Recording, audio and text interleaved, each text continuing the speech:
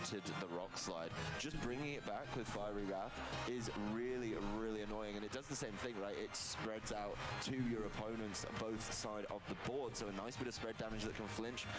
Doesn't get as much hate as Rock Slide did, and I think maybe if it does well here, it might start getting bored into that same kind of question. Yeah, absolutely. I mean, it's still like a low chance to flinch, but it's still enough of that pressure that you probably want to consider it. But another turn 1 Dynamax here. It will be that Venusaur just getting the Gigantamax and starting to get some damage out again. It has to do so much work, but it doesn't look like it's going to get paired up with the Groudon. I mean, now you're in a neutral weather. Probably feels pretty good about the chances to be able to deal with this. So a lot of work going in there, and you really want to get some damage down on the Moltres.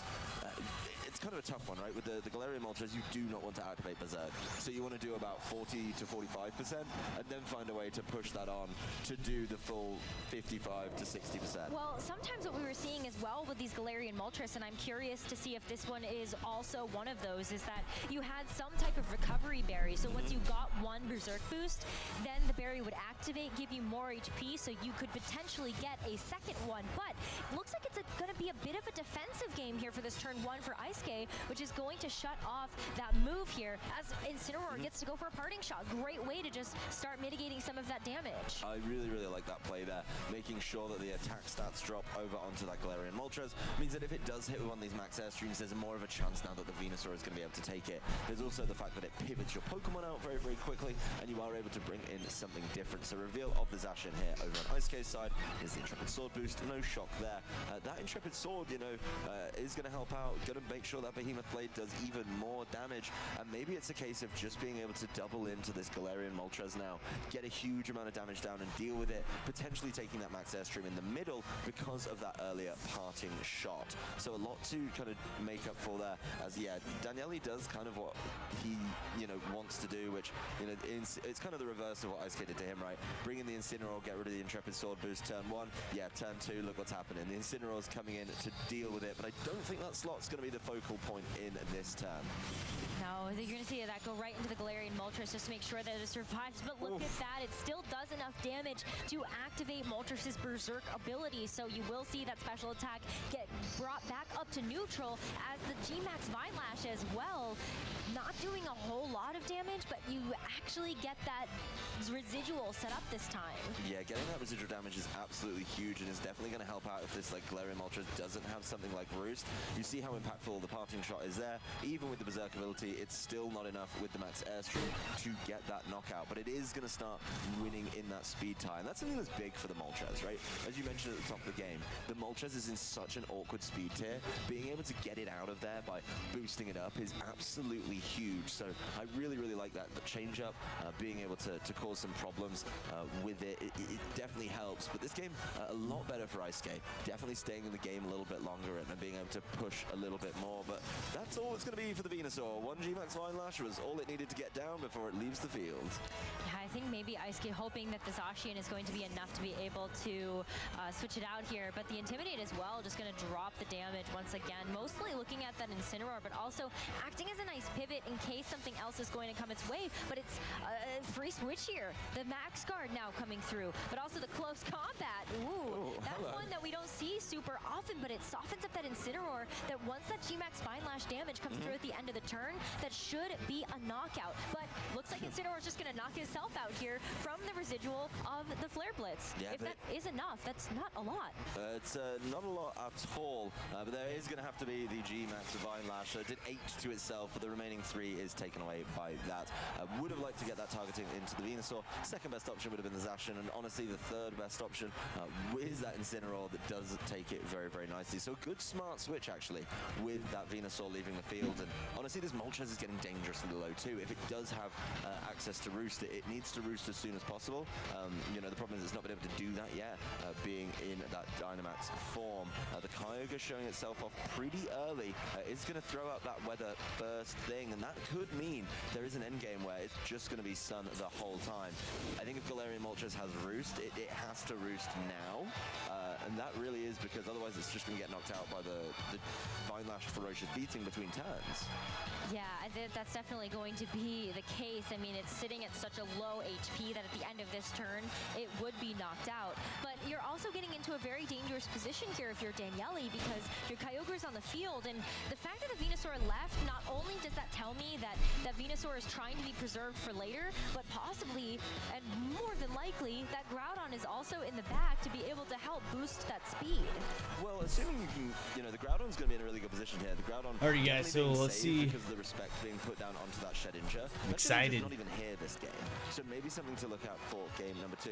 But a nice fake out onto the Kyogre is going to help out. The Moltres didn't leave, by the way. The Fiery Wrath going into that Incineroar isn't going to be the biggest problem. But we know what happens with the G-Max Vine Lash. That's how important it was to Isuke's strategy, and you can just see it taking a knockout here. It already took the knockout on the Incineroar, and it's going to put that Kyogre in range to get knocked out by something like the Frenzy Plant. Yeah, not only that, but now this is the problem I was looking towards, is that Zacian has to come in, and Daniele is down to his final 2 Pokemon for this game too. So Isuke has a lot of agency when it comes to what type of Pokemon he wants to put on the field to be able to match up against that. And if he does have that Groudon, then he can control the weather and make sure that those Kyogre's attacks are not going to be nearly as devastating. If it's a Groudon, which it very likely will be, this game should be all but wrapped up, making sure you get a little bit more damage down onto the Kyogre. But at some point, you know, the end game board position for Isuke is just Groudon, Venusaur. Venusaur obviously can't Gigantamax anymore, but that's all you really needed. The Kyogre's now in range to get a knockout on it by the Frenzy Plant, and then the Zacian can get cleaned up by something like that Groudon as well. So that pairing would really quite clearly seal this one. There is a world where Isuke could also really try and lock up the game if he wants to get more Intimidates down onto this Zacian. Does still have all 4 Pokemon, so switches are plentiful. Yeah, the Incineroar leaving the field. Looks like we're going to be seeing that Groudon right away, so the sun is just set right now. It is, and then, but also maybe, just maybe, we can find out a little bit more about how these Zacian are trained against each other. You know, which one is going to be just a touch faster, but it's the close combat from Isuke's Zacian that will be the first to move. And the critical hit on top of it, though, still doesn't feel good. But the drop in defense and special defense maybe means that Zacian's Behemoth Blade is going to be a big one, as that's the target. Yeah, I mean, a double drop from 2 close combats means this is an easy one-hit knockout. And the Kyogre's in a really tough position here. It's so low. Does need to connect an Origin Pulse, single target in the sun. And then the Venusaur's going to be asked to do a lot of work as the sun remains. Honestly, that's a huge amount of damage, and that is kind of the drawback, in my opinion, of not taking the Assault Vest on Groudon. I've really come to like it. The Kyogre caught by the Vine Lash ferocious beating. It's not enough as it clings on, so this Venusaur is going to have to potentially throw something its way, or of course the Incineroar, which would be able to come in and catch it with a fake out. So the Kyogre, you know, as we know, over on Daniele's side is the Assault Vest version. It took that move so well early doors, you know, would be able to say, you know what, you're just going to get faked out for the knockout here. Yeah, because a Kyogre at this point, you can't go for something like the Protect, even if it was available, just because you're going to get knocked out by Vine Lash damage, and we also saw that it's probably Assault Vest, so it doesn't have that anyway. But, you know, Zacian here too, it's not going to be able to clean up both of these Pokemon since it doesn't have any spread type attacks, and you have 2 good targets on the field that you could secure a knockout on, but you can't use both. So I'm trying to think of like how they're doing this here. And so Zacian's going best to of flinch, 3? but Groudon, moving just a touch faster than this Kyogre, will be able to get the knockout. Speedy Groudon there, being able to play this one really nicely, just making sure it gets the knockout with the Shadow Claw. Well played on that one. I think the fake out would have been a funnier knockout, would have been more comical in my opinion. But at the end of the day, you know, making sure you get the knockout is all that really matters. As now it's 3v1. This Zacian, though, you know, is going to get flare blitzed at some point by this Incineroar. It's also going to get potentially caught by a Precipice Blades, but it gets to choose which one it doesn't want to get knocked out by. Yeah, you don't want to give it too much agency, as the Precipice Blades here will connect onto the Zacian, knocking it out and tying up the series. We are 1 apiece here in Swiss round number 4 between Daniele and Isuke. Going into game number 3, we're going to see some intense stuff. Really nice bounce back actually from Isuke there. I think changing up the game plan significantly was really important. I like that the Thunderous didn't come because it felt like it had absolutely no agency in game number 1. And of course being able to get a little more wiggle room, different strategy with the Groudon Venusaur, not playing it quite so aggressively, letting the Venusaur do some work in its just regular Gigantamax form without Chlorophyll activated felt really, really good. And being able to land that G-Max Vine Lash, we can see just how important it is. I do appreciate that Daniele wanted to show us what the Galarian Moltres could do, but it felt a little bit underwhelming in this matchup. Was locked out the game a little bit by combinations of the parting shot and just being targeted down very aggressively, where, you know, would that have happened to Shedinja? I don't think it would. I think the other thing about that Galarian Moltres that does become a little bit difficult is that if you do go for something like the Max Darkness, then you don't want to get caught in a situation where, well, you saw the Thunderous before, but what if that comes again and you decide to give it something like a Defiant Boost if that is how it's trained? We didn't see a whole lot of the Thunderous, so we don't know too much about it, but you don't want to give that over freely.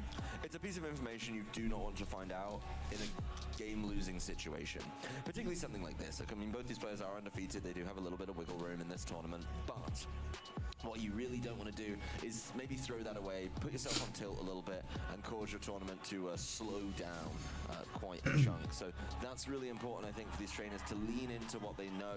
I think for Daniele, it's got to be go back to that Shedinja, cause so many problems with the ally switch, cause so many problems with just the ability, Wonder Guard, meaning you can barely get hit. And then looking over an Ice Skate side, got to be conservative with that Groudon again. They've both got to do exactly what won them their game. And that is going to be a very interesting match if that's what we're going to see. There is going to be, once again, that Zacian Venusaur. I do really, really like that. I think the Venusaur can do a lot on its own, but right back to the Galarian Moltres. Okay, so Daniele must feel really confident that maybe if things were played just a touch differently in that game number 2, that this Galarian Moltres would be able to sweep the competition. But the fact that Ice-Skate has gone back to basics here with that Venusaur and that Zacian, you definitely have the ability to kind of play around with that some more. You know you have some big damage on the board, and the way that Ice-Skate was able to pivot and rotate around really did help to keep that Venusaur alive. The Venusaur getting the Vine Lash down was honestly one of the biggest factors in his game number 2 win as well. Those little bits of residual damage between turns added up. It took 2 of the 4 knockouts when he won the game, and it just feels like as long as he lands that move, he could just be in a great position to continue to win another game in this set. So a lot riding, I think, on the move choice. Maybe that the Shedinja's in the back, but it seems very hard to justify giving up all of the pieces. Incineroar coming in, we like that. We like the Zacian getting intimidated. Of course, that is going to be a little bit annoying if you're Ice Skate, but you can still do a lot of damage with the Behemoth Blade. Well, we saw that as well, that despite the fact that you ended up bringing that Zacian down to neutral, when it went for the Behemoth Blade onto the Dynamax Galarian Moltres, you still activated the Berserk ability, like it still got it to below half. But it's another pivot here as well as both Zacian leave the field. Ice-Skate also bringing out the Incineroar, but there's no Dynamax this time around. It's just going to be a solid protect, as that will negate the Behemoth Blade coming out from Ice-Skate's Zacian. But Daniele got a much more impactful Incineroar switch in.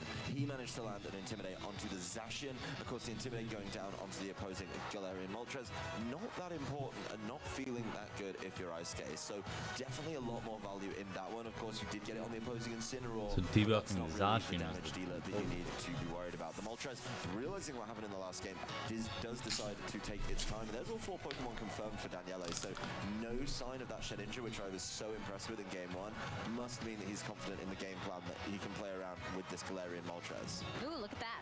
We're going to see Ice-Skate's flinch. Incineroar move first, but we're not going to see Incineroar not being able to move right away, I don't think. Well, I believe they were just trying to match the fake outs. Yeah. Yeah, so they played an honest coin flip, if you will.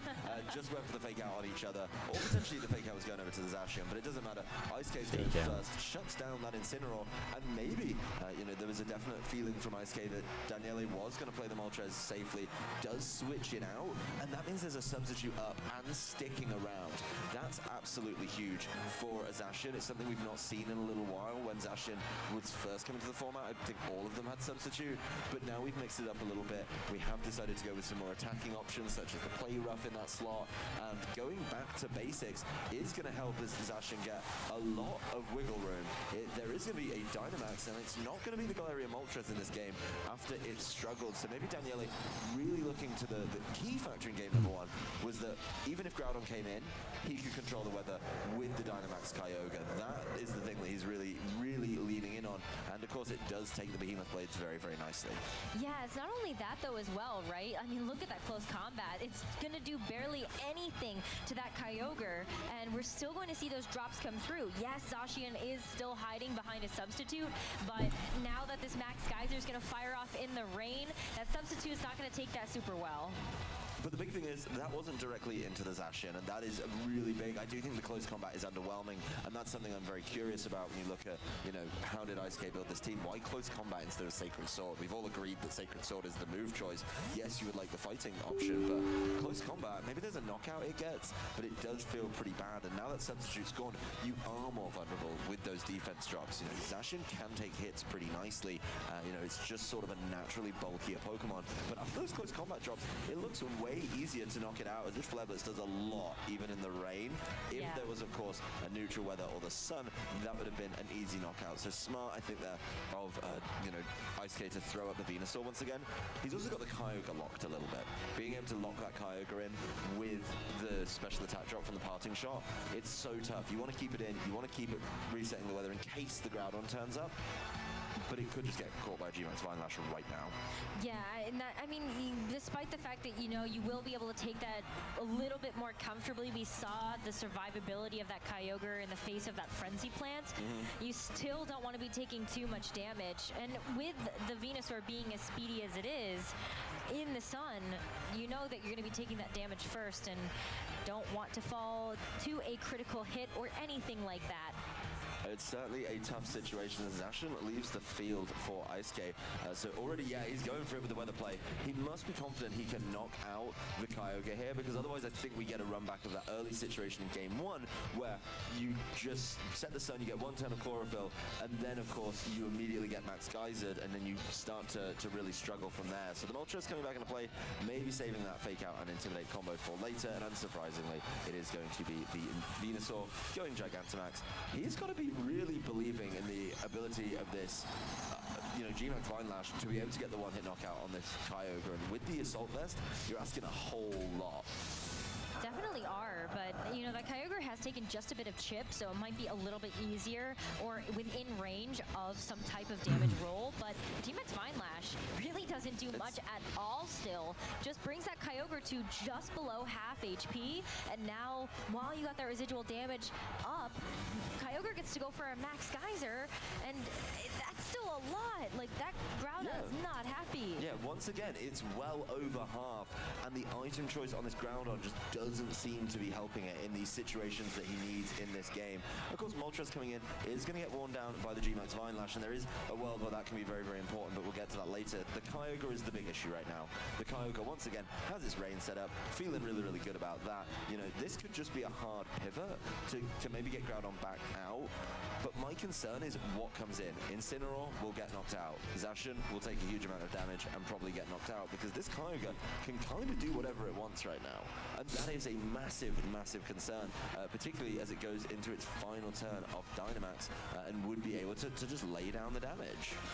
The Venusaur might still be faster, though, despite the rain being up. I think that still remains to be seen. I'm not sure if we had seen that interaction before in a previous game, but we're going to see the switches first. So Groudon leaving the field, Incineroar coming in. This does provide some type of fake-out pressure or the ability to pivot with a parting shot later, knowing that Daniele has some really nice answers to what is in the back. And there it is. G-Max Vine Lash is going to go first, and that Kyogre, 1 HP, and a dream here.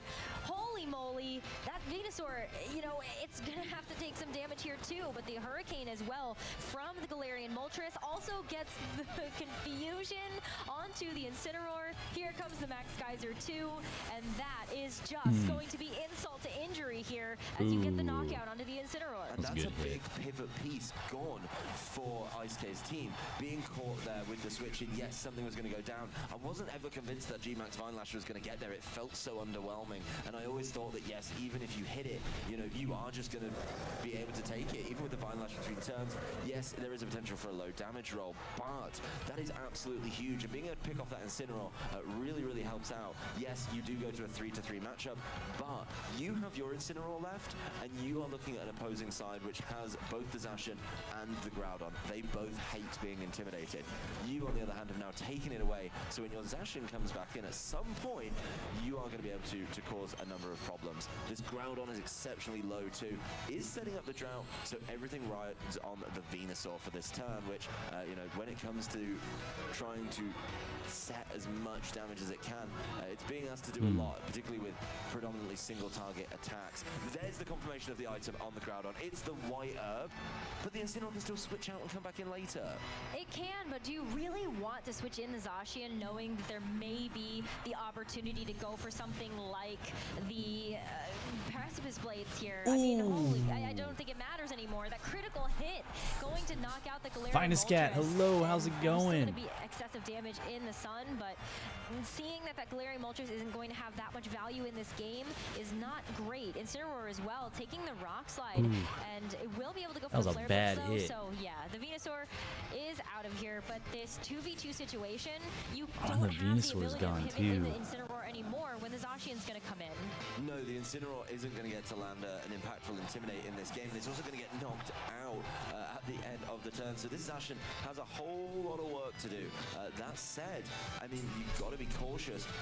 It's going to be a tough situation. I do think Daniele is still kind of in this one, just because of how low something like the Groudon is. I mean, you can easily level it up.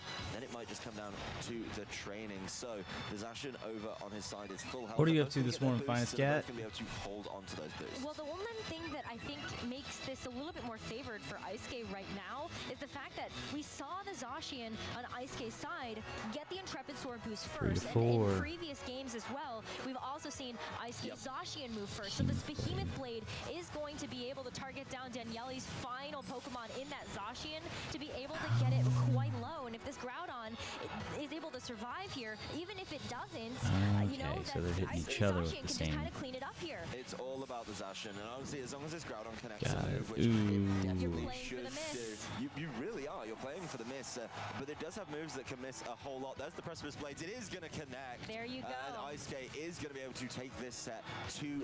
What a fine comeback. And that is a difference in the way that they train Zacian in different regions. We've talked about this before. You won? Japanese players So love a fast 2 Zacian. left, They it do. looks like. Max speed seems to be the way to go. Sometimes you see the quick attack on there as well, just for that priority damage output.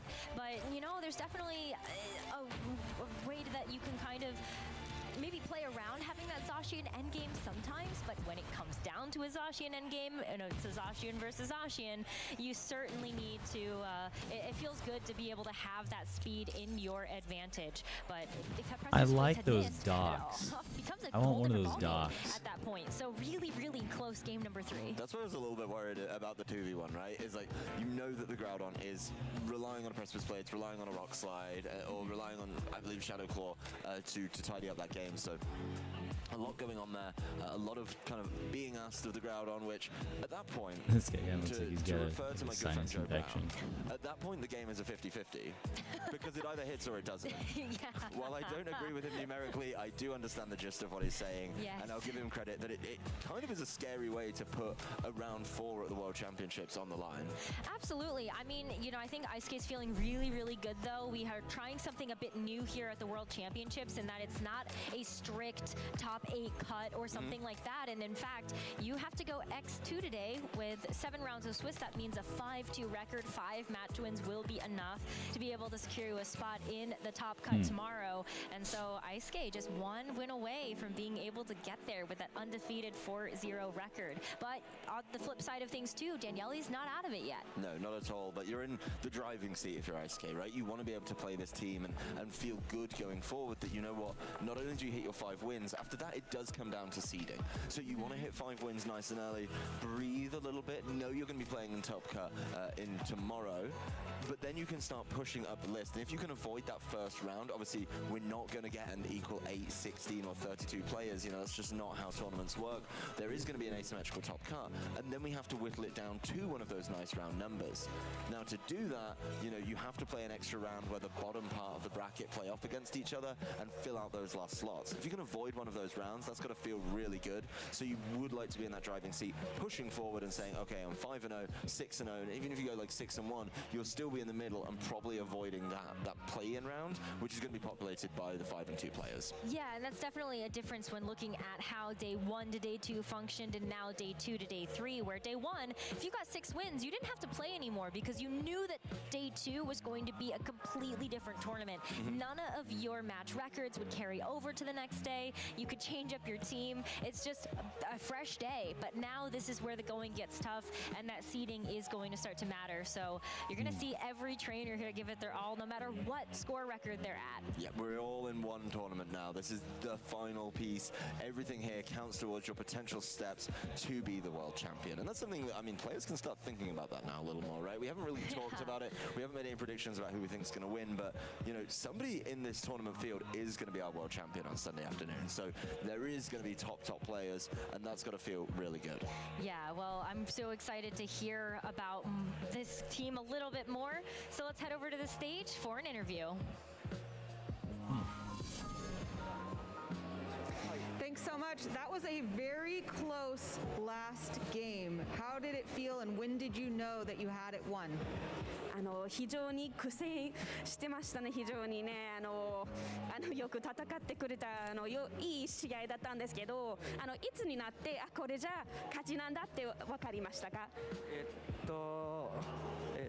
いやもう最後も正直最後まで負けると思ってましたので、もう勝ちとただもう集中することしか考えてませんでした。Yeah, I really thought right up until the end there that I'd lost it, so I was just trying to keep concentrating right up until the end. But yeah, I at no point did I think, yeah, I've won this. Right until the end, I thought I'd lost. The casters were talking. Oh, go ahead. No, go. もうとにかくもう最後まで気を抜かない。これやったら負けになるからこれだけは絶対にならないっていうように立ち回りを心がけました。Yeah, right up until the end, I just wanted to concentrate on doing good plays. Like I knew what I definitely should not be doing, so I just tried not to make those critical errors and concentrate on doing good play right until the end of the match. And it worked. The casters were talking about Zacian and how the training can look different from region to region. Tell us about your Zacian and how you trained it. 国によってはですね、ザシアンのトレーニング違ってくるんですけども、中山選手のザシアンはどういう風にトレーニングしてきたかについてちょっと教えてくれますか？大体ザシアンはそのジョリーかアドマントで意地っ張りか陽気が多くて、で意地っ張りもそこそこいるので、まあ陽気のザシアンに関しては耐えて打ち返す、意地っ張りに関してはそのボルトロスが実はちょっと言っちゃダメ。意地っ張りに関してはもう上を取ってひたすら倒すっていうように調整しました。アドマン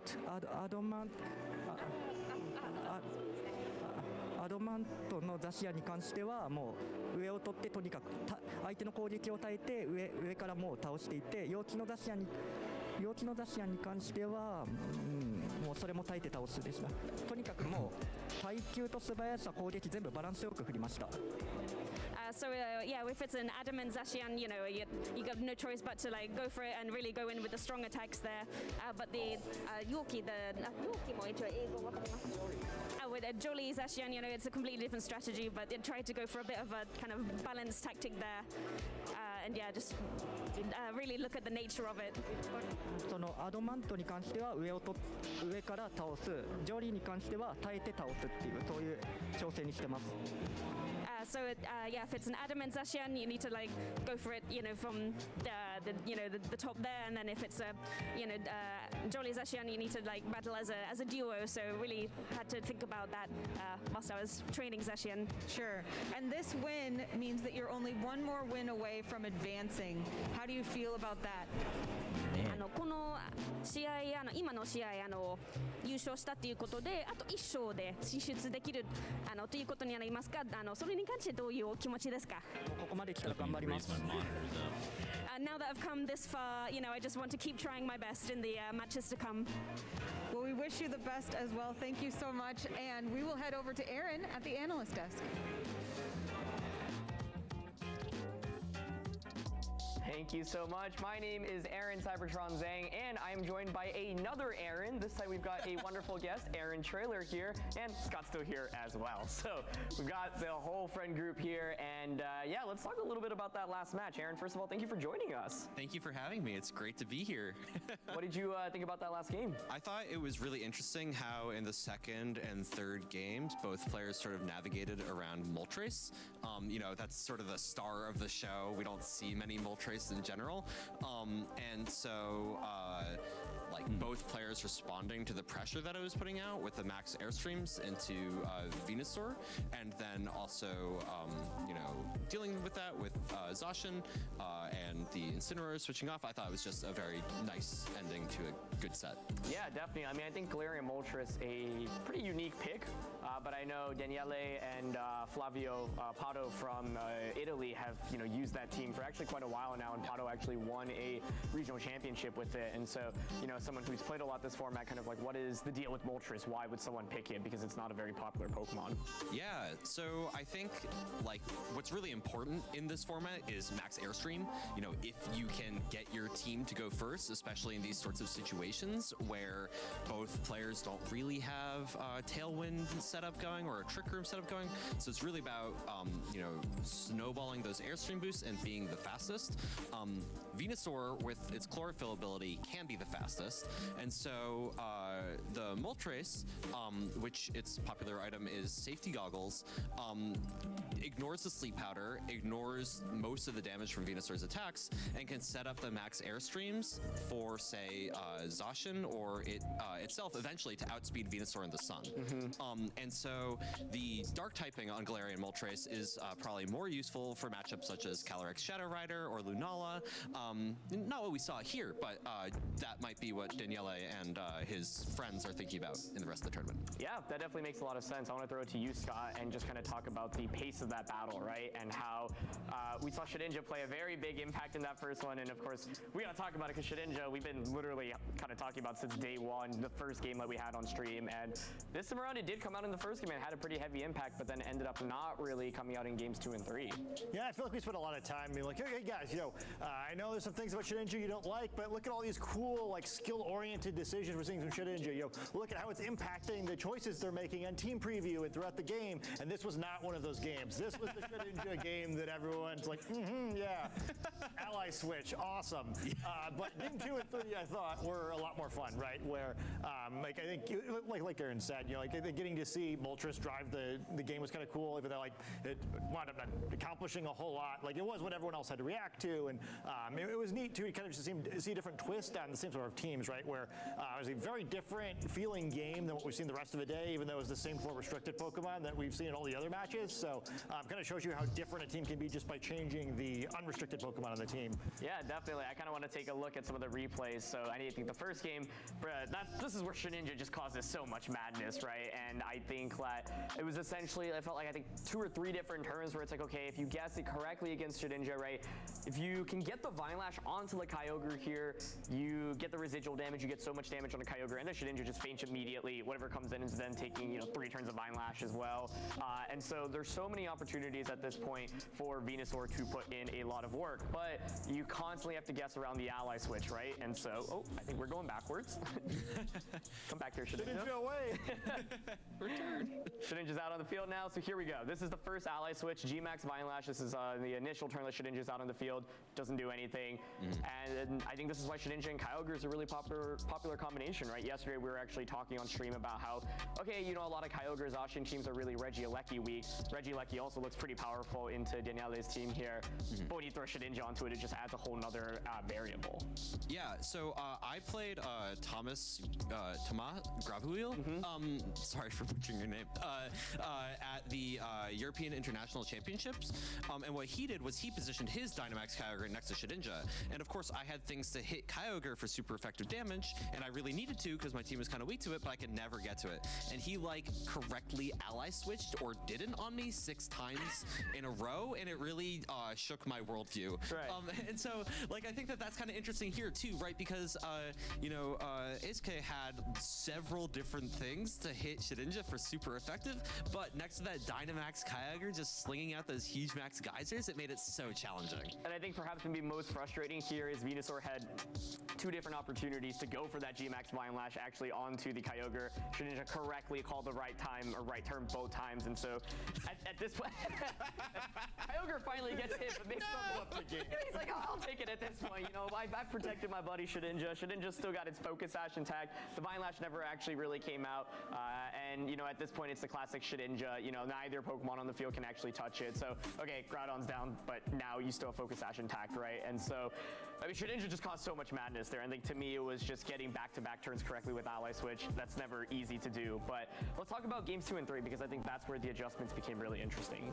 Did you think that Shedinja's presence in game 1 had any effects on game 2 and 3 on how Isuke and Daniele played? I think to me, like, Daniele was probably like, okay, I kind of stole a game with Shedinja there, but there's no way I should have won, right? It's like, okay, like, in the sense that, like, it feels so good to get a win like that, because you're like, okay, it's really nerve-wracking. If the Vine Lash goes into the Kyogre correctly, you're probably done for. But I think this is really good recognition by him to bring the Galarian Moltres instead as a lead in game 2, because he's like, okay, what gave me the most problem in the last game? Venusaur. Venusaur, if it ever gets Vine Lash off, just wreck Shedinja, right? Because it ignores Shedinja's Wonder Guard. And so I personally really like this adjustment going with the Moltres and the Zacian, and to kind of counteract the Venusaur. Yeah, I thought it was kind of like funny where usually we're talking about the other way around, like, oh, like the Shedinja player is in their head now, like they got to use like 7 different Pokemon that can hit Shedinja for super effective damage. But this one is the other way around, right? I was like, man, I shouldn't have picked Shedinja last game. Like that like, very first turn where if he gets the Ally Switch prediction wrong, Venusaur just gets 2 KOs and is up like 4-1 on turn 2 or something. Yeah. We're like, yeah, never again, right? So this one was the Shedinja player to adjust, and I felt like Isuke really didn't, right? Where it's like, well, I mean, you really want to try that one again? Because I'm going to bring Venusaur anyway, so like, I'm going to get my chance. All right, yeah, we gotta alter where this monitor is sitting here a little bit. Oh, we gotta breathe in.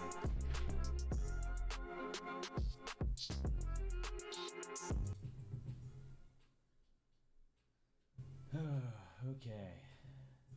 So what do you guys think so far? Like, that's actually, I've never sat and watched one of these before. So I thought this would be kind of an interesting thing to kind of jump into with it.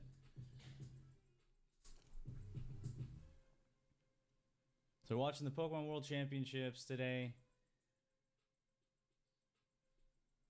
If you guys want to come stop it on YouTube or Twitch, over from TikTok, you guys are welcome to do that. We're over at CoryJayPhotos, and that's on Twitch and YouTube. So I think I'm gonna raise these monitors up some. Can I do that? Do I have these to where I can just? Oh, maybe not.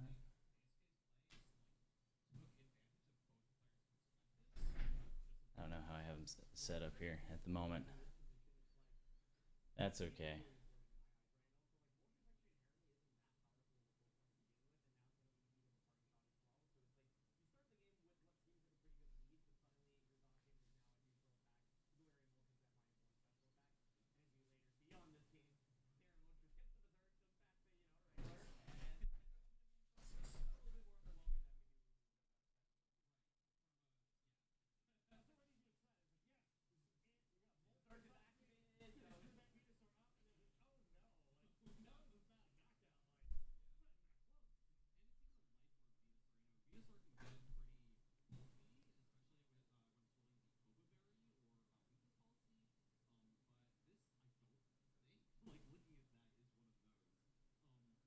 Huh.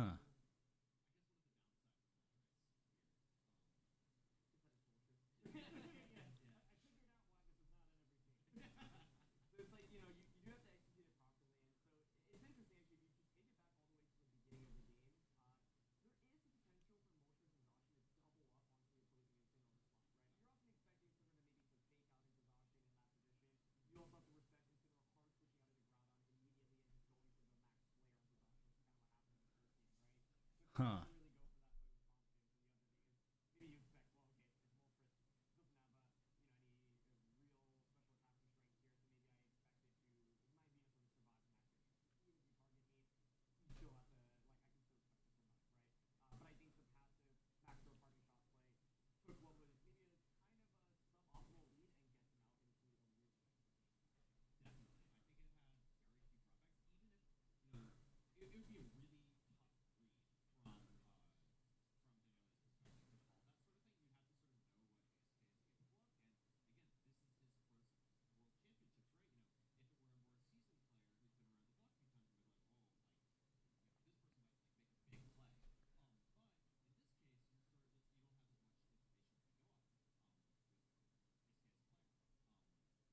This is been quite the round so far.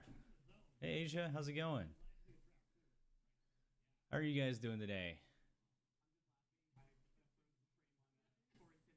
Welcome to the Pokemon World Championships TikTok replay.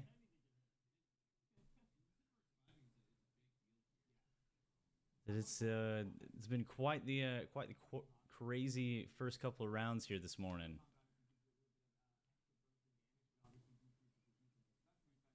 Oh my goodness.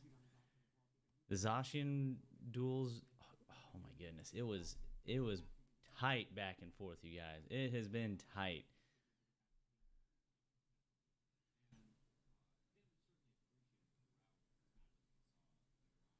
You guys have any favorite players so far in the championship? Who are you guys banking on winning this time around?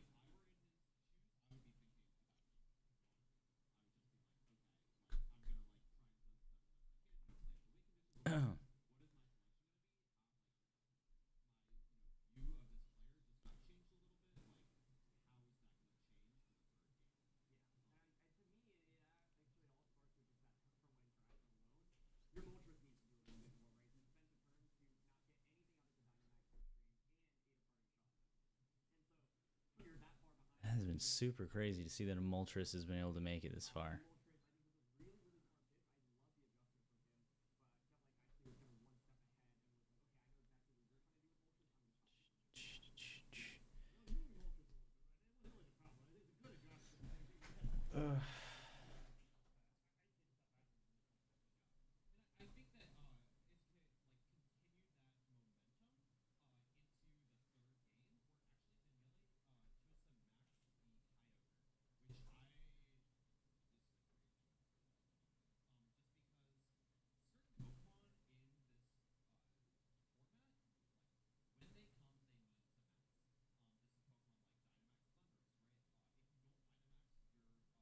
Huh.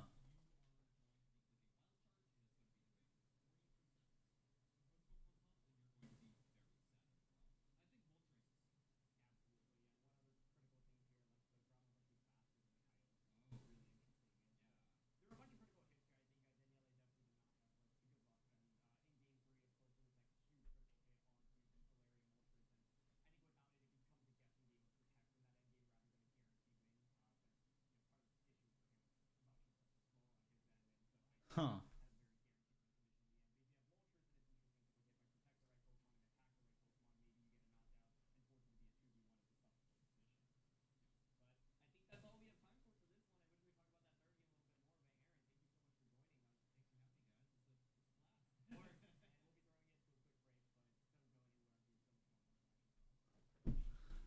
Awesome.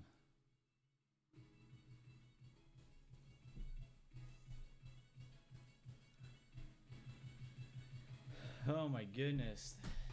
This has been quite the event so far, huh?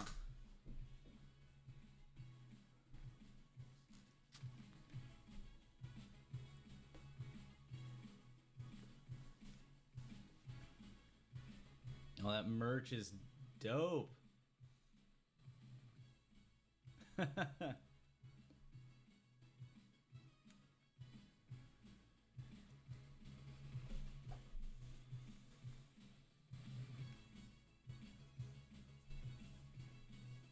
Oh, I just realized the little outfits, like the little Queen's Guard on the Pikachu. That's so adorable.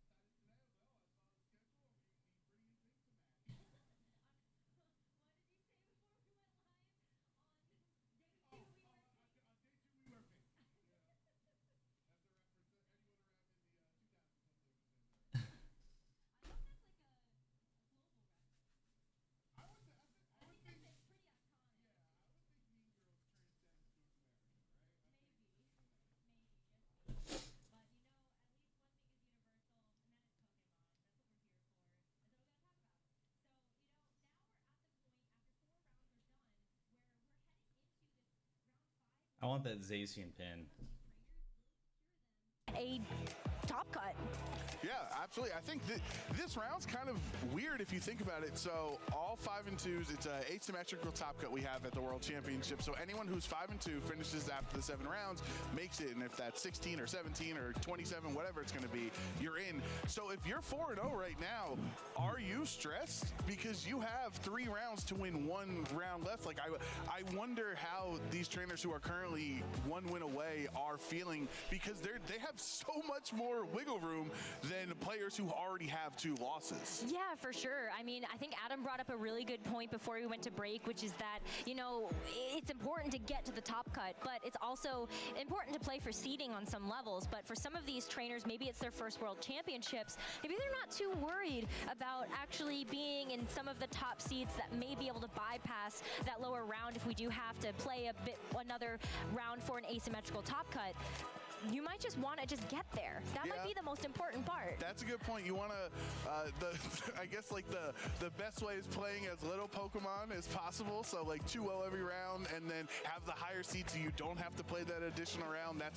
It's kind of counterintuitive that the best way to play Pokemon is to play as little as you can to secure your sanity at least, and then save that extra stress. Because could you imagine, like, you get your 5-2, you're in 19th, and you got to mull all about it all night, worrying about when you come in and trying to get into the asymmetric, or trying to get out of asymmetrical cut and get into the regular top cut for Worlds. That's got to be very stressful. Yeah, for sure. And I think that you bring up another great point about maybe trying to get these wins just a bit quicker, because at the end of the day, you want to have some time to be able to relax and maybe just think about the next match ahead. And so when we look at these trainers that have to go through a marathon of games and matches, you want to try to give yourself as much time to just recompose yourself before going into the next round. Yeah, and you also want to go hit up Big Ben. You want to go see, you know, all the whole venue, and like even outside, like the air ride. I forget what they're called, where they have it all set up with the Pokemon. cable cars. The cable cars. Those Thank are you. so cool. Like, there's so much more to the World Championships than playing VGC, right? There's the entire atmosphere of the event, of being in London, of everything in the area that you want to experience. You don't want to just be sitting there with your Switch playing Pokemon the whole time. You want to experience Worlds. Hey, but if you are a serious competitor and you really are looking to get into some of the action, then there's side events here.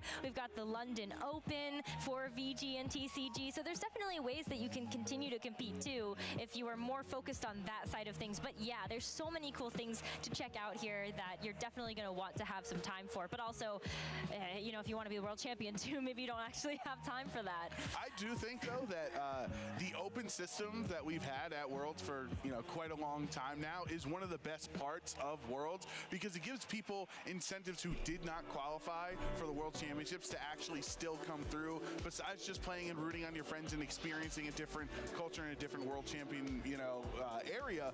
Being in the London Open or the DC Open or the Boston Open or Nashville Open, every year that we have it, you can get that jump start to the next season if you have a good performance there. Like maybe you lost on day one, right? You made it to Worlds, you're upset, but then if you perform well in the London Open, you definitely leave London with a much higher spirits than you would have if you didn't have access to the Open.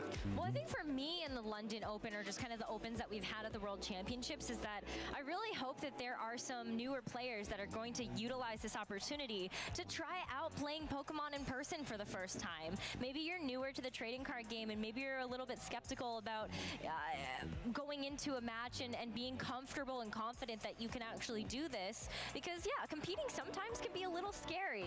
But I hope that, you know, players are taking the opportunity and the time to check out the venue, or if you're here as a spectator, and also trying to compete a little bit.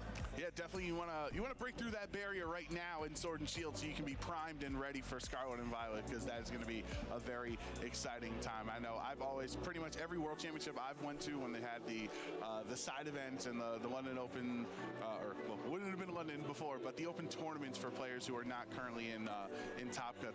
It's a great way. It's a way for me to still play VGC without qualifying qualifying for the World Championship.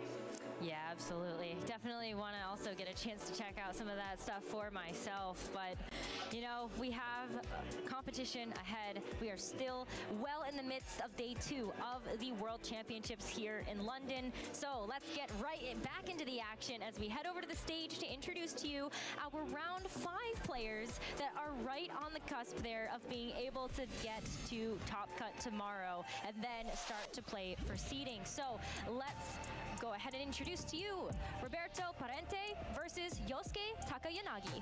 Yeah, Roberto and Yosuke, as you were mentioning, are currently 4-0 right now, and with just needing to be 5-2 at the bare minimum to secure Top Cut for tomorrow at the World Championships. This is a very important match here. So for Roberto, he actually has having some pretty strong accomplishments. Top 32 at the Frankfurt Regional Championships, as well as the Milan Special Event, and top 16 in Bochum. And then for Yosuke, this is their first World Championship qualification for them. Congratulations. And they got that through their top 16 finish at the Japan National Championships this year. So I'm excited to see these players with their first World Championship qualifications, you know, performing well here on day 2. Yeah, and just a quick clarification to bring everybody up to speed. Roberto Parente is undefeated at a 4-0 record, and Yosuke Takayanagi is at 3-1. So still has a little bit of wiggle room there, but if we do see Roberto win this match, he will secure a spot in Top Cut tomorrow and start to play for seeding. So yeah, going forward with that too, though, I think continuing on with the point, it's so exciting. We just had a match this past round where players were having their first World Championship experience. Yeah, definitely. It's an experience you would never forget, right? You can't really emulate it at any other level of competitive Pokemon. You can do well at a local tournament or, you know, Top Cut or regional championship, and those are obviously great accomplishments that you can be very proud of, but there really is nothing like the pressure of the international stage, and especially the World Championship stage. And then for Roberto, this could, who knows, it could be the start of another addition to the long line of Italian VGC players that have performed exceptionally well at the international level. Multiple international championships, multiple World Championship Top Cuts, a World Championship as well from Italy about, you know, counting right a decade ago at this point. So this could be just another name added to the big historic, you know, VGC Italian player base. Yeah, I mean, just the Italian region as a whole has just been so incredible to watch, as they've always been such a passionate community and also a very creative one. And so we're going to go ahead and look at what these teams are as we take a look at Roberto Parente's team, and we see hyper offense straight away. Yeah, that's pretty awesome to see, as we've seen so much of the Groudon versus Kyogre matchup so far on stream today. Now we're going to switch it up with Torkoal Venusaur, a throwback to formats past in other years where you could go with Torkoal using its drought ability, setting up the sun, and then Venusaur with that chlorophyll, doubling its speed in the sun and being just a complete nuisance either with Gigantamax damage or with Sleep Powder. And then on Roberto's side, those are some of the fastest Pokemon you'll see in the entire format. Yeah, I mean, there's definitely some key differences here. I'm also looking at speed control. You've got the Whimsicott with the Tailwind for that hyper offense team, but on Yosuke's team, I look at that Porygon 2 and I question whether it has Trick Room access to be able to swap the speeds to take away that type of advantage that Roberto may have by having this super fast core of Pokemon. And you're going to see that double restricted pair right away here from Roberto with that Shadow Rider Calyrex next to that Kyogre, but taking a bit more of a supportive route here from Yosuke, looking at the Incineroar and of course that Porygon 2. Roberto going all in on turn 1 of game 1 of this round with his 2 restricted there, and it makes sense because Calyrex, Shadow Rider, and Kyogre are, you know, 2 of the best special attackers you could probably build on any of your teams. The unfortunate part for Calyrex and Roberto is you're facing against a Porygon who's a normal type, who's immune to the Astral Barrage, and an Incineroar who is a dark type that resists and also can hit you back for 4 times super effective damage with any dark move that Incineroar is deciding here. So I don't know if this is the safest moment for Roberto to have his Calyrex Shadow Rider on the field. So that could give Yosuke a lot of areas to just pressure down the Kyogre and lower its HP to hinder the water spout damage. Wow, look at that. It's going to be a Psyshock. just to be able to get that target damage down onto the Porygon 2, and it's enough to be able to secure the knockout right away with the water spout. But also you can see that the focus sash there on the Incineroar will keep it around, but a great way to shut down the Porygon 2 so early. And that was Life Orb on the Kyogre there that let it do so much damage. Yeah, but are you happy with this trade? Taking the Darkest Lariat and knocking out the Shadow Rider Calyrex is going to be one Pokemon down a piece here for both Roberto and Yosuke, where they have to look at what is going to come out next. That's tough to call that an equivalent exchange, as you traded your restricted Pokemon in Calyrex Shadow Rider for the Porygon 2. You did, however, bring the Incineroar down to its Focus Sash, so you kind of got like, you know, 1 KO and then 99% of it, but that one pesky HP could be important later on for Yosuke, because you can always pivot Incineroar out to save it for Intimidates later on or a fake out pressure later. Roberto switching Landorus into the slot. Haven't seen too much Landorus in the months coming up in Series 12 here, so I wonder at the Therian form, this Incineroar or the Intimidate is not mattering too much into either of these Pokemon. So Landorus, typically, if we do see it, it is a strong Dynamax option on teams, but Roberto deciding not yet. Well, I think it's really tough to keep that Landorus in the face of an opposing Kyogre, and also kind of really like the idea that you get the Psychic Surge on the field, because if you have any priority, it's going to get a little crazy here. As that Indeedee also, you see that Psychic Seed activated to be able to increase that special defense, which is another great way to shore up some of this special attack damage that's going to be coming in from the Kyogre across the way, and now the Venusaur as well that just pivoted in. Yeah, and then because of that special defense boost like you're talking about, if you're ever getting hit by single target special attacks, it's going to be even more, it's going to take longer to knock out that Indeedee female, so you can keep using Follow Me or whatever moves you want to go for with its great access to many supportive moves there. It might not matter too much against Origin Pulses and Water Spouts, but because Kyogre Dynamax, now it has to use single target attacks. It absolutely does. Kyogre is going to lose a little bit of its HP there, but you can also see that Yosuke will go for the Max Geyser. Indeedee, though, wow, despite that special defense boost, is still going to take a huge chunk of damage. That's what we call calculated in the business, because Roberto knew his Indeedee at the +1 special defense would be able to survive the Max Geyser in the rain there, so it's a very smart play from them, because obviously you don't want Landorus to eat a Max Geyser to the face like that, so you would rather the Indeedee, who really is just a supportive Pokemon. It's already at 12 HP. What would be really valuable for Roberto is to force Kyogre on Yosuke's side to waste its next turn of Dynamax because of Follow Me, making it so that it would be redirected towards that spot. And especially because the Venusaur is not attacking either. Now if Kyogre does attack, it has to go into the Indeedee. Yeah, look at that Follow Me. Right as you called it, it will be able to mitigate another turn of Max from this Kyogre, but Roberto's Kyogre going for a Water Spout here and just going to try to keep getting some amounts of damage onto the opposing Kyogre on Yosuke's side. It's still relatively healthy, but this Max Geyser as well, just going to get the knockout onto this Indeedee, and just like that, Roberto is down to his final 2 Pokemon here. That Landorus in the back.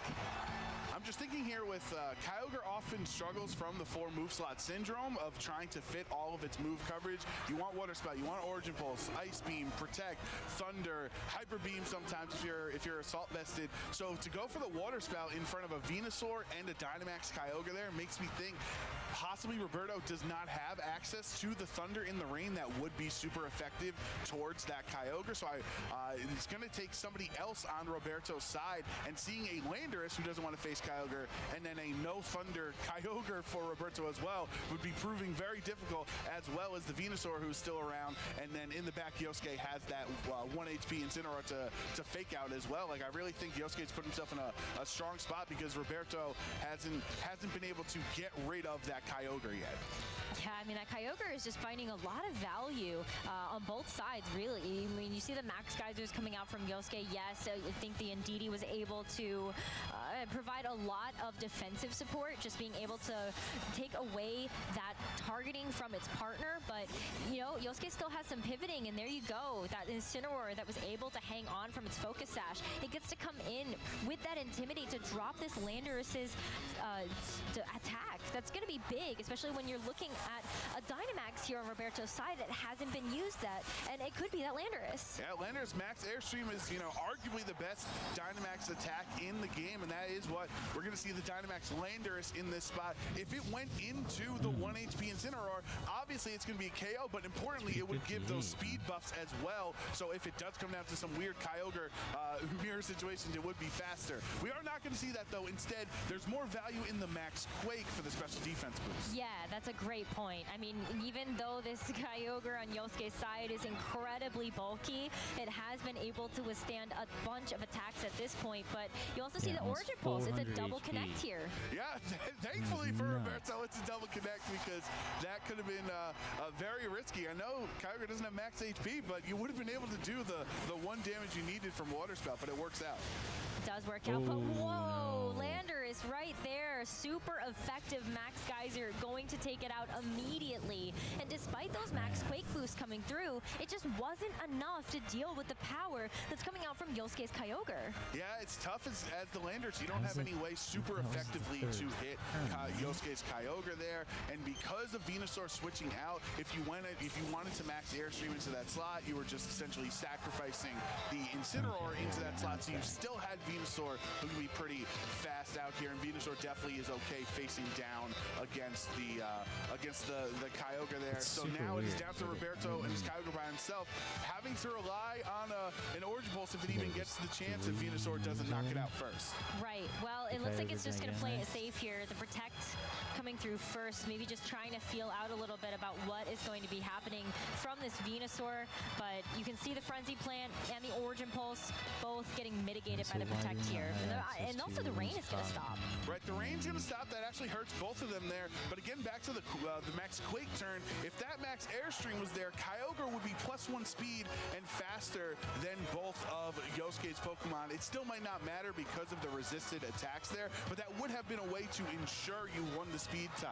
Well, even if it is a speed tie, we don't really know how these Kyogre are trained just yet. In a lot of these big turns previously, we have seen that Roberto's Kyogre has been able to get the attack off first, and so it's going to do the same thing. It does get the double connect with the Origin Pulse, and it is going to bring both targets so low, but now you really are relying on misses here. The Frenzy Plant connecting, though, and it will be enough to knock out Roberto's Kyogre, so Yosuke takes game number 1. Yep, Yosuke deciding to protect on the last turn of Rain, ensured he was able to win that game. So beautifully played, waiting to your outcomes. You don't want to risk anything, and it actually looked like, because the Kyogre was faster, if the Rain was still up, that would have been a double KO and a big comeback for Roberto. Yeah, so that feels like a little bit of a misplay there from Roberto.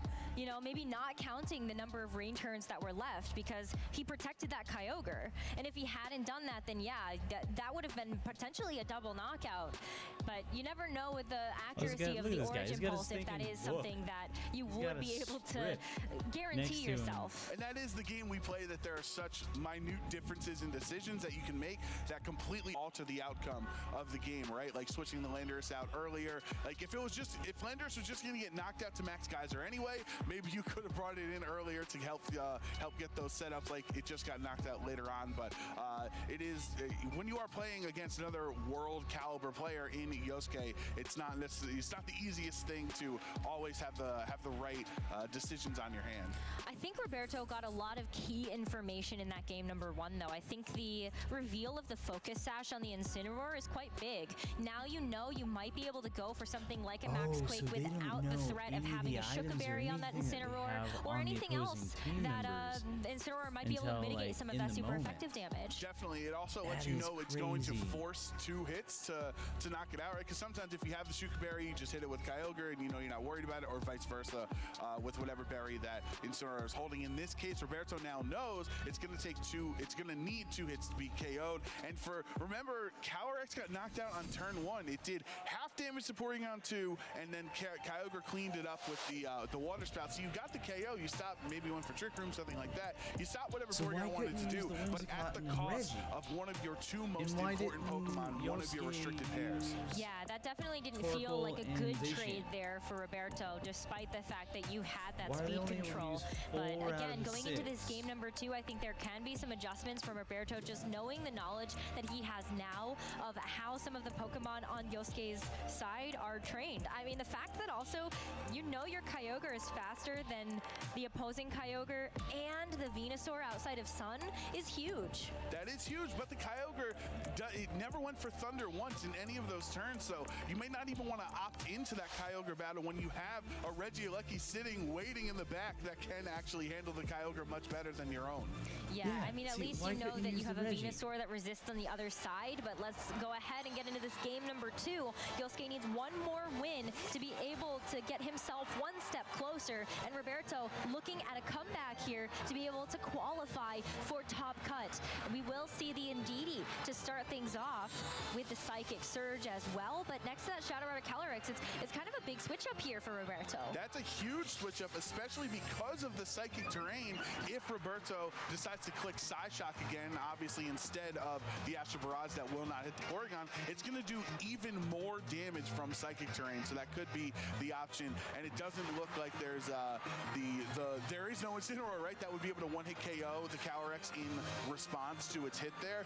You can try to, you have to worry about Venusaur with Sleep Powders, and you have to worry about the age-old switch in my Sunsetter for Venusaur to get the Chlorophyll boost, because that's obviously still, still an option for Yosuke.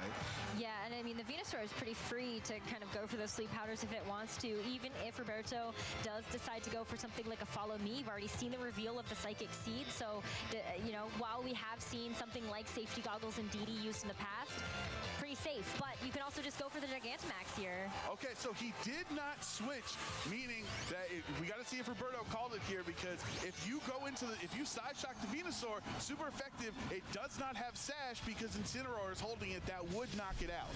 Yeah, it potentially could. I mean, it's going to be a lot of damage, and Psyshock is one of those weird moves because despite it being a special attack, you actually use the target's defense here, and the Helping Hand on top of this. Let's see exactly what this Calyrex decides to go for. It's Expanding Force. That's a massive amount of damage, and that is certainly one that can be boosted by the Psychic terrain. Yeah, Expanding Force doing more damage while Psychic terrain is on the field. Then you got the Psychic terrain boost. Then you got the Helping Hand boost from Indeedee Female there, and you got a Grimnay boost as well. So a great turn for Roberto there, but Porygon wants to switch it up. Yeah, I mean, that Trick Room, I don't know if you, I think you take that trade though. Roberto has already neutralized a huge threat on Yosuke's side in that Dynamax, and so now if you can get through the turns of Trick Room, you might be able to, withstand enough to go for a Dynamax of your own. Absolutely, you take that trade if you got rid of the Venusaur. We've seen so many times in VGC how Venusaur and Charizard as G-Max attackers kind of act as pseudo restricted Pokemon with how strong they are, so he got rid of his Dynamax without even getting an attack off. And we probably should have suspected that Kyogre on Yosuke's side was trained a little slower, since it does have the Porygon 2 and Incineroar Torkoal on the team. You would likely think Trick Room would be much more of an option available to Yosuke's side. So now that you have Trick Room up for the next couple of turns, those slower Pokemon like the Porygon and this Kyogre are going to be moving first. And if you click Water Spout, the Follow Me cannot redirect that away. No, definitely can't redirect some spread moves, but we're just going to go ahead and see the Dynamax right away here from Roberto. Knowing that Venusaur is out of the way, you've got the Shadow Rider Calyrex on the field, and that might be enough sustain to be able to get you through these turns of Trick Room. Shadow Rider Calyrex is not the bulkiest of Pokemon, and you have seen that Yosuke's Kyogre might be just a little bit bulky, but the recover as well, you're letting this Porygon 2 get set up a bit. Yeah, and the double HP might actually be pretty important as well for the Calyrex to actually endure one of these hits from Kyogre. Water Spout doing less damage. Yeah, my that goodness. is going to do a little bit less in the Max Mindstorm to be able to follow that up. And I think that Shadow Rider Calyrex is going to be Kyogre super gone? happy about that. That is now a second grenade boost that it is Roberto. going to be able to collect. And Roberto just kind of quickly running away with things. This is what we expect out of a team that is labeled as hyper offense. Exactly. This is hyper offense. This is what Calyrex Shadow Rider does. He does. Yosuke does reveal that Torkoal was the 4th Pokemon in this match, so he did have the option of doing the cheeky switch in Sun and go for Sleep Powder, but he decided not to. Calyrex, we always mention, can steamroll games. The hardest thing is to get that first Grimnay boost. Then the second and the third and the fourth come by so much faster once you get that first one. After you get the Grimnay, you don't need the Indeedee to click follow or helping hand because you're already essentially getting a boost to it there. So that let Indeedee, who is slower in Trick Room, get that additional damage off onto Yosuke's side of the field there. So I just think a very well played, last couple of turns for Roberto. Well, Indeedee's going to go for a protect as well, and I think this is just one of the mind games that you can expect when you do have something like the Indeedee. Is it going to go for a follow me? Is it going to protect? But we're also going to see the eruption now from the Torkoal, the foul play as well. This Calyrex will not get a chance to go for its third and final turn of Dynamax, and this is the problem when you've got two very slow Pokemon operating in Trick Room. And when you protect, and then your opponent doesn't even target your protect and just knocks out the other Pokemon, that's really disastrous there. Because if Roberto was able to get another attack off on that turn, on that last turn of Dynamax, would have been really important. Another Max, Mindstorm in Psychic Terrain with 2 Grimnay boosts would have been massive damage there. So now both of these Roberto has 3 Pokemon left compared to Yosuke's 2, but there still are a couple of turns of Trick Room left. And I think it actually looks like Yosuke forfeited on that turn. So we're going to be moving down to moving on to the game 3 because Kyogre was going to wrap it up. Yeah. What's Torkoal going to do to Kyogre? Yeah, it's tough in that position because, you still can go for Eruption, but it's a weird move, right? So, just to fill in maybe some of the viewers that are not as familiar with it, while it does have a fairly high base power, the base power does decrease. It's basically like Water Spout, but fire type. Exactly. And so it's still going to do that, double target or that spread damage across the board. So I think that Indeedee's survival was fine, but yeah, shutting off Torkoal's weather control is super big there for Roberto.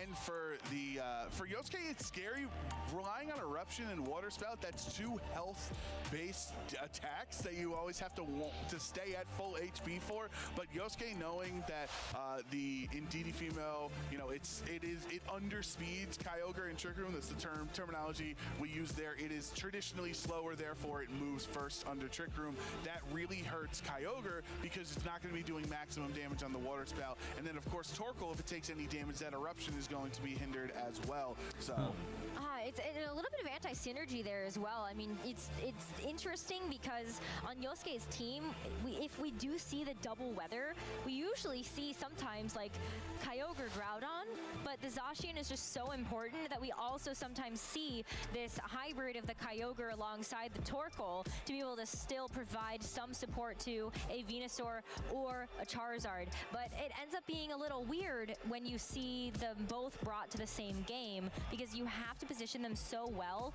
in order to make sure that you are getting maximum value. Absolutely. It used to be in eras past, VGC 2016, 2019, we would have those double primal teams that would have Primal Kyogre and Primal Groudon. We don't have access to the primals anymore in Sword and Shield, so it has not been as common to put both Kyogre and Groudon on the same team for that exact reason that you're mentioning. So to opt for Torkoal there, it's essentially giving you the sun and the support that Venusaur needs without wasting a restricted slot on the Groudon, and that's what the Zacian is there for. We haven't seen it in this match, and I'm not really sure it is great into any of these slots, right?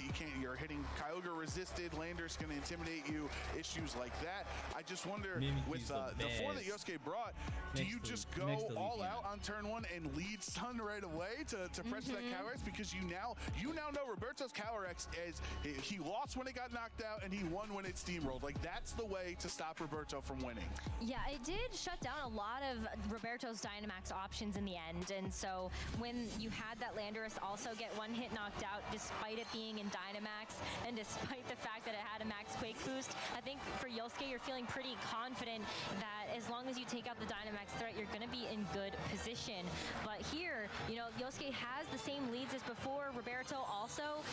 Yosuke knows what could happen if he allows this Shadow Rider Calyrex to get set up. The mind games, Rose, that these trainers are forcing on each other by going with the same lead as they did in Game 2.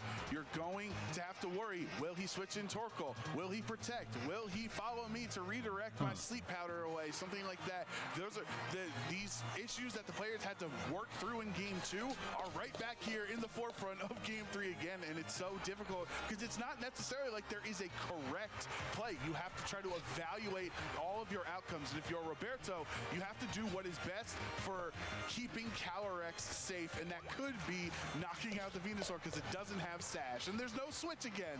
Nope. Oh, but there's a Protect this time around, so is it going to be the Venusaur that is going to be the target? No, it's not. It's gone correctly. It's going to be Porygon 2 that's going to take that damage, but it does hang on, and so the Trick Room is going to get set up anyway. Yeah, the Trick Room, now Venusaur doesn't want the sun up because it's naturally slower than the Calyrex without its chlorophyll boost there. So the Porygon took a lot of damage for that Trick Room, but it will be able to recover and recover 50% of its HP that it lost there, bringing it back up over to half HP, and going for, you know, you tried as best as you could, single target Side Shock with Helping Hand in Psychic Terrain, and it wasn't enough. The other thing, after he recovers up, Porygon has Foul Play typically, which would be 4 times super effective into the Calyrex, which is something Roberto does not want to see. But, you know, I think there's also a really interesting speed interaction here as well, is that is Recover actually enough HP regeneration that Porygon 2 would actually be able to survive another Helping Hand Psyshock? Yeah, it doesn't look like that, so that's a good point. But if you're taking 2 turns to target on Porygon 2 and never hitting Venusaur, that's a trade Yosuke's okay with.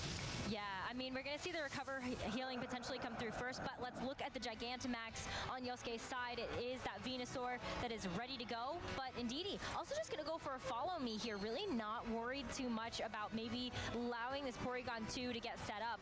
And of course, the Foul Play, yeah, Porygon 2, like, that's huge that Indeedee was able to take that away. Look at how little that is going to do as the G-Max Vine Lash as well. Critical survival here for Indeedee, but what is Shadow Rider Calyrex going to do? And he didn't recover, so he's still sitting at a crazy low HP. It doesn't even matter. Who cares about the Porygon 2 if you're just going to knock out the Gigantamax Venusaur target? Roberto right now making a huge adjustment in game number 3, not going for the Dynamax right away, but still able to secure a knockout to get those Grimnade boosts. And then Indeedee, even with the G-Max Vine Lash for Digivolve, is going to hang on. I was going to say that was a way for Yosuke to have a net neutral turn there if Vine Lash was able to secure the KO on Indeedee, but that did not work, hanging on with just 6 HP there. You still do have Trick Room right now, so you can click Recover if you wanted to, and then let's say the Torkoal, if you do have it in the back, has Eruption, has Trick Room up, and then you can not care about Follow Me with a Spread Eruption. For sure. I mean, the Calyrex as well. I think anything that ends up coming in here for Yosuke has no opportunity to Dynamax anymore. It is going to hurt whatever it is that's going to be coming its way. And Kyogre, I mean, Trick Room is up, and so we've seen how the Kyogre speeds have interacted. And because it has that spread type damage, Indeedee definitely can't go for a Follow Me this turn to help support the Calyrex. Yeah, and you're right. The Follow Me does not matter against a Kyogre, and because it being on a Trick Room team, being trained slower, the Kyogre will be able to attack, in a higher priority here because of Trick Room. And then the Calyrex is the slowest thing. This is not the position the Calyrex wants to be in. It's the slowest Pokemon on the field. It's not really used to that situation since it usually outspeeds everything under, I was going to say under the sun, but typically outside of the sun. So it's faster thanks to Chlorophyll. Roberto still does have 4 Pokemon though at this point. So even if you do claim KO on the Indeedee and the Calyrex, you still have 2 Pokemon in the back to help. Yeah, but you know, you definitely don't want to be in a situation where you're stuck with something and you don't have the ability to pivot later. But I think it's very important to preserve the Shadow Rider Calyrex so that you have something that is guaranteed faster for when the Trick Room ends. And knowing that the Foul Play would have been able to able to get the knockout onto that too. Kyogre just going to take that like a champ with the expanding force as well. Porygon 2's not going to get a chance to recover, and it just goes down. Those were two prime recover turns potentially that Yosuke could have went for, but deciding the foul play into what was the Calyrex was more important for him. Now Yosuke is going to have to reveal his fourth Pokemon here, and if that was a reason that, oh, it's okay, my fourth Pokemon deals with the rest of Roberto's team much better than Porygon can, I'm okay with it getting knocked out, that would be, an understandable decision, but it's the Torkoal who's neutering his own Kyogre's damage output because of the sun. Well, hopefully Kyogre has access to something else in the sun that it can use besides a water type attack. But here's another massive adjustment here for Roberto. This is the first time in this series that we've seen this Regieleki come to the fold. Yeah, the Landorus was there before, and it just was too difficult of a spot when you're facing down the Kyogre. So Roberto deciding to switch with the Regieleki in Game 3. And as we were talking about in team preview, the Regieleki has a great matchup into Kyogre. There's no ground types to be seen, so you can click your Thunderbolt or Rising Voltage, whatever electric attacks you have on Regieleki, and it will do a lot of damage into that Kyogre slot. Roberto has the Dynamax advantage in this matchup as the Venusaur was knocked down on Yosuke's end, and Roberto was just clicking it now. Yeah, I mean, either of these, I think, make great options for the Dynamax, but I think even more important, seeing that Regieleki Dynamax, it does get that boost to its HP pool to potentially ensure survival from a ground-type attack from this Torkoal. Remains to be seen if that's going to be enough, though, as Kyogre also just going to go for a Protect. Pretty good turn here for Roberto to kick things off for survivability. That eruption, it does have the sun boost, but it's only hitting the Regieleki, who is very frail. Yeah, it's still going to hang on, though. And then the Kyogre Water Spout as well on top of that in the sun. That's not going to be too much damage, and even still, Regieleki hangs on so beautifully.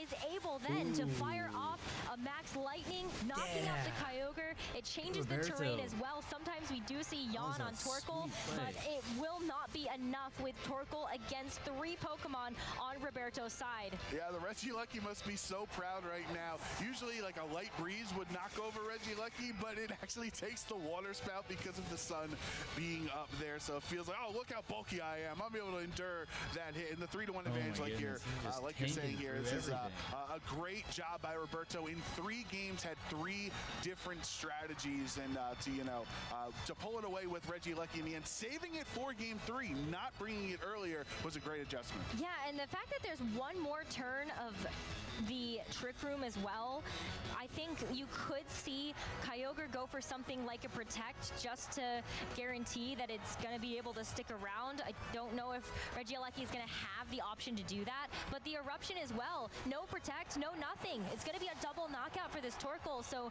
you're really hoping that the Shadow Word or Calyrex in the back for Roberto is going to be enough now that the Trick Room has ended. And there's no normal types around anymore, as perfectly timed for Roberto. Twisted Dimensions return to normal. Calyrex gets back into its comfort zone, being the super fast Pokemon that can be really strong. Single target Astral Barrage as well, right? You're only hitting the one there, so you do the regular damage. There's no lowering of your damage because it's not a spread attack anymore. And once you do so much damage, then the Eruption starts doing less, right? Because it's HP based. So unless Torkoal has another way of hitting it, if I know you could run like Eruption Heat Wave in case you get low, but let's see if the Astral Barrage takes it. Yep, Astral Barrage, single target into the Torkoal of Yosuke, and it is a one-hit knockout here. Roberto Parente winning this match 2-1 will secure a place in Top Cut tomorrow.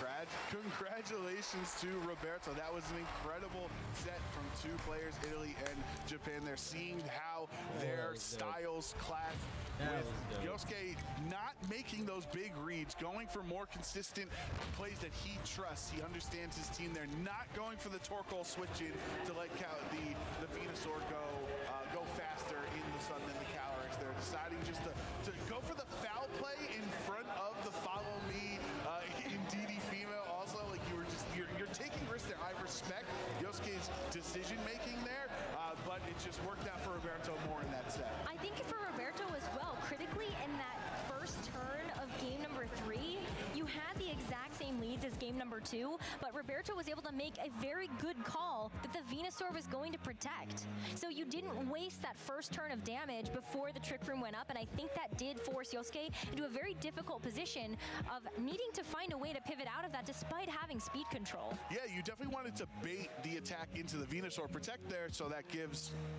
once boarding on Trick Rooms, you can then foul play if you wanted to hit it there. But because Roberto did not fall for the protect there, he got the massive advantage early on in turn 1, and then in both of Yosuke's losses, had his Dynamax Venusaur, it went up and it went back down. It kind of kind of inflatable and then deflated in those matches. Did not really get great use out of those G-Max turns. Yeah, and I think Tough as well in that third game, you saw some opportunities to go for recover, but it's very possible that the recover healing would not have been enough to ensure a survival on that Porygon 2 to mitigate a knockout. And so I think in Yosuke's position, it was safer to try to go for some of that damage just to see if you were able to get a knockout, get a Pokemon advantage, anything to be able to turn the tide in your favor. Yeah, and I'm excited that we saw Hyper Offense winning around here at Worlds because, enough safe plays, enough, what's the safest thing that I don't lose off this decision? No, I'm clicking buttons. I'm clicking you're weak to Psychic. I'm clicking a Psychic attack.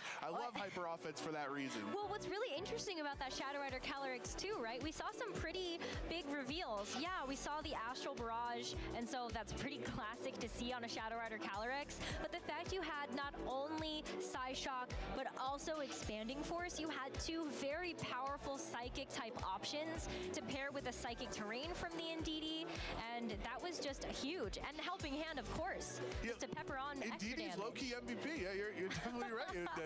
Whatever that hit, the Helping Hand, the Follow Me, it was awesome. Yeah, well, I definitely want to hear a little bit more about the team and, of course, from our winner. So let's head over to the stage to hear from Roberto Parente. Thank you. Roberto, how are you feeling after that match? Feeling amazing. I'm so happy, and now I'm 5-0, so just want to go. I'm so happy. Yeah, that means you make top cut, right? Maybe, yeah. Congratulations. Thank you you. have a whole Thank crowd here yelling for you and being excited. Who are my they? friend. Thank you, guys. Thank you. Are these people that are excited that you're representing your region here? Yeah, yes. Do you want to say hi to anyone at home? Yeah, I want to give a big shout out to my family, but to my grandfather, because without him I could have not been here. So I am thankful to him, and now I want to do better and try to take it home. Well, this match went very well for you. How did you make those decisions? It seemed like you were really adjusting your strategy each different game. Is that right? I think I could have won game 1 if I would mass guarded my Landorus, and then I realized I choked it. So in game 2, I realized it would have bring Venusaur.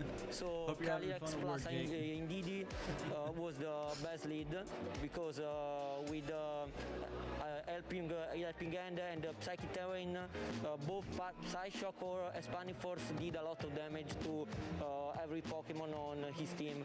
So I just chose to lead it, and so. Yeah, you have some great momentum now. Do you think you have what it takes to be the champion? I hope it. I hope it. Good for you. Thank you so much. And Aaron, take us away to the analyst desk. No worries.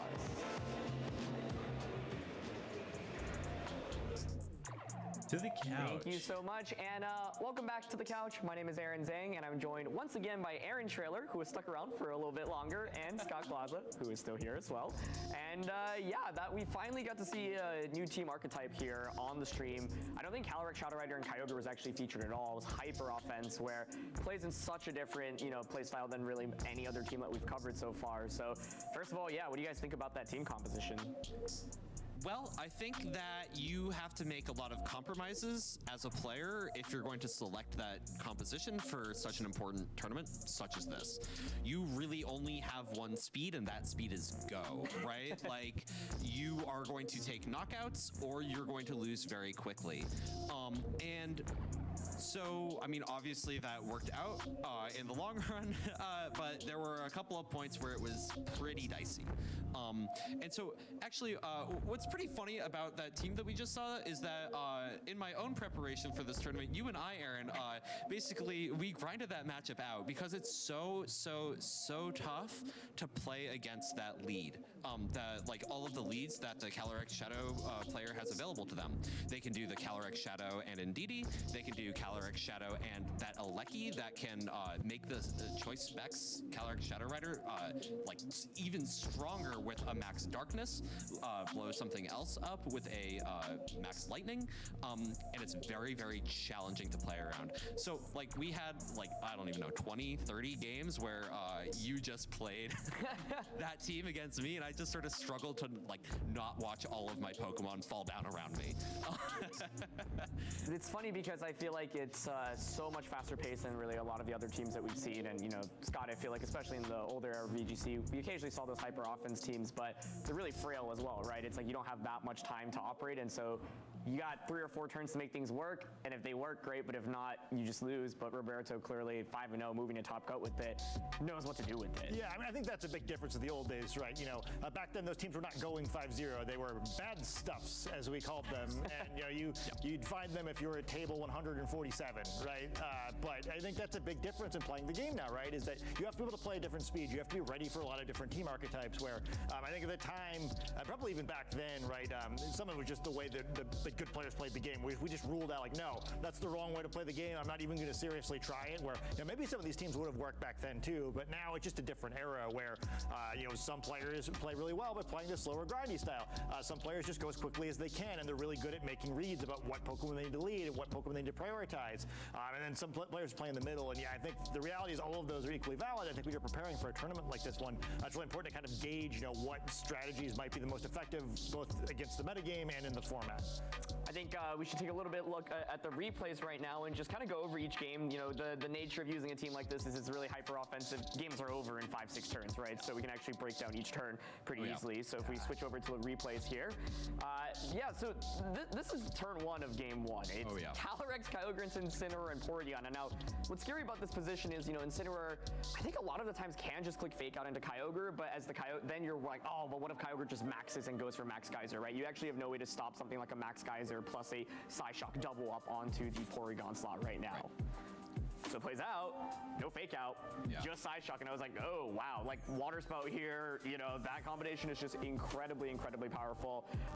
And Incineroar here does critically reveal the Focus Sash. I feel like that's one item that's popped up a little bit more at this World Championship. Without that Sash, I feel like, yeah, immediately you just lose both Pokemon, and for what, right? Right. So yeah, so a couple of things about that turn. Like first, like I considered Porygon 2 versus Mimikyu for my own team, and one of the reasons that we didn't want like when I say we, I mean me and Wolf Glick, like we didn't want Porygon 2 was because this can happen. You can just lose it on one turn, and you can actually, depending on Kyogre's item, train your Mimikyu to survive that Water Spout, or you know, click Fake Out, which gets you a much more guaranteed trick room, which can be the difference between winning and losing in this matchup. And the second thing is, against this hyper offensive team, oftentimes you need to take a serious loss, like not like a game loss, like lose resources, like lose Pokemon health, lose positioning, in order to take down that Calyrex with something like that Incineroar Dark type move. Yeah, so at this point, you know, I think we were thinking, okay, Roberto feels like he's in a really good position, right? I really like the decision to switch out Landorus. I think had a great lead, played turn 1 excellently as well. And the Indeedee switch in here is because, okay, you want to conserve the Landorus, right? Indeedee is a great switch and to take a potential attack from the Kyogre. At this point, like the awkward thing is, okay, even if you Dynamax Landorus in this position, even after a Max Quick, as we later see, you might still feint to a Max Geyser from the opposing end, right? So the idea is, okay, if I can stall out enough turns of Kyogre's Dynamax, then Landorus can come in and Dynamax and just clean up the game, right? And so I think that's the logic with switching Indeedee here. And Incineroar's in a really awkward spot now where it's like you can't really do any damage and Psychic Terrain is up, so you can't even switch out and like come back in and Fake Out. Kyogre's just launching so much damage with Water Spout right now and being faster as well. Definitely. I think that was sort of an impressively gutsy move from each of these two players. You know, every time you know, Indeedee survives the attack here, but every time you make a switch like that, there's a, you know, a slight chance that it's going to bite you with a critical hit, as we saw in that set before us. So gutsy there, and then switching in this Venusaur into a full strength, or nearly full strength, water spout from this Kyogre in the rain, you gotta have guts to like sacrifice so much of that health right here. So that's what impressed me about this turn. Yeah, I think at this point, Indeedee actually survives the Geyser, which is really critical because then in my head I was like, okay, well now I see a pretty clear path to victory, double protect. Then the next turn, follow me, sacrifice Indeedee, try to knock out the Venusaur. And once you've stalled out Kyogre's Dynamax, it feels like Landorus should be able to clean up. But I don't know if you saw it any differently, Scott. No, I think we did the same way, right? Where it's like, I was expecting Indeedee to go down there. And as soon as it did, it's like, oh no. I don't see the way out of this one. Yeah. So we'll keep playing it out here, but Indeedee critically survives, and you know the idea right now is okay. Venusaur protects. Protect in itself is a big reveal. Aaron, you talked about earlier how not all Venusaurs carry Protect, which I think is a really good point. Protect always feels like a move that players use more at the World Championship. So Water Spout comes out here, and then the Kyogre just goes for Geyser, right? So you've kind of done what you wanted to do from Roberto's position, which is okay, just you know, manage to protect your Landorus for 2 turns, and Indeedee. Perfect sacrifice, right? He spent 2 turns just to stall out Kyogre's Dynamax, and that, I think that's an excellent trade. Yeah. But on this turn... this is where things, I was maybe a little bit surprised by this turn. And of course, you have to think about it once again. This is your win-in match at the World Championships. Right. You've been playing a long day. Yeah. It's hard to play perfect Pokemon all the time. It's a lot easier for us to look and analyze, but you know, we've been in those situations before, and I've made so many misplays when there's a clear, maybe guaranteed win condition in front of me. I don't necessarily see it. And so, very critically here, Landorus Dynamaxes, right? And so, with Landorus, if it's Assault Vest here, I expect it to survive an attacking Kyogre after Max Quick. If it's not Assault Vest, then most of the time you're going to have something that allows you to Max Guard here. Right. And very critically, Landorus ends up Dynamaxing, but there's no Max Guard here either. So just goes for Max Quake. And in this position, this is where things get a little bit scary, right? So you have a special defense boost, but Kyogre is an absolute monster. The rain is still up. And so with something like a Wave Instance on Kyogre, you can still potentially get a KO, right? I felt like the one way Roberto could lose this game at this point is if Landorus only got 1 attack off. Yes. So another thing you can do is like, max Rockfall at some point to also turn off the rain. I don't know how like crucial that is, but I think like back here we were all like, oh, like max guard and protect, and then the game is much easier from there. Right. Not what happens. That is not in fact what happens. I guess that gives Yosuke the option to like cycle the Incineroar out one more time to make Landorus deal even less damage, but it was sort of hard to watch. But you know, it's always easier to watch Pokemon than it is to play it. You know, I'm sitting back here for a reason, right? For You sure. and me both, buddy.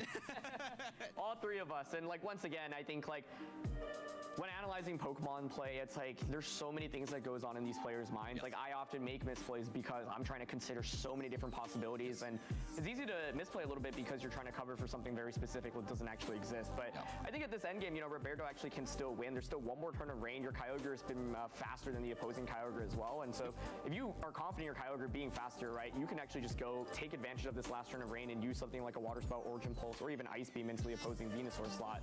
But Yosuke gets probably the best end of it, where it's like, okay, he didn't protect with either of his Pokemon, so the next turn you have the potential protect mind game. Right. Rain stops here, and so I was like, okay, if you have Ice Beam or Thunder, you can launch it into either slot. Part of the thing I was wondering was, do you have like that Ice Beam? Because if so, I would just target Venusaur with Ice Beam instead of risking Origin Pulse. Ice Beam guarantees the knockout. The opposing Kyogre used Origin Pulse the previous turn.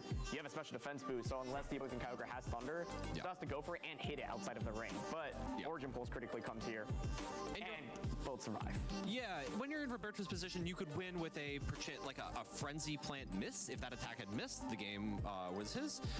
But you know, you could also like Origin Pulsing invites risk on your end as well. So just tough to watch. Especially the previous turn, they what, 64 and 68 HP with where they ended up there. Yeah, I mean, if you're going to Origin Pulse anyway, just a turn sooner. Exactly. Right. But I think to Roberto's credit, you know, losing a game like that where you feel like you probably realized, oh my goodness, like I had the win in hand. That was like, you know, I had built up a huge lead and not managed to secure it. But he does, I think, a fantastic job kind of staying composed throughout that set, right? So Yosuke now makes this adjustment where it's like, okay, Incineroar plus Porygon, like that's super passive against Kyogre, and Roberto flips the switch and goes with Indeedee and Calyrex. I'm curious what you guys thought about that lead adjustment from both ends. Or, like swapping Indeedee for Kyogre here. Yeah, so I think I love the adjustment on Roberto's end, I think sort of recognizing that Yosuke doesn't really want that Incineroar there anymore, even though it was necessary, and then sort of like leaning harder into this Calyrex Shadow.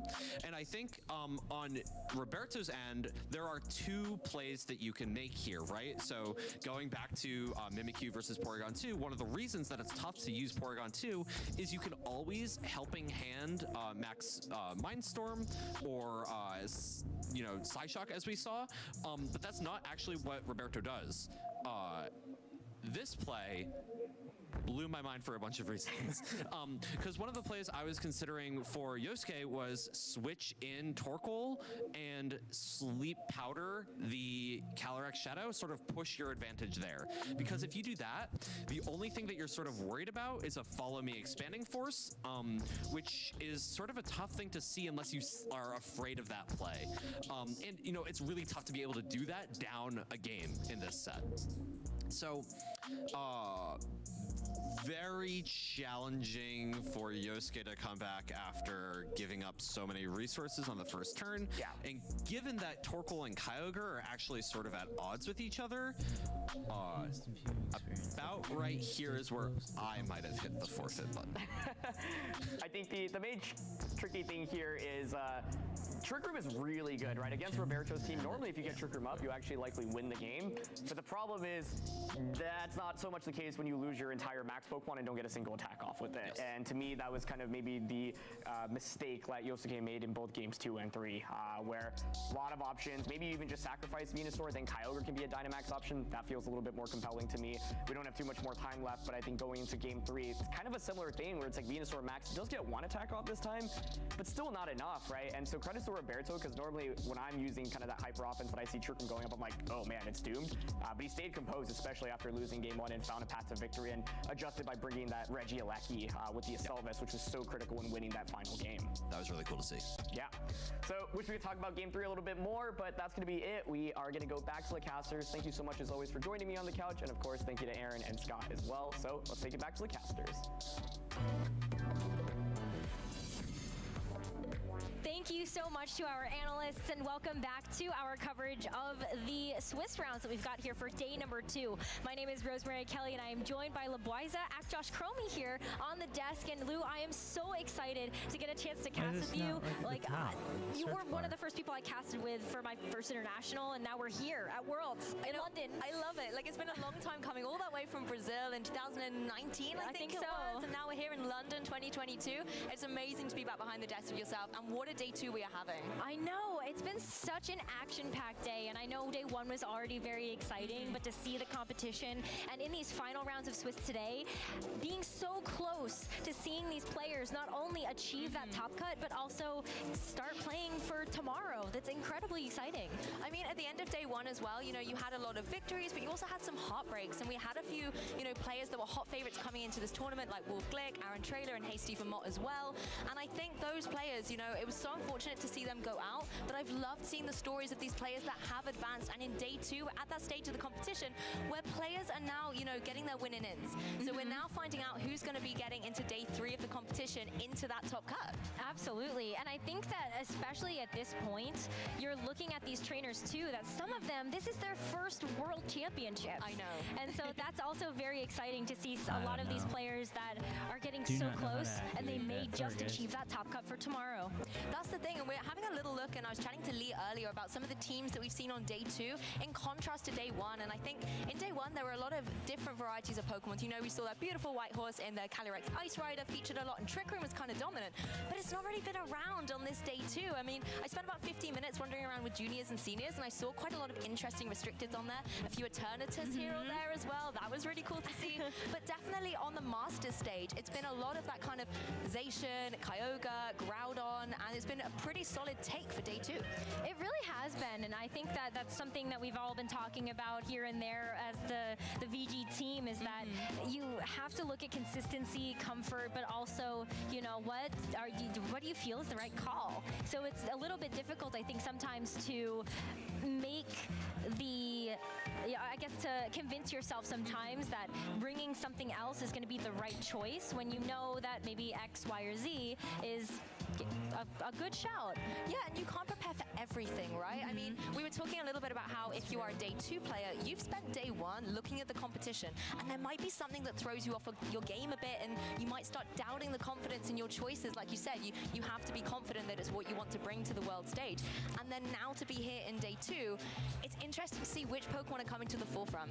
I mean, even just in that last set, I think what was really exciting is seeing that like hyper offense, and despite the fact that, yeah, Kyogre and Groudon are very powerful restricteds, I think that's showing a lot of creativity that's still available to be able to make teams like that work. But I love that the analyst desk, they broke it down very nicely, that sometimes it can be a big risk, but also high reward. Exactly, and I am loving hearing all of the wisdom from Aaron and Scott as well, and it's really nice to kind of get a little bit of a slowed down insight into those matches, a little bit more turn by turn, and I think it's excellent for, you know, viewers at home as well to kind of really see what it takes to be a world competitor.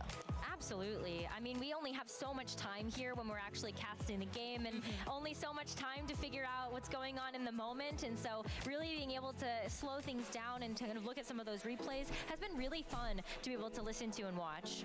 Yeah, and there's certainly been a few Pokemon choices that I've been really interested to see. I mean, normally when we look at teams, we might see like a Rogue Greninja from here or there, but it's been everywhere at the minute. You know, it's almost like a third restricted in a way. It's a staple on people's teams, and you know, paired up with the ones we were expecting, like Incineroar, and obviously making sure that you've got that synergy with your partner Pokemon like a Grimmsnarl and a Amoonguss, for example. But I have to say, it's been really interesting to see Greninja have such a dominant presence in day 2. Yeah, I mean, we saw that a lot at the Europe International Championships, right? France, definitely one of those regions to bring the Greninja. I think Italy also is starting to get a little bit more comfortable bringing that Pokemon as well. But does it interest you that Greninja is still so prominent despite the fact that there are some pretty okay counters to it in terms of super effective moves and also Pokemon types? Well, that's the thing. Like you mentioned, in Europe, Greninja was a really big deal, and particularly Team France were popularizing it strongly.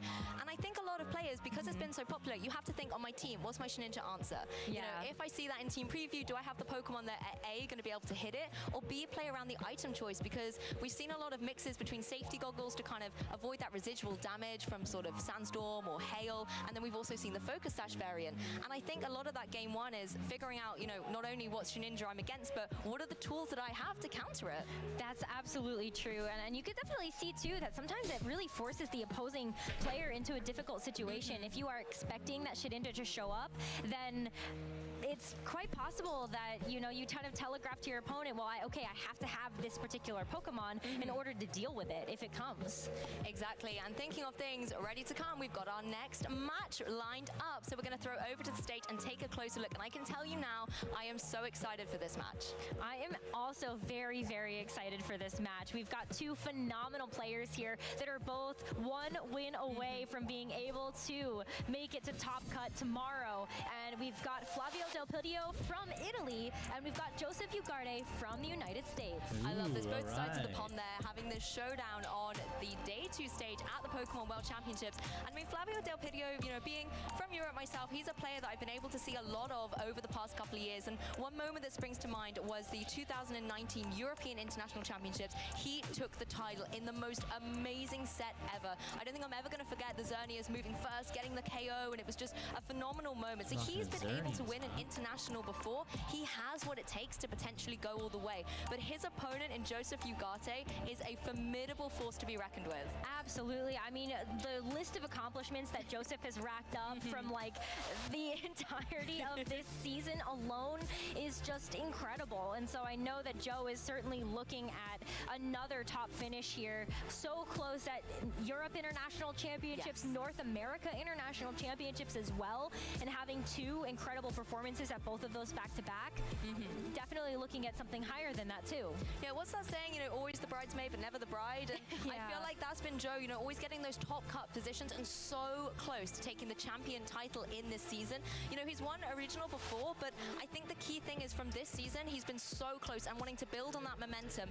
I feel like Joe certainly has the capability to go all the way. He's just got to stay calm and composed. And like you mentioned earlier, Rosemary, these players are at X1. If they win this next game, they will advance to the next stage of the competition. So there is all to play for in this match.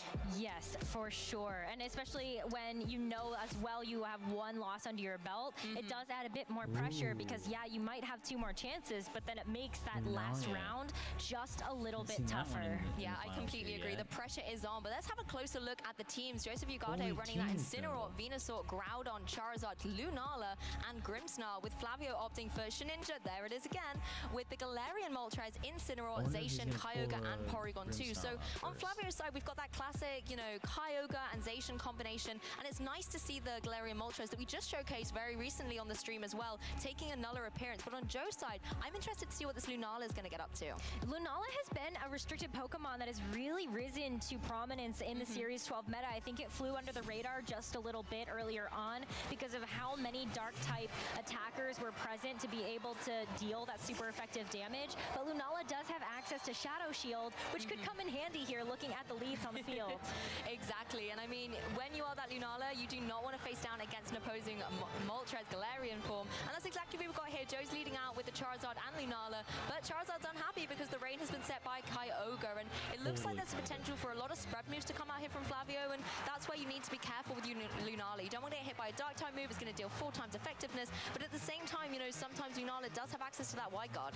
That's true, and that could really help here against 2 Pokemon that have those spread type attacks available. I mean, Kyogre, we've seen a lot of the variant that runs both the Water Spout and the Origin Pulse, and of course, you've got some great options on that Galarian Moltres as well, depending on what you decide to go for. But if Dynamax is on the table too, then that Wide Guard's not going to matter too much. Well, Lunala's getting in on out of there and going to retreat in favor of the Groudon. I really like this play by Joe, not only overriding the weather to make sure the water type attacks from Kyogre are dealing less damage, but it really helps out its partner Charizard here. Going to be able to get that solar power boost and boost up the fire type moves. And, you know, I can see Joe clicking that Dynamax button. It looks like it's going to be that Charizard, of course, as the Groudon's just switched in. And this is the perfect opportunity early on to get some big damage out on the table. Maybe go for something like a G-Max Wildfire and start getting that residual chip damage flowing on the field.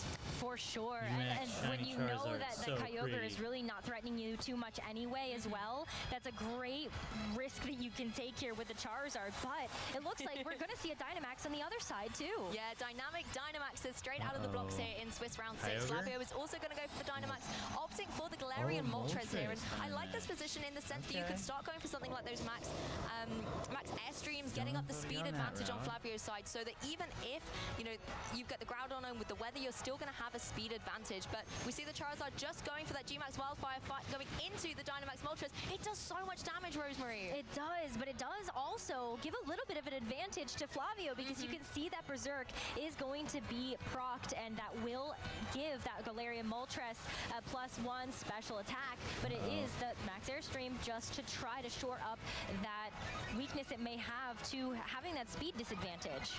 Yeah, and you can see as well, you know, the Groudon taking that really well, possibly indicative of an item choice, maybe an Assault Vest on there. You can see how well that Groudon is taking the attacks. Even in the sun, those water type moves deal so much to the Groudon, so I think a really wise item choice to allow that Groudon the longevity on the field. But the unfortunate thing for Joe is you switch this Groudon in, it's taken 2 attacks, it's at really low HP, you might lose your restricted very early on. You could, that's for sure, but I think that one thing it does have going for it is that, you know, maybe it has some coverage options, maybe you're able to preserve it for later, especially when you know that the Kyogre on Flavio's side can still be pivoted out here, and it's quite healthy. So you may want to consider that, knowing that Water Spout is available. Yeah, that's the thing. I wouldn't be surprised to see Flavio switch out that Kyogre here, just wanting to make sure that you can reset the weather and kind of pin down the opposing Pokemon, but no switches. It's going to be the Max Darkness coming out and finishing off the Groudon, and I love the synergy potential coming out from Flavio. You're going to get that special defense drop on the Charizard, leaving the Kyogre free to do some big damage. And the best thing as well is that Max Airstream, you can really see how much work that just put in, because Galarian Moltres was able to move first to be able to secure that knockout. And in fact, Flavio is following that up with a second one, as Charizard is also going to be removed from the field. Yeah, full credit to this Kyogre here. You know, it's in the sun, but it's having a whale of a time. It's being able to pick up these KOs left, right, and center. And I think the key thing here is that synergy between the two Pokemon. Galarian Moltres has been able to get the drop because in the sun, those water-type moves are a little bit dwindled in their offensive pressure, but having that special defense drop allowed the Kyogre to pick up that KO. And now Joe is forced to bring in his last two remaining Pokemon, the Incineroar and the Lunala. And you still have one more turn of Dynamax here for that Galarian Moltres. Knowing that Lunala is sometimes a little bit slower because it can operate under Trick Room conditions and set it, you're looking at Moltres too with that +1 Max Airstream, might be able to get some good damage in here. And I do think that Max Airstream was really key from the Moltres because it just enabled Flavio to have the speed advantage and pick up those KOs. I mean, yes, Joe now has the position to go for something like a fake out into that opposing Kyogre, but the Moltres can still go for some good damage into that Lunala. Something like a Max Darkness is going to deal a significant chunk. Even though the Shadow Shield is intact, it's had a Berserk boost, it's still going to hit really hard. Yeah, and you can see the Kyogre is just going to be preserved for later in the Incineroar, just being brought in its stead. And I like this as well because there's not much on the field at the moment unless, you know, maybe Joe calls this correctly, goes for something like a Moongeist Beam that would be able to pressure it out, but it is the Protect. Yeah, the Protect is an interesting one because even if you go for the max move, it's going to chip that Shadow Shield through the Protect. But the Incineroar on Joe's side just going for the fake out to what was the Kyogre, and the Moltres going for the Max Darkness to no surprise into that Lunala through Protect Rosemary. That does over a third of damage, and that would have definitely got the KO, I think. Yeah, well, it's a critical hit. Oh, with a crit. Okay, wow. Okay, maybe not. But still, Moltres just showing how offensively strong it can be. For sure, and you know, that is such a good point as well, that, you know, despite the fact that Galarian Moltres had to use that Max Darkness into a Protect, the Shadow Shield is now no longer available, and so when you've got the Incineroar that had a nice free switch in, it still has access to potentially a dark type attack that would be pressuring down the Lunala after it switched into the fake out. So fake out pressure for Joe off the board. Yeah, that's the difficult situation, and Flavio has just piloted this perfectly. He's got two dark type Pokemon on the battlefield. This Moltres is just hanging on 2 HP, but when you're in Lunala, you don't want to face against any dark types, and there are two, so no surprise to see Joe lock in the forfeit there. Yeah, it's a really tough one, I think, because, you know, that's I think one of the weaknesses with Lunala in this format is we have seen quite a few Pokemon, even Incineroar, just constantly including some type of dark type attack, whether it's Darkest Lariat, Throat Chop, or we've also seen Assurance. There's some really nice ways. Yeah, that's the thing with Incineroar. It's so flexible with the move pool that it can have. There's so many different ways to utilize it, but I do agree with you. Having a dark type move should be a staple on that Incineroar just because of the amount of, you know, ghost type Pokemon we see running around, even, you know, things like the Calyrex, Shadow Rider. It can be so good for just chipping away at that Pokemon and being a little bit of a defensive wall in the face of it on your team. I mean, I think for Joe here, the unfortunate thing was losing that Groudon so early on and taking so much damage on a switch in. And I feel like if I'm Joe, I want to be able to try and utilize the weather a little bit better. Possibly, it might be risky, but I do think if you can get the kind of Venusaur and Groudon on the battlefield together and can utilize the G-Max Vine Lash a bit better, try and deal with the Kyogre before it's able to deal with you, that could give Joe the advantage going into game 2. Yeah, and especially when we don't really know quite how that Lunala is trained yet either. You know that maybe it's a Power Herb Moongeist Beam. It might be able to use that for super effective damage, but is that Galarian Moltres, is that even a sure way to knock it out? Because that G-Max Moltres definitely kind of ran away with things, I feel like. Yeah, it was so strong. It was able to take the G-Max Wildfire, you know, despite how devastating Charizard can be. But just, I think, being able to get that Berserk boost, being able to get the Max Airstream off, just put it in such a strong position. And I feel like Joe just was unable to utilize his restricted here. So going into this next game, I agree with you, Rosemary. I want to see that Lunala do a little bit more damage and be a little bit more offensively pressured. We saw it be a bit passive with the Protect, but if Joe can get it in a position where it can go for something like a powerful Moongeist Beam or a Meteor Beam into that opposing Moltres, then that could really remove a big threat from the field. You totally corrected me there. Meteor Beam was the thing I was thinking about. That's the 2-turn ramp up. You need the Power Herb to go ahead and set that off immediately. I misspoke. Thank you for catching that. Hey, it's round 6. It's been a long day. It has been a long day already, and I think that's a good point too. It's been a long day for these trainers. All of these matches that they've played today have been intense, and so you're still looking at them to try to persevere through this. As we look into game 2, look at these adjustments. Flavio Del Pidio is 1 win away from being able to secure a top cut place, and Joe definitely has the ability to bring this back. Oh, that adrenaline right now must be intense. It's going to be the Moltres and Kyogre out on the battlefield for Flavio with Venusaur and Grimmsnarl coming out from Joe, and I really love this adjustment. Not only have you got the Venusaur with the potential to switch in a Groudon from the back, reset that weather, get the Chlorophyll boost. You also have the Grimmsnarl, the perfect Pokemon to cause a bit of disruption, but you have to be careful with the fact that Grimmsnarl can't really do a lot to that opposing Moltres. That's true. I mean, what you're really looking at here is sometimes maybe you have the damage mitigation with the screens, but also we saw some Spirit Break Grimmsnarl, so Yeah, maybe you can that's drop true. the special attack, or, you know, it's just kind of, and get that super effective damage. It just kind of depends on how Joe decides to play out this first turn. Do we see a switch? Yeah, we could very well see a switch, or potentially, you know, utilizing the Grimmsnarl to set up some defensive measures like a light screen, particularly in the face of two special attackers. But once again, a very dominant start from Flavio, clicking that Dynamax button here in turn 1, and is going to be setting up on the battlefield his Dynamax Pokemon of choice, which is once again going to be the Galarian Moltres. And I like this because not only was Max Airstream brilliant for the speed benefit, but Groudon hasn't switched in. If you get this Max Airstream onto the Venusaur, you could eliminate a real threat very soon. For sure. I mean, it also depends on how we see the Venusaur get utilized here, but it's a light screen first, just to make sure that you're not taking too much damage, but also the Max Airstream going to see a reveal of the Cobra Berry here from the Venusaur. Absolutely love this item choice here. Of course, it's going to reduce the super effective flying type move here and allow Venusaur the option to move as long as it's able to survive anything Kyogre throws at it if it is indeed faster, and possibly go for something like a Spore here. And if you can put that Moltres to sleep, it's going to really benefit you going forward. Kyogre's going to go for the Water Spout. It is at full HP in the rain. We know Venusaur can resist it, though. It's going to be able to survive in that light screen, paying off strongly for both of Joe's Pokemon. And Venusaur can go for the Sleep Powder. It does connect and finds its target on the Kyogre. Yeah, the Kyogre going to get put to sleep here, but that also means that Galarian Moltres is still available to fire off a super effective attack into the Venusaur if it so chooses. But at least you've removed something that is very strong against potentially some of the Pokemon that Joe has brought in the back. Yeah, this is a difficult situation here. I mean, the one thing I can think is possibly we have seen the Moltres run something like safety goggles, right? Because I was going to say, you know, if the Venusaur goes for the Sleep Powder into the Moltres, you can switch in the Groudon and then deal with the Kyogre having the speed boost. But possibly Joe, just knowing that that is a very popular item choice on the Moltres in the current meta, going down into that Kyogre. And I think switching in the Incineroar here, it's a Pokemon that can take a lot of these attacks from Galarian Moltres much better, but you have to still find a way to deal with the Kyogre. Yeah, like taking a Max Darkness, that feels pretty good. So Incineroar really not going to be too bothered by that. And so while you do see a soften up here of these Pokemon by dropping their special defense, Kyogre does have to take its mandatory turn of sleep. Yeah, I like the switch from Joe in the sense that it wastes one max turn. We see the Spirit Break that you mentioned earlier connect down onto that opposing Moltres, going to be lowering its special attack, and we see no weakness policy proc here as well. So very indicative to what the item could potentially be.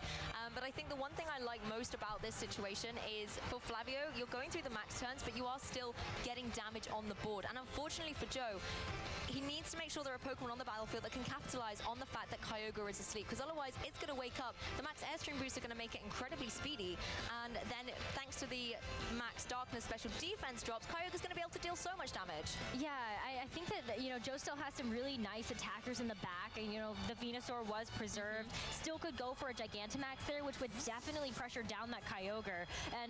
But we're going to see another rotation here. Joe revealing the fourth and final Pokemon for this game number 2, and it will be that Groudon. Yeah, I like the switch. Resetting the weather again, weakening the pressure that Kyogre could have if it wakes up. And Moltres just once again going for the Max Airstream, keeping this nice and speedy pressure. It still does a significant chunk to that Groudon, however. Unfortunate damage for Joe. It's a critical hit. Oh my goodness, the unfortunate turn of events here. That's been 2 critical hits so far in this match that Joe has taken.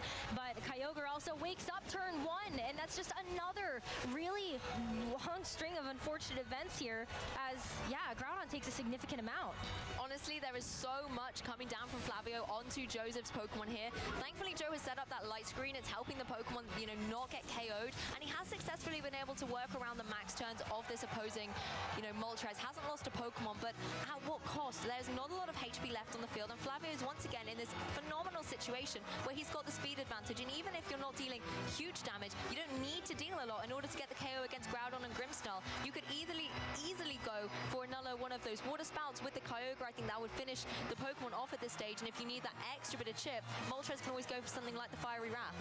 For sure, and then especially when it's been so fast, you might be able to get a flinch too. There's just a lot of different options that are available from both of these Pokemon, and that speed control has been so important. But we're going to see the Moltres just leave the field. Yeah, Moltres taking a little bit of a rest in the favor of this Incineroar. Nice to throw an Intimidate down against both of these Pokemon and give Flavio the utility to go for Fake Out in the next turn.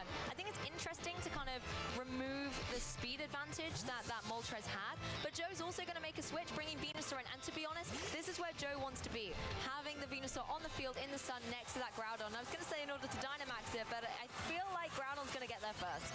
Definitely seems to be that way, and so Joe did do a great job of getting through the Dynamax turns of the Galarian Moltres and does have the ability to utilize this Groudon, but it is still pretty low.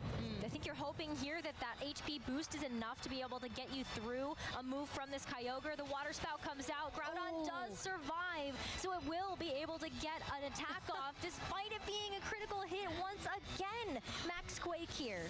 Another critical hit. Max Quake is going to be able to connect down onto the opposing Kyogre and get the KO in retaliation for that critical hit. With another critical hit, you know, Groudon kind of going, hey, I see what you're doing, Kyogre. I got one of these too. I'll just pull it out of my back pocket here. And I think it's amazing for that Groudon to be able to survive. A good call from Joe. I mean, we see that the Groudon didn't have a lot of HP, and Dynamaxing it at that point can be incredibly risky, but it needed that double HP stat in order to survive that Water Spout and be able to go for that Max Quake. My concern here is that Venusaur and Groudon are now in such a dangerous position for Flavio to be able to bring Pokemon in from the back. The Zacian, for example, that is super healthy, is going to be able to deal with them. And especially when, you know, we've seen how quick Zacian can really move in this format. It tends to be faster than the Groudon in this specific situation. It's not faster than the Venusaur, at least with the Sunlight active, but you still have to sit there and wonder, you know, is this Groudon going to be able to get another turn of Dynamax with what is available on the field? I mean, the Incineroar has Fake Out pressure this turn, right? So it's able to just go into the Venusaur. We know Zacian is going to be outspeeding Groudon, can pick up the clean KO there. Yes, Venusaur's disruptive in Sun, but it's not even on the field right now. Grimmsnarl's rejoining. Yeah, Grimmsnarl now might just have to be a defensive switch. We're actually just seeing a full swap out here, going to remove that Dynamax from the field. Groudon now going to be replaced by the Incineroar, and I love this. You know, Joe's Incineroar is very healthy, and the Intimidate drop is going to feel very good into both of these physical attackers on Flavio's side of the Incineroar and the Zacian. Yeah, I really like this. Incineroar is going to go for the Fake Out into the Grimmsnarl, not be able to pick up the KO, and Zacian going for the Sacred Sword into the Incineroar, catching it on the switch, and does a significant chunk of damage. But I do like that switch from Joe. You know, the other two Pokemon were so vulnerable in the situation they were in, bringing the Intimidate in to just negate the opposing Zacian. You know, it looked like an excellent play, but getting that Sacred Sword onto the Incineroar, we're now in the same situation where both these Pokemon are at such limited HP. Yeah, it is still a very tricky situation that Joe is going to have to navigate, but you at least have a Pokemon advantage, and you are starting to work through some of these field effects that are still available. I mean, the Sunlight, you've got 2 more turns. Maybe you're trying to find a way to pivot back in that Incineroar and that, the Venusaur and the Groudon, but you do have a lack of offensive pressure on the board. Yeah, that's the thing. I mean, Incineroar is going to be happy with the Sun, but I don't know if it's going to be able to move first. Interestingly, Flavio is going to be going for the switch here and is going to be bringing in the Moltres once again. Of course, Joe's Incineroar has the Fake Out pressure, so maybe just wanting to not let the Zacian take any unnecessary damage. Joe bringing in Venusaur as well. These Pokemon are just hopping in and out here at this point, and it's going to be the Reflect. Again, I like this play, you know, against the physical moves. It's going to give you that extra boost, but I'm not sure if it's going to be beneficial, to be honest, in the long run, because of how little HP there is remaining. I'm not sure if the Reflect is necessarily going to be able to do enough. Yeah, there's still a significant presence of physical attackers on Flavio's side, and you definitely still have to play to some of your outs here, but Zacian gets a chance to pivot back in from the parting shot from Flavio's Incineroar, and now does have the Intrepid Sword boost available. If you really want to try to mitigate that further, you are kind of forced into a situation where you have to bring in that Incineroar. But I think that's the problem that Joe's kind of got here is if you're switching your Pokemon constantly, you're going to be taking unnecessary damage, and Flavio has been able to capitalize on that so well. I mean, if you switch in the Incineroar, sure, you get the Intimidate down, but I'm pretty sure that you can lose your Pokemon for that. There's, you know, unless the Venusaur's going to be able to put something asleep here, then it's really not going to be dealing too much of an offensive pressure, you know, and that's where Zacian can capitalize on it. Maybe see if Joe's going to switch in a Pokemon from the back and pick up a very clean KO with a Behemoth Blade. For sure. I mean, Grimsnarl is just going to make sure that, you know, the Galarian Moltres is kept in check too, just a little bit. That light screen now going up, and the Sleep Powder, it will connect onto the Zacian. I feel like that is one of the biggest threats right now. Yeah, I mean, I believe this was the final turn of Sun. So interesting not to see maybe a Protect coming out from that Zacian, but instead it's going to be taking a little bit of a nap as Fiery Wrath comes out from the Moltres, going to connect on the Venusaur, but not pick up a KO here. No, it will not. Both of these Pokemon get to stick around for another chance. And I kind of wonder if Joe wanted that to happen, though. Grimsnarl's done its job. Yeah. And so at this point, maybe you kind of are looking for a point to be able to bring back in the Groudon to reset the Sun. But we did see the Spirit Break on the Grimsnarl, so that is still some type of pressure. Yeah, the issue with the Spirit Break, I feel, though, is if you go for another one into that Moltres, you're going to put it in Berserk range. And that's the last thing that Joe needs at this point, is to kind of give your opponent a boost that can deal, you know, particularly with a spread move, it's going to be dealing big damage. The nice thing is you've got your 2 Dark-type Pokemon on the field, though, so Fiery Wrath isn't really going to be dealing too much, and Incineroar gets to come in and throw down another Intimidate. Moltres is still going to go for that Fiery Wrath connect on both Pokemon. Still will get a KO on Grimsnarl, though. Yeah, so that Spirit Break now, going to be able to fire off into that Galarian Moltres. It brings it very, very low, but it will drop its special attack, which will be just brought back up by the Berserk ability. Exactly, you know, it's big damage, but not quite enough. And, you know, yes, the Incineroar now has that fake out pressure, but Zacian only has a limited amount of sleep turns. It's going to wake up very soon, one way or the other, and then anything it really throws at either of these Pokemon are going to be able to get the KO. I mean, the one issue for Zacian is it can only really do single target attacks, right? It's kind of relying on the Moltres to go for those spread moves, but the key thing from Flavio, and I keep saying this, is the health of his Pokemon. Zacian's is still at full health. Joe's Pokemon, it really is just kind of a gust of wind's going to blow them over at this point. And although Joe has played really well defensively with his Grimsnarl towards this endgame, I'm not sure that it has the offensive capabilities to deal with Pokemon like the Zacian right now. Well, there's another chance here. Zacian does stay asleep, and this Fiery Wrath will finally finish off that Grimsnarl, but it's still not enough to be able to secure the knockout onto the Incineroar. And so the parting shot now going to come through, and you can see how much Joe is prioritizing, trying to mitigate the damage output of this Zacian. The Reflect went up first. You saw the pivot in of the Incineroar to get that Intimidate drop, and now also the parting shot. Yeah, you're completely right. I think that's a really good observation. The fact that the Zacian has been so pinned down by a lot of Joe's strategy here, you know, putting it to sleep, intimidating it, parting shot, and now Joe's actually in this position, and I have to credit his kind of navigation skills with the positioning of his Pokemon. You've got Venusaur next to Groudon, and the Sun is in the sky. Venusaur now can potentially get up to a few tricks. It very much can, but I think you're still hoping that the Zacian stays asleep. Venusaur is still going to be the fastest thing on the field, but it has to make sure that it is able to hit these attacks. You know, it did have that -1 special attack drop from the parting shot from Flavio's Incineroar, but now it doesn't have that. Yeah, and with Venusaur, you know, what do you do here? You have the potential to go for, you know, again, you know, depending on the move pool of Venusaur, we've seen it go for things like Earth Power, maybe using Weather Ball in the Sun as well to hit that Zacian for, you know, a Fire-type move, but Incineroar's going to join instead for Joe. Groudon's hiding out in the back and throwing down another Intimidate against the opposing Zacian. So when it wakes up, it's certainly going to be a little bit sleepy. It kind of needs to shake off a few of those sleepy tears, as Venusaur is going to go for the Weather Ball, so targeting down into the Moltres. And I really like this because Moltres going for the spread moves has been so infuriating, and particularly as it can do some good damage to that Venusaur. Good to get the KO, but Zacian once again Sacred Swording the Incineroar on the switch in. Yeah, it will. And but I think that Incineroar at this point has really done what it needs to do. Sure, we will see Flavio's Incineroar come in, and it will make the Groudon on Joe's side just a little bit less threatening, as it will drop its attack by 1 stage. But you're still looking at Venusaur having the ability to go for the Weather Ball. That's scary for the Zacian. Yeah, it certainly is. And this is so awkward for Joe. Welcome Like to you pointed family. out, Rosemary, the fake out here can go straight down into the Venusaur that we know will be the fastest thing on the field thanks to the Sun in the Sky and the Chlorophyll ability, leaving the Zacian free to just go for damage into that Groudon. And, you know, having a look at the Groudon damage in Game 1, it looks like it's the Assault Vest variant. It's not going to be able to go for that Protect. It's just a sitting duck there for Zacian to pick off. Yep, Venusaur with the fake out from the Incineroar will be brought down to 0 and knocked out. And to follow that up, Flavio will have a Behemoth Blade into Joe's Groudon to be able to get the final knockout and take this set 2-0. I mean, huge congratulations to Flavio. That second match of the set was particularly long, and the way that you know, Joe, although unfortunately he always seemed to be on the back foot, the way that he was able to take that game much further than game one, just by that pivoting and that positioning and still trying to keep the hope alive in that match, I think was expert play from Joe. But huge congratulations to Flavio. He's now in the next day of the competition. Yeah, and it's not over for Joe just yet either. It does get a little bit trickier now that you have to go into this next round having to get that win. But for Flavio too, I think you're feeling like congratulations to him, like getting a chance to move forward as well in the competition. You get to take maybe a little bit of an easier route for that next match. Yeah, that's the thing. In your next match, once you know you're in the competition, you don't really want to risk revealing any additional information, particularly when you've just been on the broadcast as well. So I think it's nice for Flavio to kind of maybe sit back and relax. And I can only imagine what he's feeling right now. You know, a player from Italy, and we're here in London at European World Championships. He's got to be feeling proud and positive and trying to, you know, obviously go all the way, not just for himself, but also for Europe.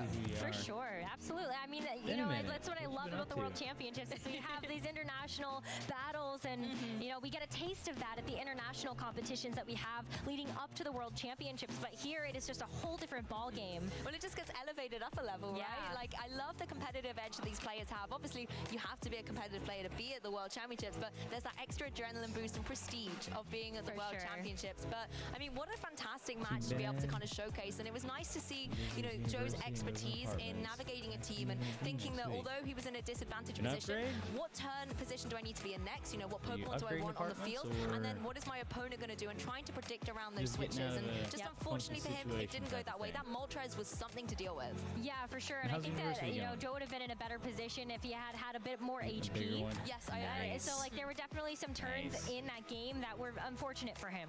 Yeah, and Flavio capitalized on that. You know, seeing the, unfortunately for Joe, he had to keep pivoting Pokemon in and out and had to keep making those hard decisions. And Flavio was like, hey, if you're going to switch a Pokemon in, I'm going to deal some damage to it. And towards the end of that game too, that was the issue. You know, Flavio might have got, Joe might have gotten to a good position with the Venusaur and Groudon, but they just didn't have enough gas in the tank in order to kind of stay out the match. Yeah, it's definitely tough. It's definitely a tough position to be in. And you can tell, especially these trainers, both of them making it to day 2. They started their play today, of course. So, you know, you can feel the pressure a little bit more knowing that, you know, you got one chance at this. Yeah, that's the thing. Every match really does count in this day 2. Absolutely. Particularly, you know, when you had to wait through yesterday's match, and then you're coming, you know, all of the matches yesterday, and then coming through to today, the spotlight's really on you to show. At the end of the day, you're a day 2 player that has come into this World Championships. People are going to know the caliber of your kind of your skill level, and it's been really nice to see these 2 players face down against each other. Just unfortunately for Joe, it didn't go that way, and I was sad I didn't see enough Lunala. I know, me too. It was just not Lunala's game. Like, that was not the right Pokemon, I think, to bring into this match, just knowing that there were those 2 dark type attackers that really could have just completely neutralized that threat. Exactly, and of course we have one more round left in this competition. I mean, Rosemary, thinking kind of from a player perspective as well, how do you think people are feeling right now ahead of that match? I think nervous. I really think they're nervous, especially when you are a player that is sitting at 4-2. This is it. This is the last round. This is the one that you need to win in order to make it forward to the next day. And I think when you know that, you know, it's a make it or break it. Well, that's the difficulty, and it's why I'm glad I'm this side of the desk most of the time, because I feel like if you're maybe had a little bit of bad luck in a couple of rounds, but you've got one more match to go, you know, do you play it safe and comfortable, or do you go for that high risk, high reward strategy? And I mean, all of our players have a slight comfortable edge to their teams. You know, they're well versed with them, but they might have a sneaky tech here or there that they haven't yet revealed. And I think this could be the time to bring it out. And it's kind of keeping that composure and knowing when to, you know, show your hand, as it were. That could be the crucial match for day 2 tournament. Yeah, you might have to. You might be forced into that position in that final round of the day, but also, you know, you're trying so hard to make sure that you have some of those secrets still kept under wraps for moving into Top Cut if you do make it. So it's kind of a tricky balance here to play with. I've honestly been exactly. But I mean, the day 2 matches have been phenomenal so far. I mean, and also like, it's been lovely commentating. A little bit of a mix today as well. You know, we've seen a lot of Kyogres, we've seen a lot of Groudon, but I think that's the interesting thing about day 2. The weather wall has been a lot stronger today than it was yesterday. It has been, yeah. We even saw Torkoal on like a hybrid wild. Yeah, it's super wild. well that, you know, you I'm really do look trying at some to of these learn to teams do that care have about what we might call something enough. anti-synergy, right? Like we saw the Tapu Fini That I going am able with to commentate on it the Venusaur, and then also consistently kind of like the that. Torkoal and the Kyogre And together. there's a few things like It's just kind of interesting to think about because while it might look therapy, like health, it's anti-synergy, nutrition, stuff like it that, does probably have a could. specific place on that team. Yeah, that's really true. And looking at a lot of the compositions that our players have gone for, it's been Massage incredibly interesting to see their choices. I believe we're just waiting for the winners interview to get set up. So just while we kind of have my that little goodness, that moment, would and be well, we're on the desk together as well, hysterical. which, you know, is an amazing opportunity. I want to ask you, as I've asked my other casters, what do you think is going to be the restricted core that could go all the way at this World Championships? We've had a lot of safe picks from Adam and Lee going. It's going to be Zacian, it's going to be the Kyogre. I've gone for Palkia and, you know, Calyrex Ice Rider, and I want to know if you've got something else to add. I thought about this going into the World Championships because I was like, I want to, you know, just kind of making some small guesses with myself, like what region's going to win, what player, maybe what archetype. I'm gonna give you a very vanilla answer and say Kyogre Zacian. You're on that side. I feel so alone on the anti-Kyogre and Zacian side of things. It's not that I don't know. that's not What my do you want? preference. It's been Okay, there we Kyogre go. pretty much See, not my every preference, but stinking you know, team I just gotta make an so far. educated guess. Yeah. Honestly, I would love to see Eternatus. I feel like Eternatus has been so under the radar for a lot of Series 12, but it has been used to a lot of like kind of high skill proficiency. I know there's really one particular build that we see with the Eternatus, but it's still very interesting to see, you know, how that gets utilized and if it really could go all the way. Yeah, I think it's been a bit of a slow burner. A lot of people wrote it off, but then lately this kind of bulky area has been coming to the forefront, but I haven't seen too much at this point. I've seen a few running around, maybe in some of the other divisions, but I like that you called out Eternatus here on the stage. Or here's an interesting one. What about Kyogre Solgaleo? That would be cool. I mean, you see the Kyogre and the Zacian, but hey, let's throw one steel type out and just throw another one in. And I mean, I like Solgaleo. It's a cool Pokemon. We've definitely seen that. I think in a lot of the Asian nationals leading up to the World Championships, I've noticed more and more Kyogre Solgaleo, and you know, maybe that's the spice. That might be the tech here. But we're ready to go for that winner's interview on stage. So let's kick it over to Anna to talk to Flavio Del Pidio.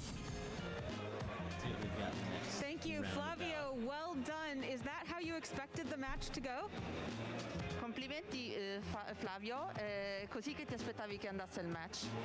Sì, il match me lo aspettavo che andava così perché love il they team have, di like, Joseph era un specific una donna translators e il mio team è stato costruito in origine per avere un ottimo matchup contro quel tipo di team e grazie alla presenza di Moltres di Galar nel mio team.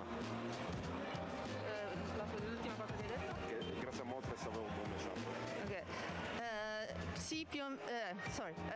Actually, yeah, sort of expected that could go this way because it was a good matchup, and especially because of Moltres, I thought it could be a very good matchup. Absolutely. And now, what is your standing in the tournament, and how do you feel about it? The standing in the tournament? Come vedi il proseguimento del torneo? Come pensi che ti sei posizionato? Allora, sicuramente con questa vittoria dovrei aver raggiunto la fase successiva del torneo. Probabilmente serve ancora un'altra vittoria per garantirmi la top 16. Spero di riuscire a vincere l'ultima partita che rimane. This win has probably given me a good jump and good chances to go to the next phase of the tournament, but I still hope to snap one last win for good precision. For getting that next win, what will be the biggest challenge in front of you? What will be the biggest challenge that will face you in order to get that win that you want? Quale pensi che sia la sfida maggiore che dovrai incontrare per avanzare alla prossima fase? Sicuramente la sfida maggiore che incontrerò sarà l'ansia e la pressione dell'ultimo round, sicuramente. Most likely the biggest challenge will be the pressure, and I'll be surely nervous for the last round. All right, well, thank you. Get some rest, relax, and we will look forward to watching you play. Aaron, back to you at the analyst desk. Thank you very much, Anna. I am once again Aaron Zhang. That hasn't changed. I'm joined by Scott Glaza, and we have another special guest for you all, Colin Heyer, who of course finished third in the world in the 2014 World Championships, has won multiple regional titles, and so we're excited to get his expert analysis on that last game. Colin, welcome to the couch. Thank you for having me. I'm glad to be here. I'm excited to share my knowledge of the game with you all. I think, it was really exciting talking to you before the match started, because you said that you and your friends had based your Worlds team kind of off what Flavio had built and, made some adjustments. So before we even dive into the match, I'm curious on, your takes on just the archetype in general, Zacian Ogre with Shedinja. So Shedinja is a mon that I was super interested in going into the tournament. I think it's really strong just because in this format, Max is like king, and Shedinja is one of the few Pokemon that can just make Max moves irrelevant. So I think that factor alone is just really, really broken. As we saw earlier on the stream with the Shedinja just eating Vine Lash after Vine Lash, not getting up those secondary effects is really broken. And having Endure to burn Max moves, Ally Switch to burn them, it's just a really strong mon, and Pato's team is one of the more interesting ones. I think it's called French Rain, the one with Thunderous. I believe Hari used it on stream today. That team I thought is really good, but I thought Pato's was a little more interesting and more effective at using Shedinja, and I was a huge fan of everything but the Moltres. When we first started out, we actually changed the Moltres to Charizard while we were building, ultimately ended on Thunderous, but I do think obviously in this matchup that we just saw, Pato destroyed with the Thunderous and with the Moltres, and the Moltres was like the main reason he was able to win that set. Yeah, definitely. I think we had seen Moltres on stream earlier today. Scott and I were kind of riffing on it, but Moltres kind of felt like the MVP. So, especially Scott, we had already looked at a game with Moltres before. Like, do you feel like it was the MVP of that last one, and what contributed towards it being so strong? Yeah, I mean, I'm glad we got the Moltres Redemption arc. I kind of felt bad, right? I don't want to rag on the fun picks, and it's kind of what happened the last time I was up there. But yeah, I mean, we kind of saw both ends of the spectrum, right? Where the reason why Pokemon like this aren't used on every team is because they're, drastically better in some matchups than others. The all-arounders are always the ones that get the high usage, right? Because of the safe picks. Moltres, it can be big swings where some games that contribute a lot, but like it dominates that matchup, right? It's good against almost every Pokemon on that team. It makes it really difficult to play the matchup also, because I mean, it hits a little bit on the weak side if it doesn't get boosted, right? But like you have to play around Berserk, which is annoying, and I think there were a lot of Pokemon actually that made that map so kind of lopsided, but Moltres more than the others. Yeah, definitely. I want to dive into some of the replays from that first game, and I think the first game was over relatively quickly. It was, okay, Moltres gets a speed boost, and suddenly it's able to just get knockout after knockout. Pressures Lunala as well, so if we could throw on the replay, that would be great. And the main thing is that, like you mentioned, it counters everything on the Lunala Groudon composition, right? I think the main thing is, with Lunala Groudon, Grimmsnarl is one of the critical members, because you're looking to trick Iron Ball or Lagging Tail often, but the Galarian Moltres is Dark type, right? And actually often carries safety goggles as well, so you don't care about the Grimmsnarl. Venusaur can't Sleep Powder you as well. And so to me, we had this Lunala Charizard lead against Moltres Kyogre, and immediately it already feels like a pretty strong position. So, I'm curious, Colin, like what you would maybe do in Joe's position here, because it already feels kind of tricky. I think one thing to note that's really important is the Moltres in the past has run safety goggles, so Joe can't, like usually with Joe's team, if he feels scared or threatened, Sleep Powder is his way out. It's very strong, and with the Sun Up, you always outspeed and activate Sleep Powder, and so Joe obviously knows it has safety goggles, or can assume, so Joe ends up playing around the Charizard game plan, which I think Charizard is probably his best answer into Moltres here. Yeah. And so I think part of the reason he also didn't want to lead Groudon outright is maybe losing the Weather War, because Pato does run a very bulky Kyogre, because you have to when you run Shedinja, because you don't want enemy Kyogres to set up hailstorms before or after you, so you always want to keep that rain. So a slow Kyogre, Joe knows this, and he tries to get the Wildfire. He does prioritize the Moltres pretty effectively, but at the same time, it's just too much for like Charizard to deal with, because Joe is actually running a Life Orb Charizard, which I would say is not as popular or as like in right now. I think the weakness policy bulky Charizards are more popular, and a big reason for that is just taking Water Spout and just firing back with a strong move, but instead Joe is the Life Orb one, and he starts to just fall behind early here, and it's just really difficult for him to claw back. But I do think this is a pretty solid game plan to try to deal with Moltres, but it does have a really, really beefy special defense stat. Absolutely. Scott, what do you think about this board? Yeah, see, the one thing I would have liked to see differently, and we were kind of talking about during the game, is like if you airstream with Moltres to stay faster, I think that's one thing. But crucially, where the Life Orb version of the Charizard still has an advantage, right? Where some of these slow, bulky Charizards, if they're slower than Moltres to begin with, you're just hosed, right? You have nothing. Or at least this one, like if you both decide to airstream, you get that advantage. Like at least you got a chance, right? I mean, you still have Charizard staring down Kyogre, which is not ideal. The fire water thing, you learn that in the first battle of the video game, right? Not good. But like at least you got something, right? And like Moltres is threatened, so like the pressure helps you pull something off. Where this one, like you just get pinned, right? Right back, you guys. Oh, now they're faster and they have the type advantage. So like, man, game 2 is gonna be awesome, right? Like they're kind of just done. I think honestly at this point I was like, I don't see how Joe actually comes back, right? It's like that one crucial airstream versus wildfire interaction is so critical, because if Joe had actually gone for airstream onto the Moltres initially, like Scott had mentioned, then suddenly you're faster than Moltres the next turn. You can still G-Max Wildfire and you kind of boost Groudon speed as well. Now the problem is, well, Moltres outspeeds both your Pokemon, Kyogre outspeeds both your Pokemon, and I think max airstream is such a critical dynamic of this format where it's like if you get it before your opponent, it makes all the difference. But here now you're just in a really tough position, and once again I think it actually just speaks to the strength of Moltres in this matchup, where maybe you're not picking up one-hit knockouts, but you're not necessarily needing them here, and that single speed boost I think it just immediately kind of ends the game here. But I'm curious, Colin, if you look at it differently, do you think there's any way Joe can even come back from this spot? At this point, I don't think so. I think it really is like GG, go next. Like I messed up. I didn't airstream. I didn't keep pace, because it really does come down to that. This format is all about getting every turn perfectly. Most battles will last 5 to 6 turns, and usually it's decided in the first there's 3 crucial turns that you actually get to play. The rest are just making sure you're crossing your T's and dotting your I's. So it can just be really difficult if you mess up a single turn. Other formats of Pokemon that don't involve the restricted, you can mess up a little bit more. They're a little bit more grueling, but these you can't give your opponent a turn like that, because he just ended up losing to, like you mentioned, if he had that airstream though, it would have been good, because then he could have fired back on that second turn. He would have got 2 max moves instead of 1. I think what's also really tricky here is like Moltres still gets another turn of Dynamax here so like Incineroar can't even flinch it with the fake out. A fake out won't KO it from that range. Lunala is essentially forced to go for the protect here. I was wondering if like maybe it could survive a Max Darkness with Shadow Shield, and so we see Max Darkness ends up being a critical hit, so it does even more insult to injury. But at this point I was like, there's really no way, right? I was like, maybe the only way you could save it is if you somehow like sniped Incineroar with the Meteor Beam and then also got Trick Room up, but it's just so hard at this point. So like you guys said, let's go to the next game, and so want to hear from both of you. Okay, you've lost game 1. You know that you have a really bad matchup. If you're in Joe's shoes, what do you do going into game 2? So what I would do is Sleep Powder him. Sleep Powder is Joe's bread and butter.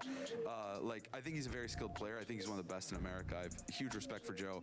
But Sleep Powder can always bail you out. And I think in a matchup like this, sometimes you got to get a little desperate. And I think Sleep Powder is the way out. I think that's going to be his best bet. Because Trick Room just isn't really an option because of Max from Moltres. And yeah, I mean, it's really obvious what Pato's going to bring. He doesn't have really much variety. Shedinja is not good here at all. But Moltres, Kyogreization are very good. The Incin and P2 can swap it up. So you know what he's bringing. You just got to figure out how to beat it, and it just seems like a very tall ask.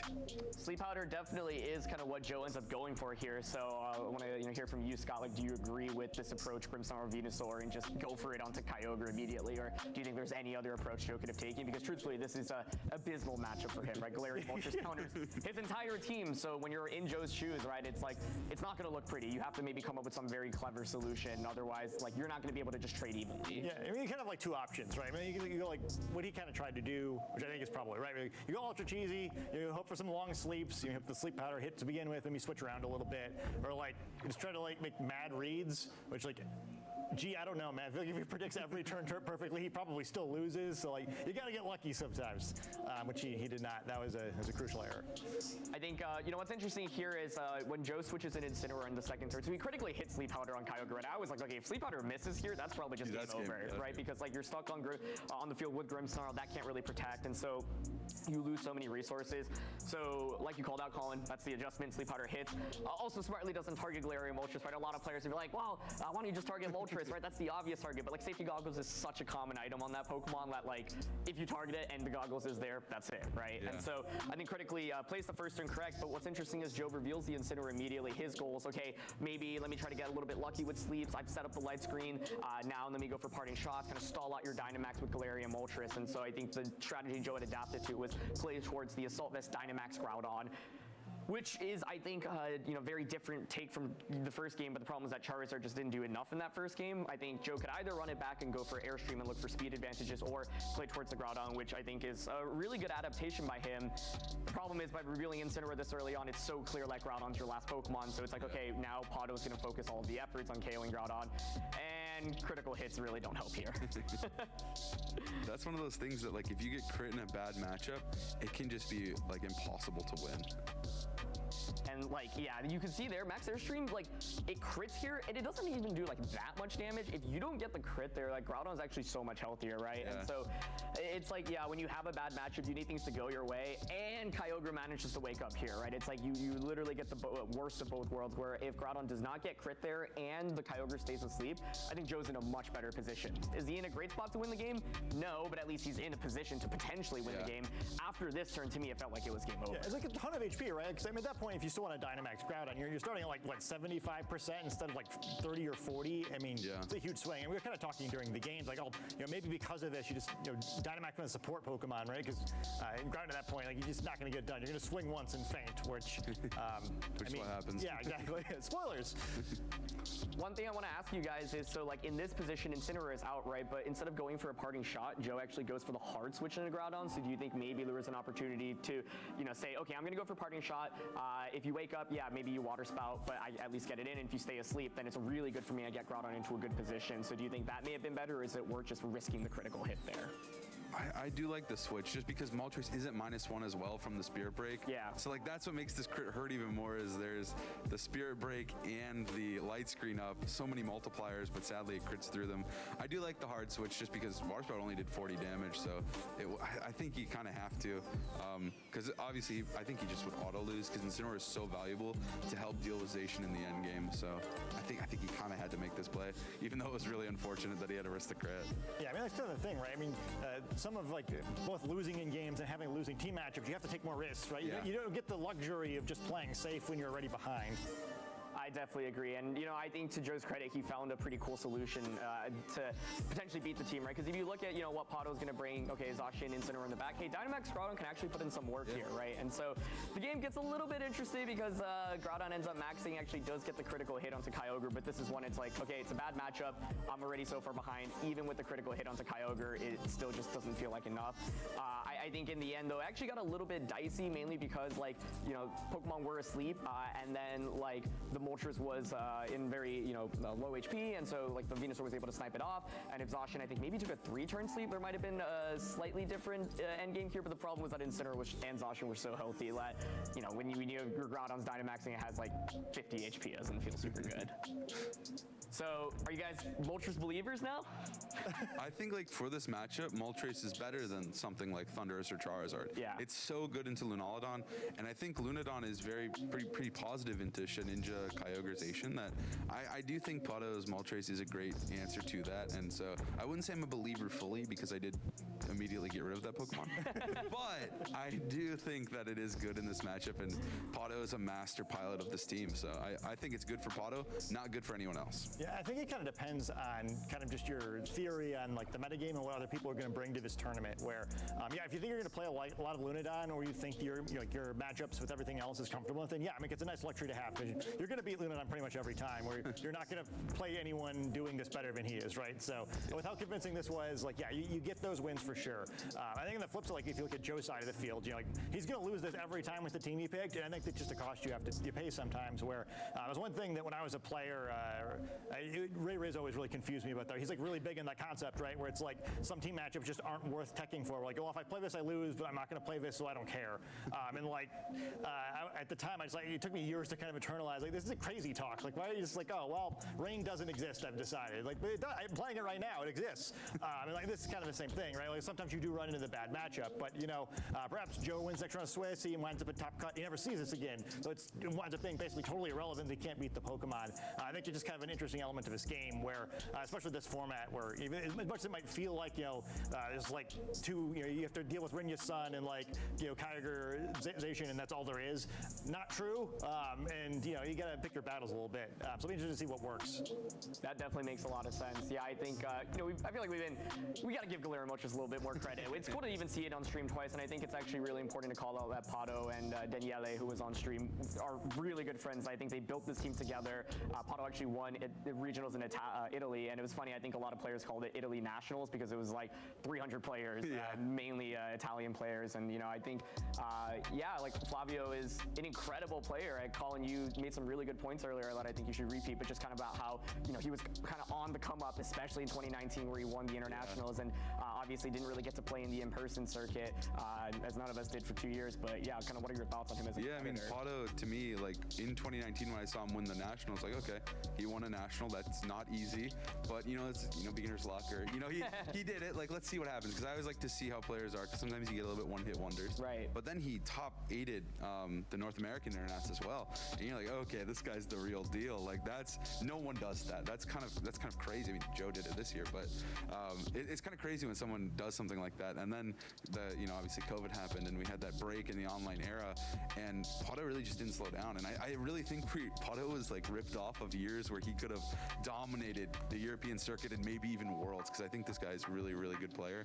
And usually he just sticks to his guns, sticks to his team, and just performs really, really well. I've played him, I think, once in an online tournament, and he destroyed me. Like, I was really impressed with him, and I think he is a really good player and someone that I feel like this year, for some reason, he just was a little bit under the radar, a little bit more so. Obviously not off the radar, but still a little bit less, not respected, but I think overshadowed by some of the other European players that were performing really, really well. Definitely. I'm curious, Scott, if you have any opinions on I mean, very much the same.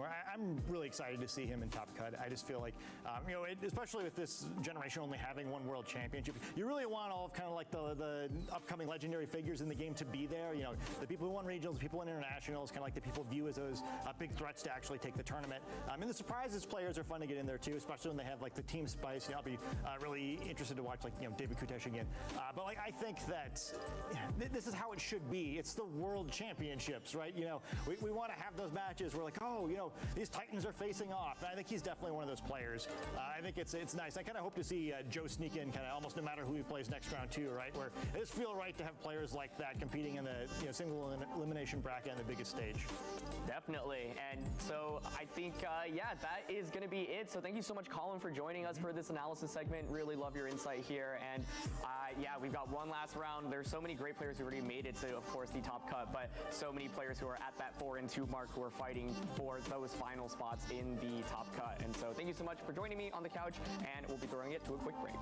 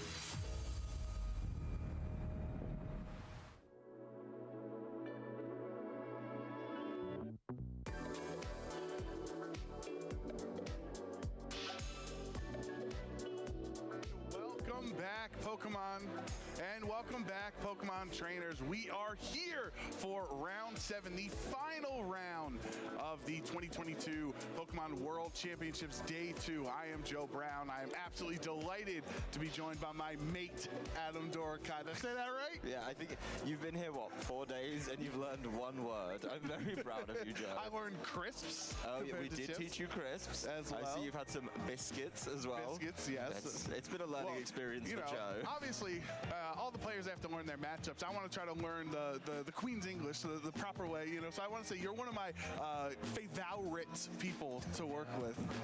You're such a great broadcaster. How do you feel about beans on toast, Joe? Do not get me started. This is not broadcast appropriate discussions. Talking about beans on toast. Anyway, we do have matches to feature. Well, one match, obviously, and we will be sticking with those win and in matches. Basically, your tournament life is on the line. You win this, you get to play in tomorrow in our top cut. If you don't, you're going home, unfortunately, with the taste of near miss in your mouth. Yeah, I'd rather taste near miss than beans for breakfast, but we are going to have this last match, and it's going to be a doozy, a banger, as you would call it. Yes. I think, what's interesting with the last round here is, as we've explained earlier on, you have to go 5-2 through the 7 rounds of Swiss to qualify for our asymmetrical top cut. And then starting top cut tomorrow, no matter how many people it is, anyone who's 5-2 will make it to top cut tomorrow. So this is really your last chance.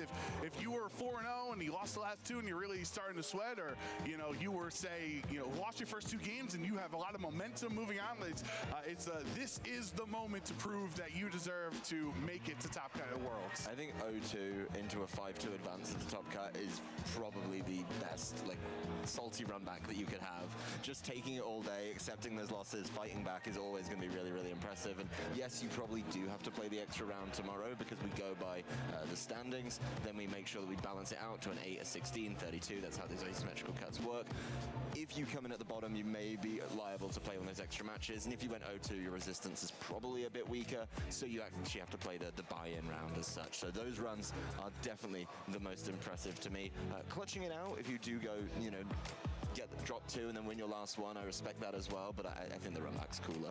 Right, definitely. It is a better story, and I think about the players that are currently 6-0 right now, right? They've already qualified. I think we've had a dozen or so players already qualify or make it into top cut there. But if you're 6-0, you can't rest easy because you want to go 7-0. You want to be that #1 seed, so you have the best advantage in the seeding. Well, realistically, here's a question: how much do you think seeding matters? Because at the end of the day, if you want to be the world champion, you've got to beat anyone that gets put in front of you. That's just how it goes. So I do think, yes, obviously playing one less round may help you. You may get to get a little bit of information and maybe an extra hour of sleep. But overall, if you're going to win the World Championships, you have to take down all players that you face, and really, it helps a little bit. But we've seen so many of these matchups where it's like, number 16 will play number 1, and number 16 just had it. They just had the matchup, and it goes that way. So I don't know too much if I'm, I'd be pushing for number 1. It probably feels really good, but at the end of the day, it doesn't matter if you don't advance through those top cut matches. Yeah, Pokemon, and especially VGC, is it's a different animal compared to some, traditional sports where seeding would theoretically be more valuable. Like the #1 football team. I don't know who that is over here. I don't watch soccer. I'll call it football for your behalf. Thank you. The #1 football team is probably better than the 10th seeded football team, right? So in VGC, that 1-8 or 1-16 matchup you were referring to, if the 16 has a better, restricted pairing, has a favorable matchup, then the seeding doesn't matter.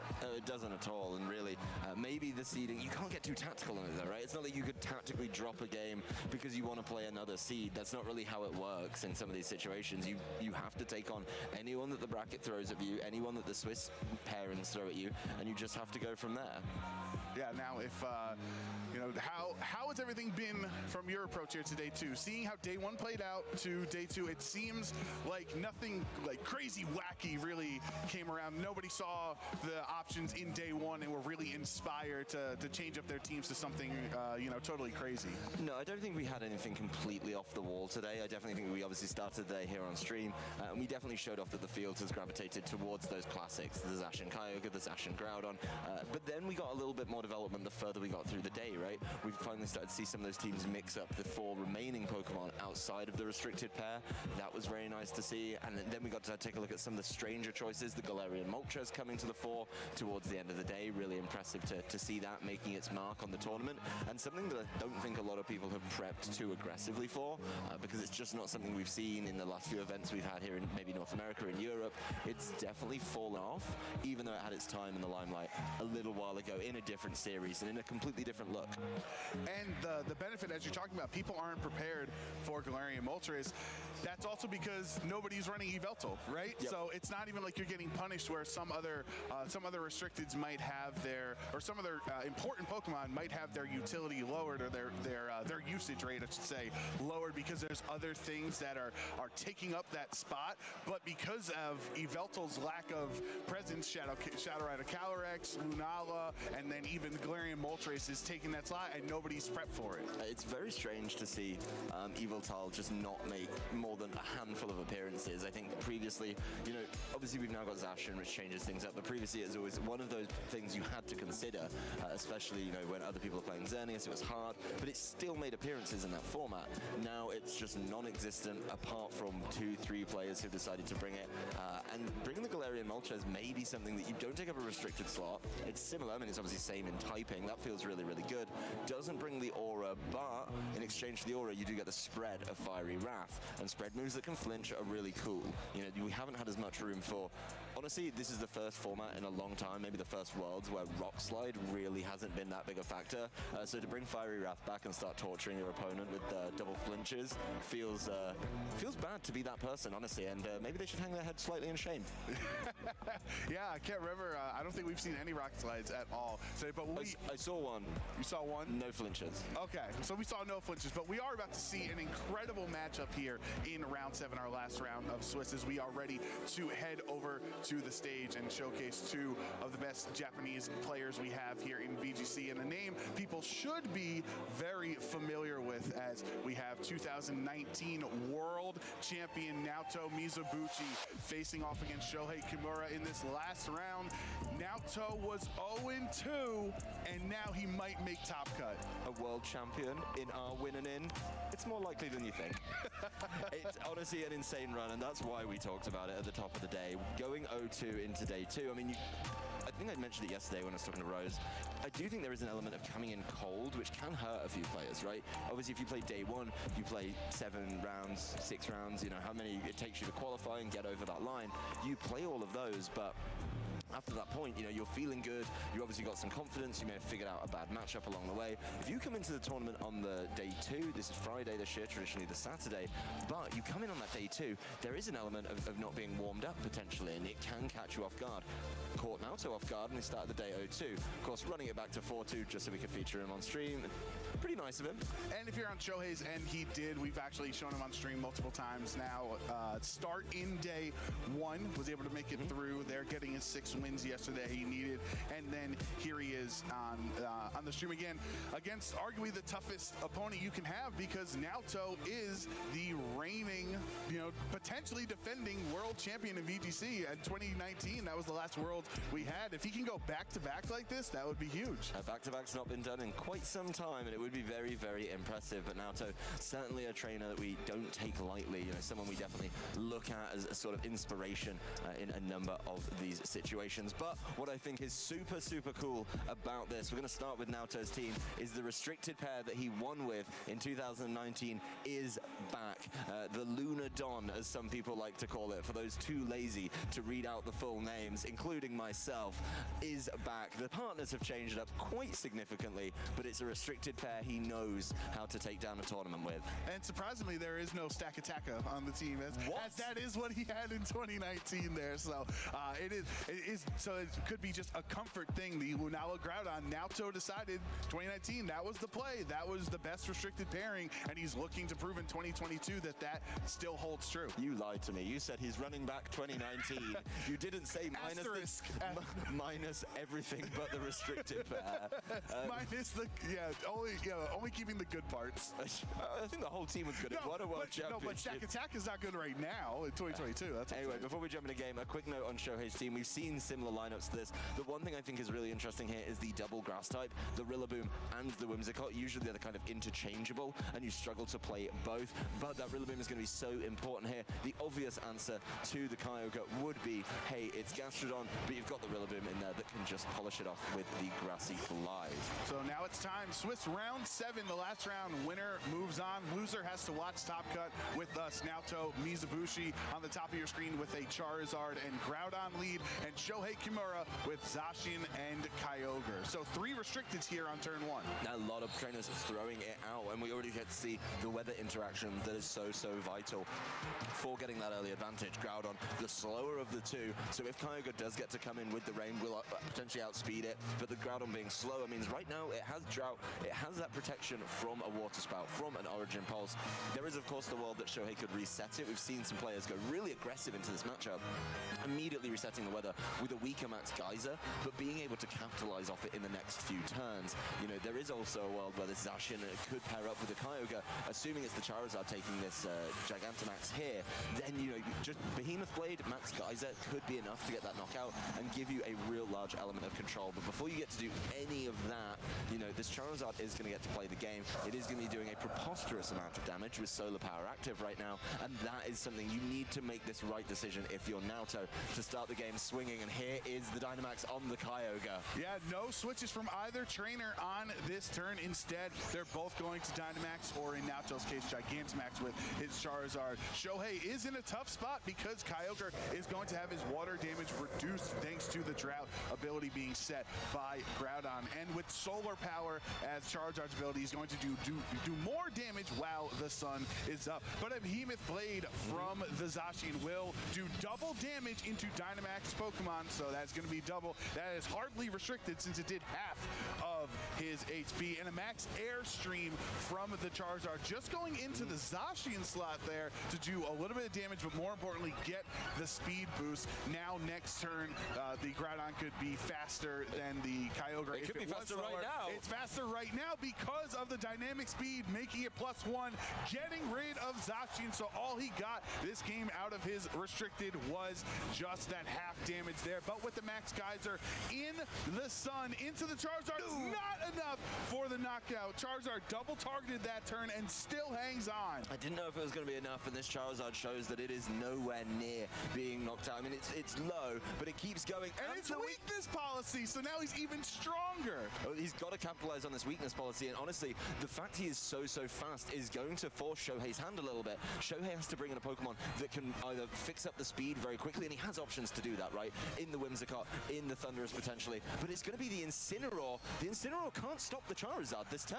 No, and it's probably, usually you would bring Whimsicott as many times if you did bring it as one of your 4 Pokemon. So I'm wondering now that he has shown Incineroar there that he probably does not have the Whimsicott or a way to slow down the Charizard. Yeah, if that Thundurus isn't one of those prankster Thundurus carrying something like the Thunder Wave, he's not, or the Scary Face in some instances, isn't going to be able to stop the Charizard that way. So you may as well just try and slow down the Groudon for a turn. Of course, you do have control with the rain for now. Looks like the Groudon just leaving. It's all about Charizard in this turn. And honestly, after the weakness policy, I want to see how much it does. While the rain is up, here comes the boy. Charizard taking 1 turn to hang out as he needs to switch Groudon away and then bring it back in to get the sun back up. So that's why he used for the Max Guard. But Max Strike into that Max Guard because Kyogre and Shohei were expecting the switch in from the Gastrodon. You don't want to waste that and give it a Storm Drain boost. Very nice heads-up play there. And the Max Strike, of course, would have helped out a little bit with the Max Airstream.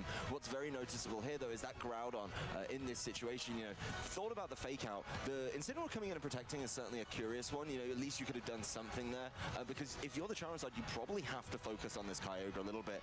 Now you've repositioned though as Naoto.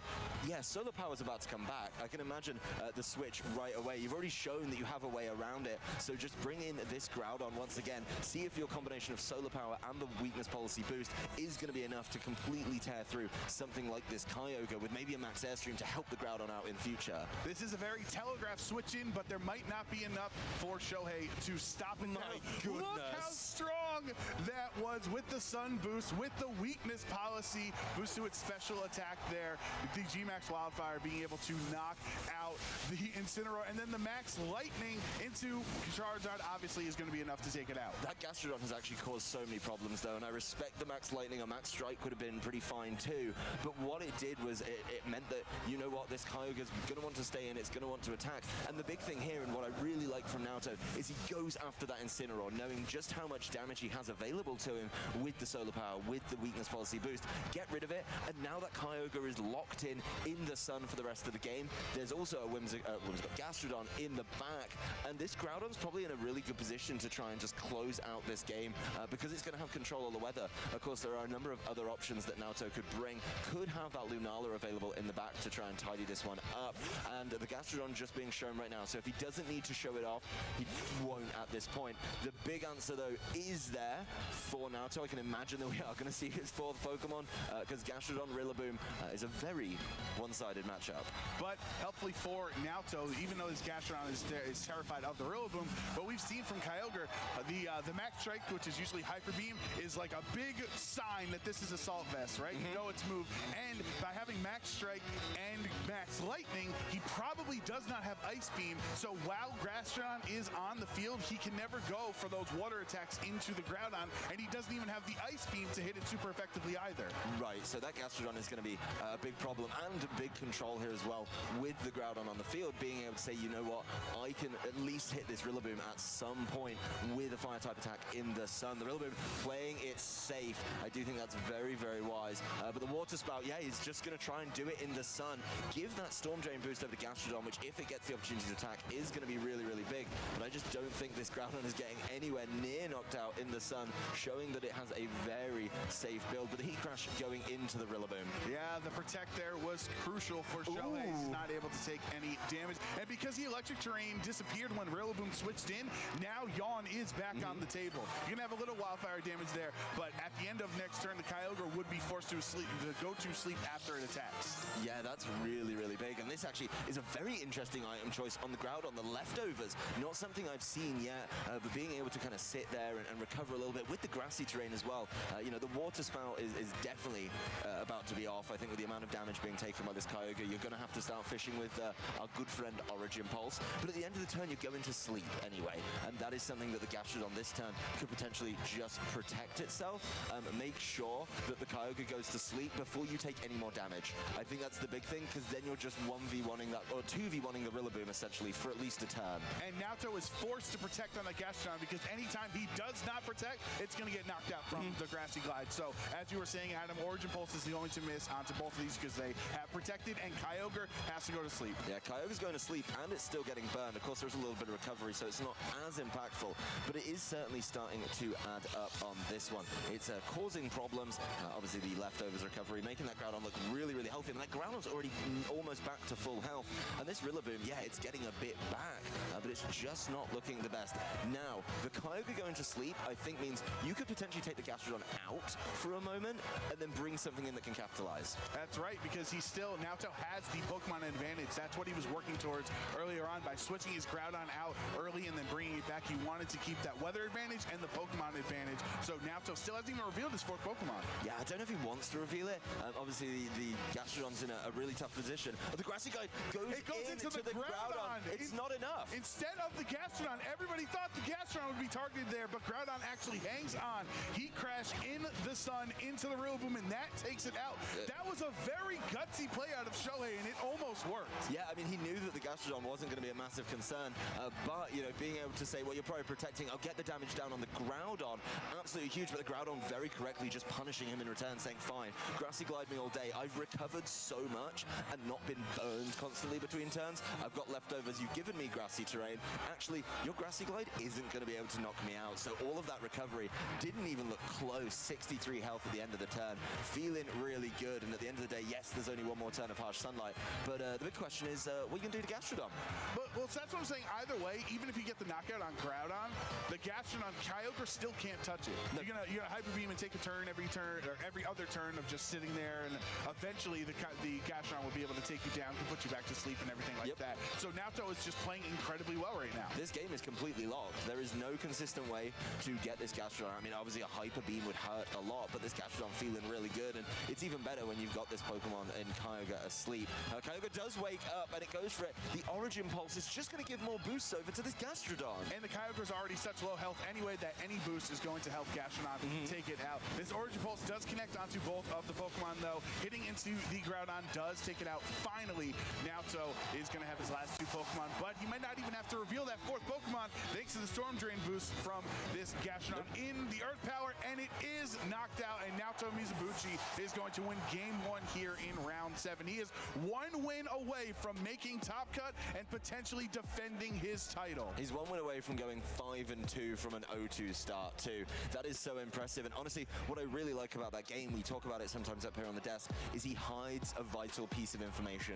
What is that last Pokemon? Is it the Lunala? That seems so obvious, it's your restricted Pokemon, but what if it's something he just didn't want to reveal? Maybe it's an Incineroar for a bit of late game board positioning, and that could cause a little bit of consternation for Shohei while he's trying to figure out what adjustments to make into this game. Yeah, I'm wondering on Shohei's perspective, what do you think that 4th Pokemon was? Because Lunala in this matchup really seems like maybe the Meteor Beam for Thundurus or something like that. Is it more likely that Incineroar was in the back as an intimidate and an answer to the Zacian that Shohei had? Like, this is something that he lost out on learning that information, and Naruto can keep the advantage on. It was very, very interesting that he was so adamant about keeping that Pokemon hidden. That's why I'm curious about it, because he just wouldn't give up that information. The big turn for me, though, is when he takes the Grassy Glide into the Groudon. As soon as that happened, you thought this Because he was ready to let Gastrodon go down. Yep. Because he knew whatever he had in the back was going to clean it up. Yes. So there's so many questions asked by that situation, but as soon as the Groudon doesn't get knocked out there and just gets the Heat Crash in response, it's got to feel pretty good. I mean, maybe because that Kyogre was asleep, there could be a world where the Gastrodon was going to fire an attack at the Rillaboom as well, feeling confident that it would maybe get the knockout. I mean, there was obviously G-Max Wildfire to come after that turn as well, so maybe just saying at this point your Kyogre's asleep, I'll let the Rillaboom go down. One of them is going to get it, and then I'm confident I can wrap it up against the Kyogre. I do wonder how Game 2 can play out with the interactions from Rillaboom and Gastrodon, because Shohei has to get his team into a spot and his Rillaboom in a spot that he can pressure the Gastrodon without the Groudon sitting there right next to him ready to punish with a Heat Crash. That's the big thing, and honestly this game comes down to the board positioning of the 2 weather setters. There was some really nice play. I do like when the Kyogre players go for the Max Geyser turn 1, get control of the weather right away, but you know, Naruto had already done quite a bit of damage by that point. He'd got a Max Airstream boost, he'd managed to throw down a Precipice Blades as well, get the knockout on that Zacian and remove one of those restricted, knowing as well that in the sun you don't get the knockout and you activate the weakness policy is really, really big. That's something you have to be careful of, because Naruto didn't even really target down that Kyogre with the Charizard. Like, Max Airstreams would have been doing insane amounts of damage at that point. I love the G-Max Wildfire play because he knows that it's going to get the knockout on Incineroar, but that residual damage just adds up in such a nasty way that it's so hard to clutch this one out, and the leads looking identical from both of our trainers here. In Game 2, Shohei Kimura has to do something to win this to force Game 3, or his championship hopes are over. Naruto with that Charizard Groudon, and Shohei with Kyogre and Zacian just again. I wouldn't be surprised if Naruto even had some defensive investment in the Charizard because of how pivotal weakness policy is. You know you don't have to go fully offensive because weakness policy is going to make up for that. As long as you get activated on the regular, you can definitely get a little bit more out of your Charizard than the standard build where you just train it to be fast and powerful. And that's something that I think a lot of trainers have picked up on. My big concern is for those trainers is when you don't get the weakness policy, it feels a little underwhelming and it looks a little underwhelming too. So maybe if Shohei doesn't give him that advantage, things do change up. And after what happened to it turn 1, yeah, Zacian's not having it. Yeah, and Shohei also is not going to be so freely, you know, able or excited to give him the weakness policy boost now that he knows he doesn't get the KO and he's holding that item. You're not going to attack that slot unless you know you can knock it out. Shohei is going to Dynamax the Kyogre on this turn though, so you might have a similar strategy at least, but this time, do you target down the Groudon slot instead of the Charizard? I mean, the Charizard doesn't look like it's going for the, you know, the big play here, and that's going to change things up a little bit. Maybe just trying to read the room a little bit differently. I do love the switch into Incineroar. I think it provides something so different. Okay, it is going so for it. Yeah, Kyogre Kyogre is just faster than the Charizard. No. Let's take a look and see what the Dynamax is. It's going to be Groudon, Oh, Joe. that's right. He does not Dynamax, or Gigantamax Charizard, it's Dynamax Groudon. So, what's really cool that he can do here is immediately turn off the Max Geyser Rain with, Max Flare. Turn it right back. Ooh, a Blast Burn, turn 1. That's an interesting one. Yeah, it sure is. It is going to do half the damage, though, to the Incineroar on the switch in. Max Strike targeting the Charizard. This is what we were saying. He doesn't want to hit the Charizard at full HP, because even if he did G-Max, it wouldn't knock out. So you go for the Strike, and then the Geyser on the following turn for the KO. But Naoto with his Dynamax Groudon, Max quaking into the Kyogre slot. Not the Incineroar there. He could have got a KO if he was able to do that, but maybe wasn't expecting Zacian to switch out and thought Blast Burn would be able to handle it. Instead, he is going to get the special defense boost onto both of his Pokemon. I think he was expecting the exact same play, but mixing up how he did it, right? Would be, maybe take the Behemoth Blade into the Charizard, then let the Charizard fire back with the Blast Burn, knock out the Zacian, then, of course, Max Quake and help out the Groudon. But the big thing here is there was no Max Geyser. So this is still Groudon's game to play, and I think the Max Strike makes a lot of sense. That does mean that the Charizard, with no Max Airstream, is going to start to get outsped and can get picked off a little bit early. But this Groudon's feeling really, really good. Yeah, another Max Strike into that Charizard is just going to remove it from play. But what is Groudon going to do in response? That's my big question. And Groudon has now had his speed lowered 2 times. It's going to get Parting Shot, I imagine, here as well, just to make sure that the Intimidate and the Parting Shot means the damage is very, very low. I do like this a lot from Shohei. And at that point, if you are just going to try to Max Quake 3 times, your damage is not going to be strong enough. So sure, you get all those that extra bulk from the special defense increases there, but your damage you're able to try to do back to the Kyogre is just not going to be enough. Shohei bringing Rillaboom in as his 4th Pokemon, the same 4 Pokemon that he brought in Game 1. And this is Ready saying, you cannot switch in Gashonon on this turn, or the following turn, I should say. Max Quake from Groudon here after the Parting Shot is going to be even less damage. This Kyogre is still over half HP after 2 Max Quakes. This Kyogre has basically done a really tough job of standing on the field and causing problems. It's got big special defense, but it's also got very low speed, very low attack now as well. So a tough one for Naoto, who's put a lot of eggs in the Groudon basket and just not able to bring them in and cook a delicious breakfast with them yet. Just waiting to try and get there. There's the reveal of the last Pokemon, though. It is going to be Lunala, along with its favorite partner, Groudon. Yes, the tried and true combination Naoto used to win the 2019 World Championships for VGC. I think the Lunala isn't as worried about the Rillaboom, obviously, as Gastronon would be, because the Rillaboom, unless it has knockoff, wouldn't be able to hit it super effectively there. And Groudon, with this last turn of Dynamax, do you just want to give a boost to Lunala and, help it out, make it a little bit bulkier so it can take hits from Kyogre better? Yeah, I think that's probably a pretty solid play. I think after this, you may have to just switch out the Groudon, because the Groudon is exceptionally slow. And honestly, the Groudon's day could get even worse. As soon as that Incineroar pops back in, things are going to change. But is it going to be even afforded that opportunity? Oh, a Grassy Glide just to break the ability there. I really, really like that. And yeah, the Max Geyser is a bit problematic here. Maybe defending against an incoming Max Flare. But yeah, this is really well taken, honestly. The Sun helping out so much there. Yeah, nowhere near enough damage to knock out Lunala on now. Max Flare, not Max Quake. You want to reset up the Sun so Kyogre does not do much damage. You don't care that you hardly did any damage to the Rillaboom there, because the more important part was getting the Sun back up. Yeah, but what's really cool here is the Trick Room. Lunala definitely moving after that Groudon, gives it away immediately. Those speed boosts could be coming back to haunt a little bit, because, this Lunala is definitely not the fastest thing about. It's one of the problems people have been seeing with it while trying to play with it. And yes, you've been lowering speed on this Groudon. Yes, it has a lower attack. At least it has to go first with its Precipice Blades now. Yeah, it is going to be weak Precipice Blades, but he does get to hit it first, and there's always a chance at a critical hit to negate those attack drops. Lunala is a Pokemon that traditionally can be pretty solidly fast, but because of how this format is played out, you want that bulk, you want to be slower, and you want to take advantage of your Trick Room. That's a big thing, is being able to play in your own Trick Room. And maybe this is why Naoto is so desperate to keep the Lunala a secret in game number 1, as this could really swing the game very, very quickly. I do think Lunala can put down some really good damage, and with the sun up as well, there is going to be a number of problems for, trying to get all of this damage down that your Kyogre traditionally loves to do. Yeah, this is really intense right now. It doesn't get any better than in the last round to move on to the winning in of Top Cut. You have 2 of the best players in the world going at it. Incineroar is going to switch into the Kyogre slot there. Just wants yet another Intimidate down on this Groudon, really trying to lower all of its damage as low as he possibly can. And now with a Protect from Rillaboom, so that's not Assault Vest, obviously, since we think the Kyogre is holding it, he has access to Protect on his Rillaboom.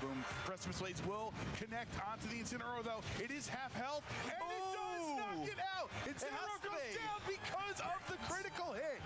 Go on, Incineroar. Drop me to -3 attack. I'll just crit you out the game anyway. Happens. I dare you. I dare you, Incineroar. What a big turn for Naoto. There is going to be the Meteor Beam charging up immediately with the help of the power-up, but it goes right into that Protect. But the Protect doesn't even matter because you still get the boost from the Meteor Beam. You don't need to click a Rock Attack on anyone else on Shohei's side. You just wanted the special attack boost. Yeah, that's actually great for him, as he managed to get a special attack boost. That Lunala could just start to run away with the game. I mean, the big thing is Lunala's not hitting anything super effectively, which is a bit of a slowdown, but with a special attack boost and no way to parting shot it now, that is really, really nice for Lunala. This Groudon just staying on the field, just going about its business, not a care in the world. Lower my attack, lower my speed, I'll take advantage of it in Trick Room and crit you anyway. That is Naoto having a great day there. Zacian is the switch in for Shohei, though, going to keep the Kyogre in the back still later on. Maybe once Trick Room is over, we know the Kyogre is faster, so if you can have Trick Room done and Kyogre back with the rain on the field, that could be his best way of coming back. You got to remember, though, there is a 4th Pokemon for Naoto that we haven't seen, and it could just be all about getting rid of the Rillaboom. Also, another Pokemon that loves Trick Room, Gastrodon. It's pretty slow, so it would do really well. I mean, if you knock out the Groudon, then you're just going to give that a free switch, and as long as that Groudon goes down, in exchange for the Rillaboom, that could be really, really big. But Naoto playing this one out so nicely. I think he's put on a really good show here. If I'm Shohei, what I'd probably be looking to do is ignore the Groudon for a little bit. I just don't think it's that important. It's not going to get another crit, or you have to hope it's not going to get another crit. But yeah, I think saving the Rillaboom here is very, very wise. You need it to deal with a potential Gastrodon endgame. Kyogre will go into that Rillaboom slot on the switch in, resetting up the rain thanks to its Drizzle ability. Precipice Blades connecting onto both of Shohei's Pokemon, but doing a lot less damage this time around as he does not get a critical hit on either of those slots. Boosted Moongeist Beam thanks to the Meteor Beam Power Herb from the turn before here, so Moongeist Beam is going to do a lot of damage into Kyogre, but not enough because of the Assault Vest. Kyogre hangs on, and Behemoth Blade from the Zacian in retaliation towards Lunala is not going to be enough. 6 HP, Lunala hangs on. That is so close, and I think the Zacian there thinking, you know what, I'll save the Rillaboom, but maybe just give up the Kyogre. As long as that Lunala goes down, then you're in a position where you're just stuck with this weak Groudon, the Gastrodon, you bring the Rillaboom in, and it cleans up. Not allowed, though. The Lunala says absolutely not, comes in, clings on. I mean, the Lunala can get picked off by a Grassy Glide at any point, but the big thing is, it's still in a good position to throw out another potential Moongeist Beam. Honestly, this Groudon could do just enough to make this really, really difficult, and then you're making Rillaboom go in this awkward 2v1, but it only has single target attack, so I think the damage that the potential Precipice Blades, if it hits both times, is going to be huge. If it can deal with something like that Kyogre just through that, then you can focus onto the Zacian a little bit, and then you're able to cause some problems.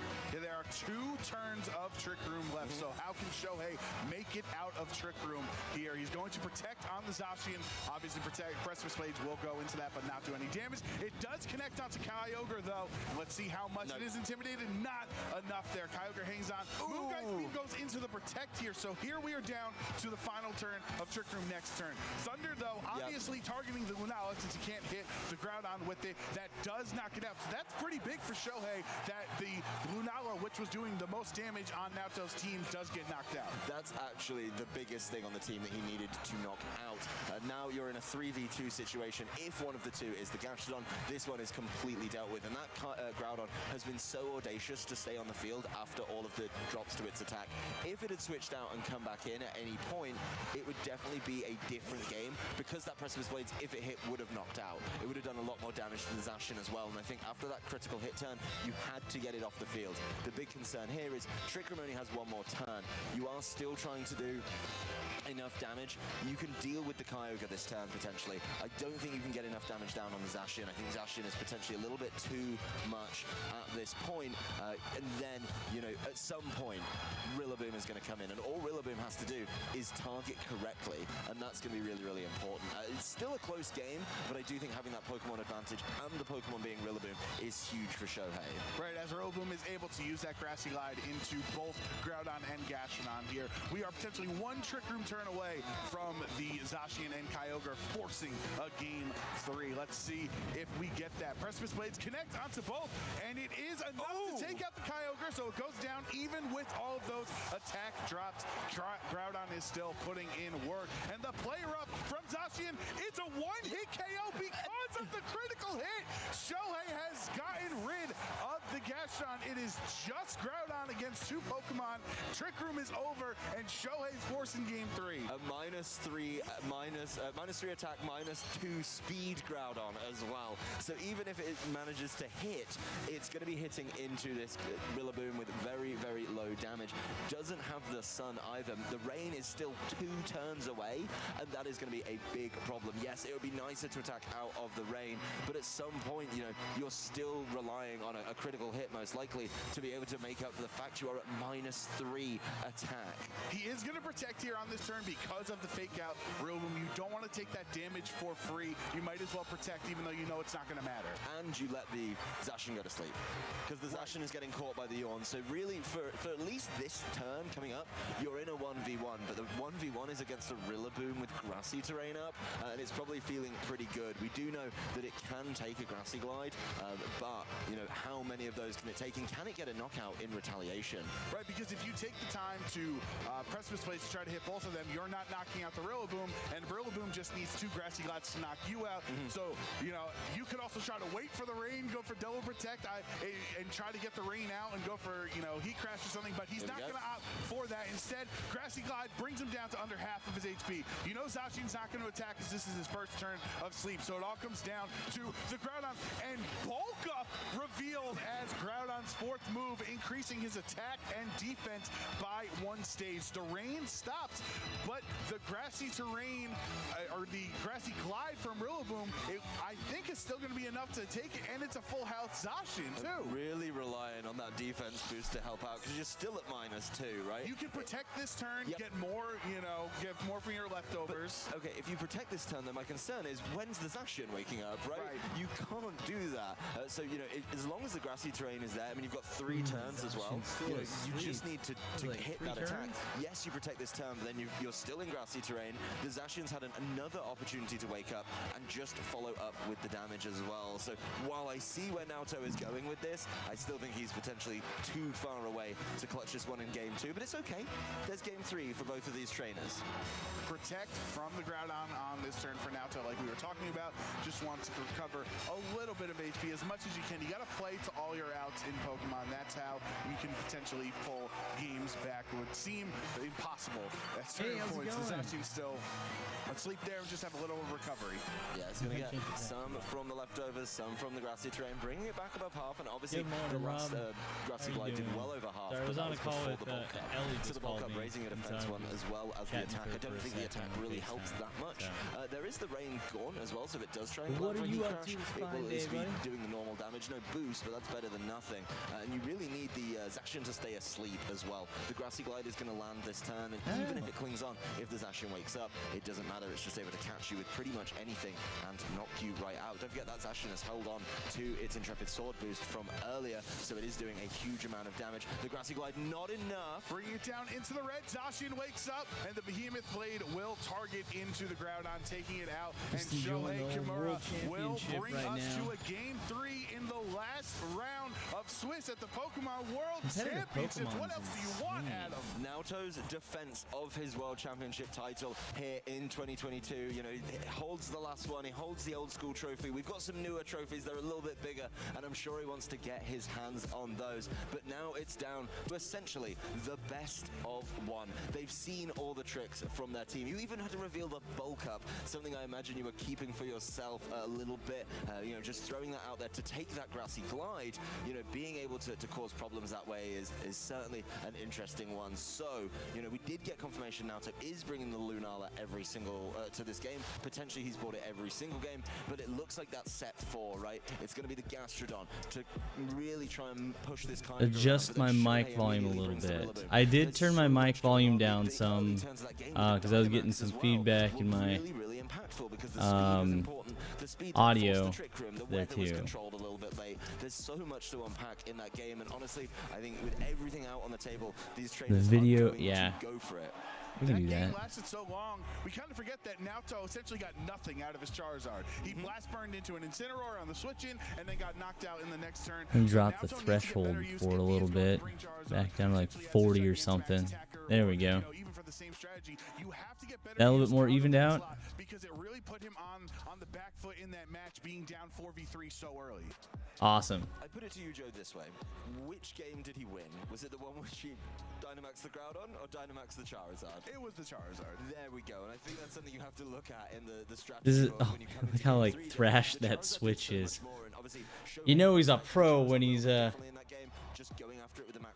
got his original like day one switch that he's powering through everything with. That screen was hammered. So I think that's something you have to look at. You didn't even get the weakness policy activated, but it's like if you Dynamax the Charizard, then the weakness policy is potentially Look at these teams though. activated, or he's just throwing lower damage attacks at you to avoid causing that problem. You can also then max Airstream, so you're not getting completely caught out by those max strikes. It just seems like a better option to me. And you're okay with him because if he's clicking max strike every turn, he's not doing as much damage. He's also lowering your speed for when Lunala can try to set up Trick Room later. So it seems like in many ways, every time he's not clicking max guys, he can't even click it because he has to be worried every turn about a Gastrodon switching too. Like I feel like that, PTO for today. Kyogre has to keep looking max strike. That's a win for you. Oh, that's a massive Should totally do it. I don't know how much you still play Pokemon Sword Shield. But let me find you here really quick. They've got. Then you could definitely, you know, take a little bit Where more is of it? a wiggle room there. This is going to be the same leads from both of these trainers. This code Have been so impactful. Yeah, Charizard and Groudon for Naoto. will get you a Victini for a mystery gift. There is no more wiggle room. This is day 2 of it. So they are doing the VGC right now, and then they're gonna have the. I don't know if they're doing the trading card game and or the Pokemon Go tournaments right now at the same time, or if they're gonna do like day 4 or 5 or something like that of like the different the stuff, like the different variants of the game for that too. But like yesterday and today are Sword Shield, like the now gen tournament. Was bluff with the Behemoth Blade going into the Charizard, but the Groudon being able to do so much, right? You know, set up this massive Max Quake while you Behemoth Blade, a non-Dynamax Pokemon, felt very silly. But he's making the switch again, and it is going to be the same switch he did in game number 2, which he did win. So if Naoto has learned from that, is he going to be able to punish it? And both trainers taking as much time as they can to make that decision because they understand how pivotal of a turn 1 this is. No switches on Naoto's end because he will decide to Gigantamax the Charizard this time around. Uh-oh. What is going on here? This is the strategy that helped him win There we go. and it helped him win game 3. It's gonna have to be something a little more. I'm trying to learn like what competitive Pokemon is all about, because I'm always so just like, Back to the Charizard, I think is absolutely huge. I don't know, you know how I play Pokemon. It's just like, I might know a weakness strat or something like that, but it's never like, it's never just like spot on, really good guaranteed wins type of thing. But I'm also trying to like learn the intricacies of the different attacks and things like that too. Yeah, I was like, I've been having a blast watching this today for sure. And seeing like the different teams and how everybody's just so psyched about it. As we've been mentioning, Shohei is not in a position to be able to max Geyser because of the potential Gastrodon switches. Absolutely, I love Pokemon Showdown. So we need to do some of that too at some point. But are you gonna call in today? If you're gonna call in today, you definitely need to chill out and play something. It's like I just got back from work last night and I slept from like 6 p.m. till it was about 6:30 this morning or something like that when I woke up. So I'm pretty good on sleep right now. Although I did just eat like 3 pieces of pizza and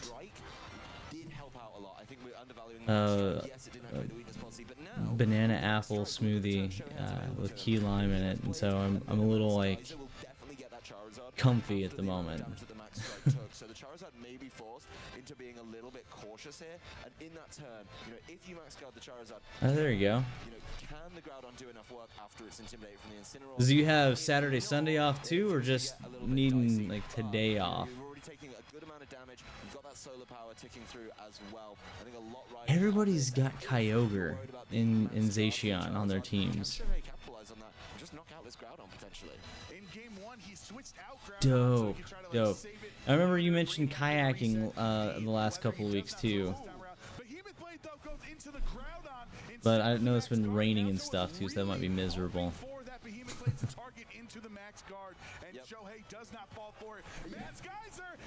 Yeah, Kyogre is definitely OP. And these guys are just wiping walls with the Kyogre. And was it there?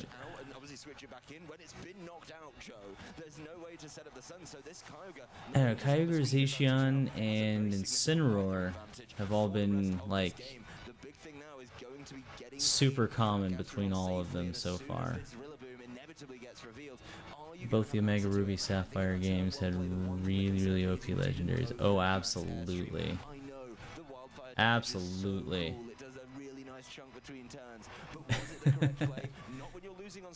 Speaking of those, by the way, I would still KO the Incineroar on the switch in. Yeah, it was more than enough. That's you are gonna have to be a little bit this. right now. Throw out that Lunala. Potentially, there's a trick room angle on here because with the Gastrodon in the back, you're gonna need to be going first. You want to be. I actually have never played through Omega Ruby and Sapphire yet. Like all the way 100% through. I've had them. I've got them on all of like my 3DS and stuff right here. But and another Pokemon in the back because it's so easy to deal with this Charizard. That last turn's prediction is coming back to haunt. Oh man, but yeah, I've got like all of them right here, like all 6 of them right here, right on the PC, and then I've got the rest of the DS versions all ready to go because I love to do the randomizations of them too. Oh my gosh, the randomizers of these are just awesome. Naoto is finally having to rely on Lunala and his last Pokemon, and it's probably something slow like the Gastrodon, so that's why you click. I finally got access back to my Blizzard account too, by the way. I don't know if I told you about that one, but when I lost access to my email and stuff a couple of months back, they took everything, like every one of my social medias, and I lost my Twitter, still they banned my Twitter because the guy posted a bunch of crap on that, and like all of my gaming platforms, like Blizzard, Epic Store, Steam, everything attached to that one email was compromised too. I really like this. It's not the Gastron, it is Incineroar as Naoto's last line of defense in this round. It's Lunala versus Incineroar. Dynamax is over. That's why he didn't switch it in, because he didn't have it, Joe. That's why he didn't bring it to either of those max It's a guys. big brain play. You can't switch in Gastron if you don't bring it. Yeah, I mean, but then at the end of the day, I mean, Shohei was just throwing out that max guys thinking you're not going to do the switch in because you didn't do it in the previous game. So thinking about it that way makes the difference. And honestly, I think the Incineroar is huge here, right? Because the Incineroar can catch something with the fake out. That'll be potentially the Zacian. And then maybe that gives you enough wiggle room to Meteor Beam into the other Pokemon, Kyogre, for example. You know, with the special attack boost, do you feel you can get it? It is, of course, going to get caught by Yeah, it was bad. But I seem to have access to everything now, thankfully. So hopefully that doesn't shift. I know it's bad because they went and they like put new emails, phone numbers, and everything into those accounts to where like it was a pain to get anything back on them. Fake out here because Rillaboom just switched in. Now the Meteor Beam is going to be used on Lunala's side. That is going to boost its special attack by 1 stage. Usually a 2-turn attack, but thanks to its Power Herb held item, it's going to be used in 1 turn. Meteor Beam, though, targeting down into the Rillaboom. There is a neutral hit, but not enough for a knockout. So the Rillaboom is going to stick around and potentially cause havoc in the following turns. Behemoth Blade from Zacian towards the Lunala is not going to do too much damage thanks to that Shadow Shield ability. No, the Shadow Shield helping it out significantly there. And here comes that damage from G-Max Wildfire. That is so much. Bringing it down very low. Of course, there is a little bit of recovery that helps all of these Pokemon out. I do think the Meteor Beam targeting there into the same Pokemon you were fake outing seems a little bit unnecessary, right? If you're taking one Pokemon out, why do you need to throw it down that way? It's not going to attack you at all that turn anyway. Yeah, so missing the knockout there, definitely a problem. I think if you just faked out the Zacian there, which I imagine Naoto was looking at it thinking the Zacian was going to protect, you know the Kyogre can't because of the Assault Burst, but that's really big. I think the Kyogre is waiting for a position where it can set up the rain again and make sure to tank these attacks. Rillaboom protecting here though, could draw attacks its way. Yeah, double protect makes so much sense to start working through the Trick Room. Yeah, you have to get through these turns if you are Shohei. So that double protect means that Naoto is not going to get any additional damage on the field right now. Flare Blitz, even in the sun, or in the rain, excuse me, would not have done too much damage there anyway. So you're going to have a little bit of leftover recovery from all of these Pokemon here. And Shohei is still in the driver's Oh goodness, we only got 3 hours of PTO left. The Kyogre to come back in the rain. Dang. Wrap up with a massive water spell potentially once Trick Room is over is very, very appealing. Kind of leaving the Zacian there to get dealt with. All right. It's the worst thing in the world. But at the end of the day, Guess we'll have to do something this weekend then. like whatever is left. So let's say the Rillaboom gets knocked out, the rain would definitely help cover that Zacian a little bit as well, because then those Flare Blitzes aren't going to be as impactful. So keeping that in mind is certainly something that Shohei's done, and you know, it's going to be really difficult to do with this Kyogre at the end, because yes, you've got a special attack boost, but there's still an Assault Vest over on to that Kyogre. Yeah, that Assault Vest is going to be I'm kind of tempted to install Fortnite since they have the Dragon Ball Z update right now. Remember, it has to move second because Grassy Glide has priority, does not care about the Trick Room while Grassy Terrain is up. That is a KO onto the Zacian though, so Zacian's not able to retaliate and knock it out this turn. And the Flare Blitz is in. I don't know how I feel about that. The Rillaboom, but it is so this is the only, like, I know they had all the Marvel stuff and everything in it too, but for some reason Dragon Ball Z is just, maybe now's the time. Maybe now's the time to revisit this game. Yeah, the Kyogre's going to have the rain, and it's going to be doing extra damage. The Grassy Terrain is sticking around, giving a little bit of recovery over, and it's the last turn of Trick Room here. So the Kyogre is going to have to come in. What's really important important though is the Kyogre's already low, and this Incineroar can just kind of try and keep it in check with like early parting shots, just saying, you know what, I'm not going to let you do the damage. With the rain, does it do enough damage to this Lunala that's also at half health? At the moment, it is going to get double targeted in this Trick Room right now by 2 anythings. Oh, absolutely funny for the memes. Boost. Naoto Mizubuchi has a turn to just knock out this Kyogre. If he doesn't get there, then it's going to be a tricky situation. But he's got 2 slower Pokemon in a Trick Room.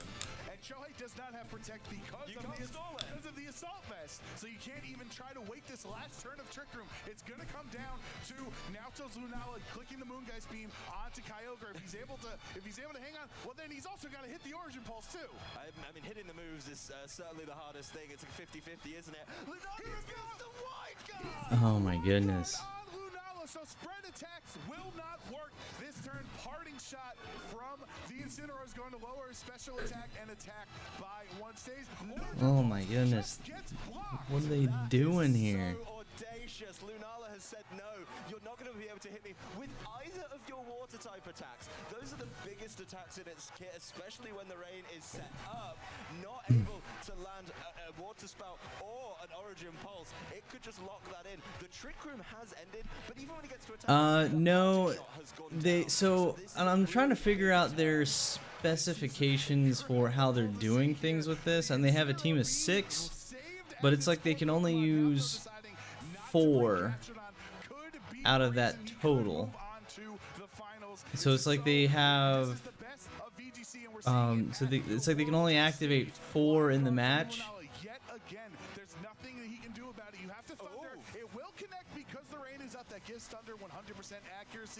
It's really weird because I'm noticing that they will only have access to a couple of them. I guess they can choose as soon as they get into the match that they can only bring 4 out to the field, but then the other, if they lose, then they just have to like forfeit. The Lunala, is going to be sticking around. My one concern is if the play is parting shot, at some point, when does the critical hit happen? That is such a gamble to take, and I don't know if that's the perfect strategy. Maybe now you're paralyzed, you can't be as cheeky, because if you wide guard, the wide guard could just fail as well. That is a massive concern for Naoto, so maybe this is the turn to just go for it. I'm very, very concerned if the wide guard fails, Origin Pulse is going to hit. Just like on that turn, he wide guarded, but he clicked Thunder, so it doesn't matter. It was a waste. That was a turn that if you clicked Moongeist Beam, you would have done so much more. Water Spout, there is no wide guard here. Water Spout's going to connect onto both, bringing it to their health. Not enough. The paralysis. This is huge for Naoto. The Flare Blitz is going to go first. It's in the rain. It's a water type. Not doing too much damage there, obviously. So it's ineffective. It's all up to Lunala. He's going to click Trick Room here to I'm all twisted about just like the dimensions right now. Well, the big thing here is you're paralyzed. You're going to be going first as the Lunala, and you get those parting shots in early. Look at that water spout. The damage it just wasn't able to do. I think the water spout is basically Shohei saying, you know what, I don't want to gamble on Origin Pulse's accuracy. He's usually being a little more diverse. Just trying to fight through the paralysis. Yeah, because what I'm noticing is that there's just a the unique ones in this is Gastrodon. This is the first time I've seen Gastrodon all day today. Whimsicott I've seen twice. Grimmsnarl I've seen twice. Lunala I've actually only seen twice as well. Turn gonna tick out more damage. Origin Pulse 80. It's not gonna hit at all because of the wide guard. The perfect turn from now to you get a burn and stop Origin Pulse. These are the biggest mind games that I've ever seen. The horrible choice. Do I go for Origin Pulse? I can't water spout anymore because it's not gonna be able to do enough damage. I can't that water burn spout. might be enough because of that tick damage from Moongeist Beam to take it, break through the Assault Vest. Yeah, but here's the thing. If he doesn't get it all the way there, and he does, as soon as he Moongeist Beams, you know what he's not doing? He's not wide guarding. Then if he lands a double Origin Pulse, things are looking awful for, Naoto on that side. It is going to be another wide guard, so let's see. Oh man. Again, has Shohei tried it on? What did Shohei go for? Here, we're going to have to wait through the Flare Blitz. Kyogre is going to be under half of its HP at this What's a point. big one? That's under half. You would think the Moongeist Beam would be pretty close. Ooh, recoil though. It is not going to work yet again because of the wide guard. Yeah, but here comes that little bit of chip damage. And one thing to note is we haven't seen Oh, the wide guard prevents recoil damage. Is that what happened? Now there's no way that you can justify going for it with the water spout. It is of course Is that just what happened there? exceptionally weak.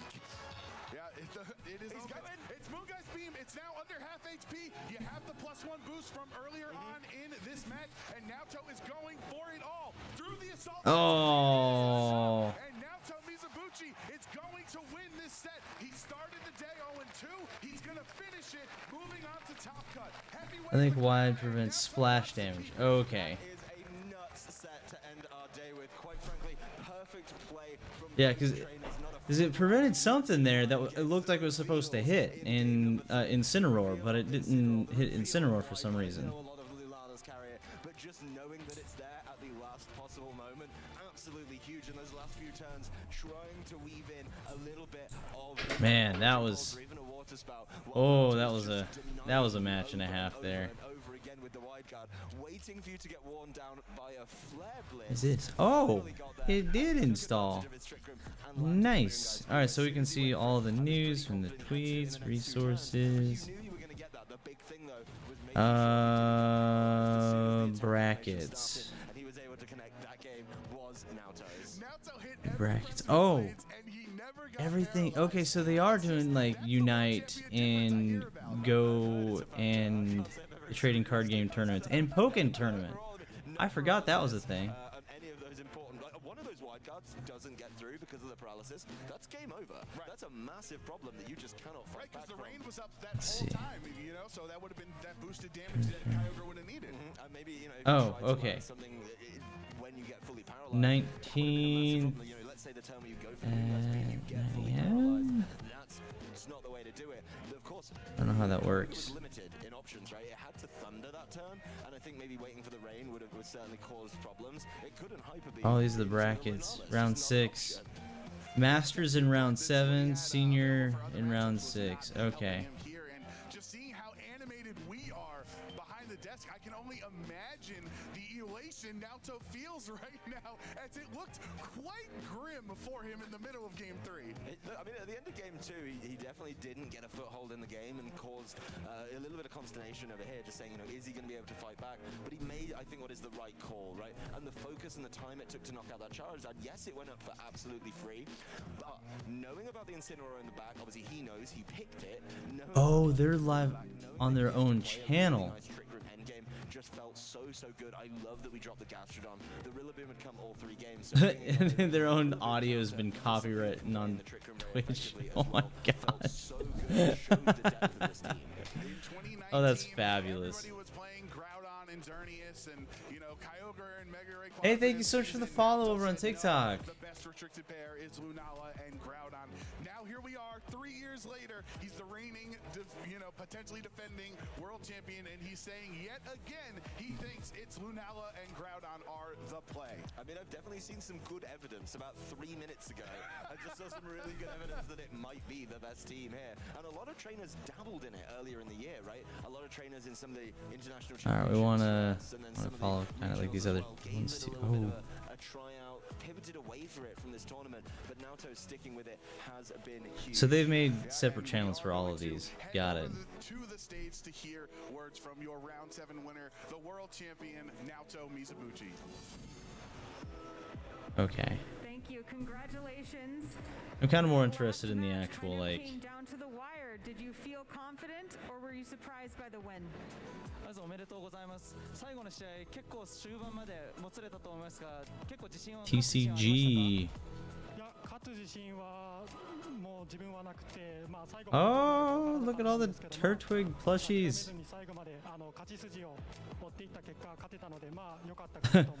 Buy the new cards right now. Confident in the last round, in the last part, but he kept thinking and thinking till he was able to find the winning move, and he just was stuck with that. Pokken tournament. Also impressive because you started the tournament 0-2 and you've come back with great momentum. How did you get mentally strong in order to do that? まず最初の方で0勝2敗という風に大会を始められたと思うんですけど、その後どういった心境の変化、どういう風に気持ちを切り替えたのでしょうか。そうですね、気分的には落ち込んでたんですけど、過去にもこういった経験はあったので、もう負けられないなっていう気持ちで、気持ちの切り替えは特になんか平常心を保ったまま、いつも通りの自分を出せるように意識してました。He felt kind of down at first, but he's saying that these things have happened in the past. So it was important for him to stay calm and just play as he always does. We know that you can do that because you're a world champion already. And also, our casters were very interested in talking about your Lunala Groudon and how it's still strong. Can you talk about Lunala Groudon? 世界チャンピオンであることなので、当然かと思いますが、このルナーラと、グラウドンのペアが今までに強いというのはどういう So I'll be honest, like one of my favorite things about seeing the professional end of the of Pokemon and gaming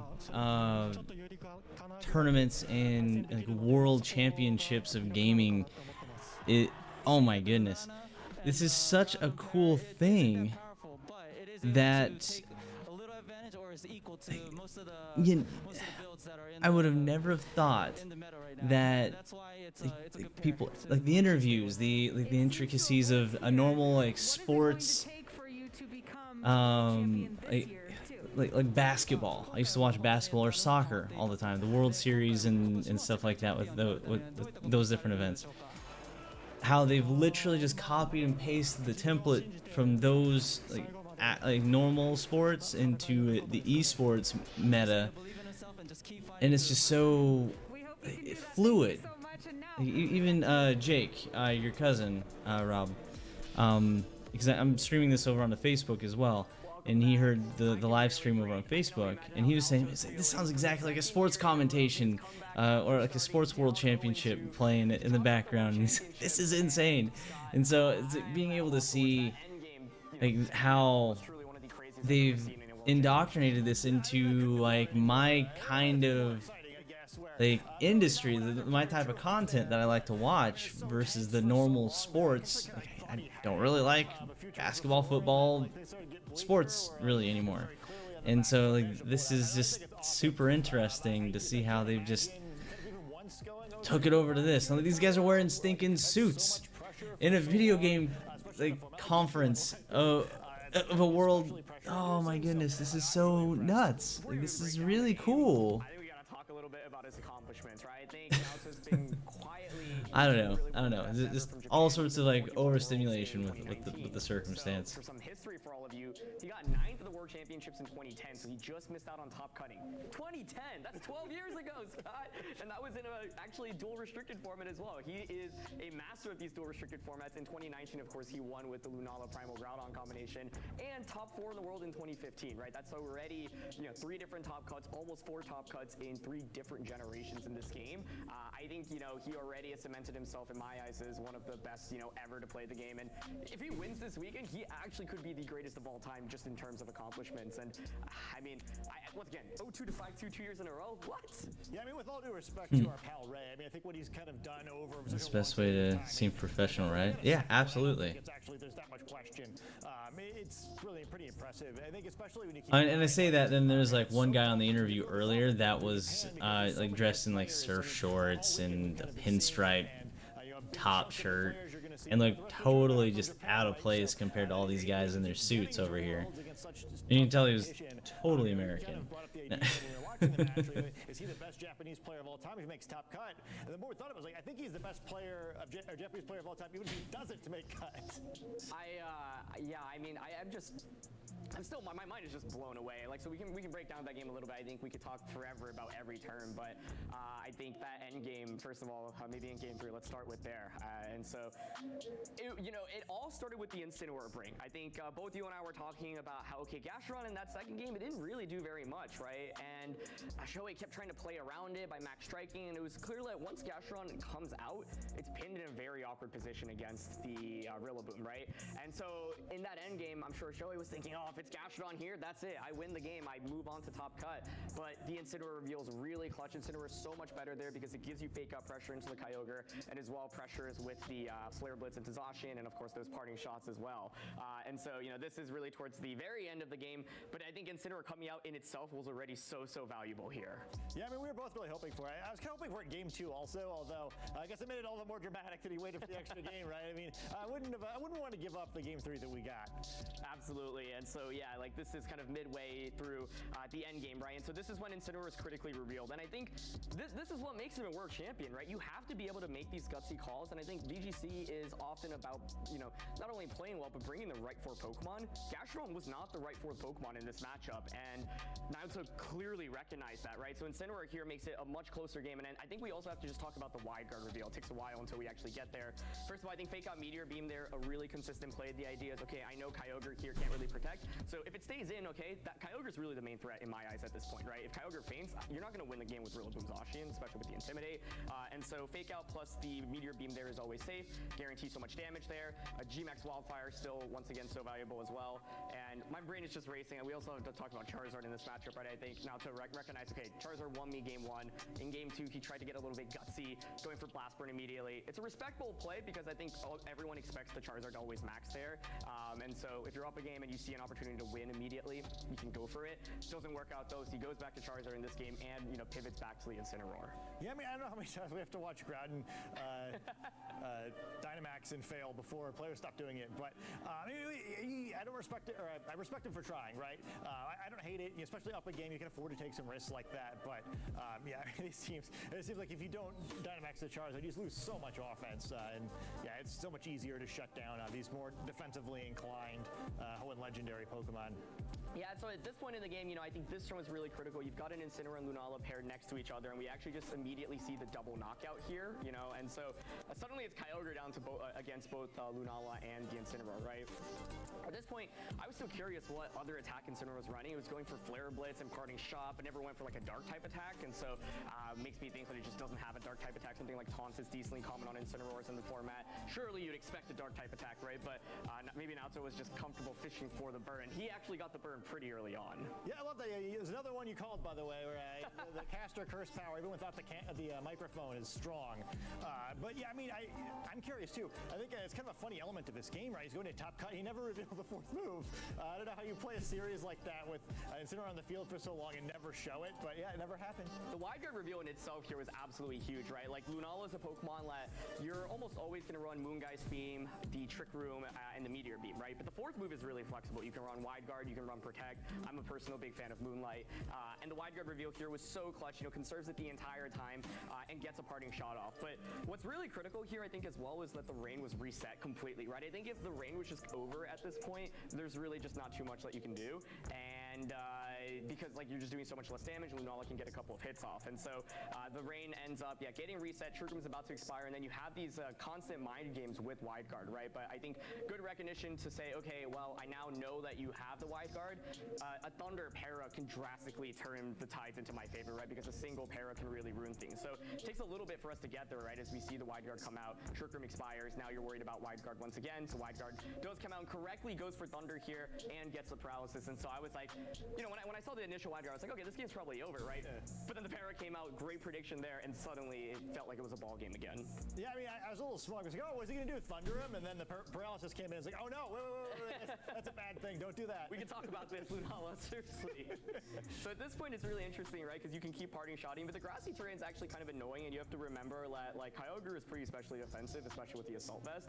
So it's not like a single Moongeist beam just gets the knockout immediately, right? So you're still in this awkward position. This is where Let me get this off of the screen here in a second. It's like, okay, parting shots occur a couple times, but Trick Room isn't up, Rain is still up, and if I get paired one time with Lunala and this Origin Pulse hits, you're in a really bad spot, right? Maybe it doesn't knock out either Pokemon, but then I would think both Pokemon are perhaps in KO range from a Thunder, and then you don't have to play those Origin Pulse mind games. But Naoto dodges so many of those paralysis very, very critically in this end game. Yeah, I mean, that's kind of a weird element of this where, like, obviously the odds are very low that the first Thunder paralyzes you to begin with, but then the odds are even lower that you go that many turns. The odds are drastically lower that you go that many turns without getting paralyzed.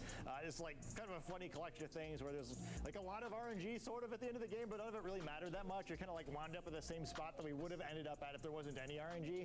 And this turn to me felt really critical, right? And so at this point, the Kyogre before the Trick Room here, so let's reverse back a little bit. So before Trick Room here, there's no wide guard this turn, right? And so Naoto's like, okay, well, I'm slower with both my Pokemon right now. My goal is to just set up Trick Room and just, get some damage up with Flare Blitz, fishing for burns at this point. So no wide guard critically.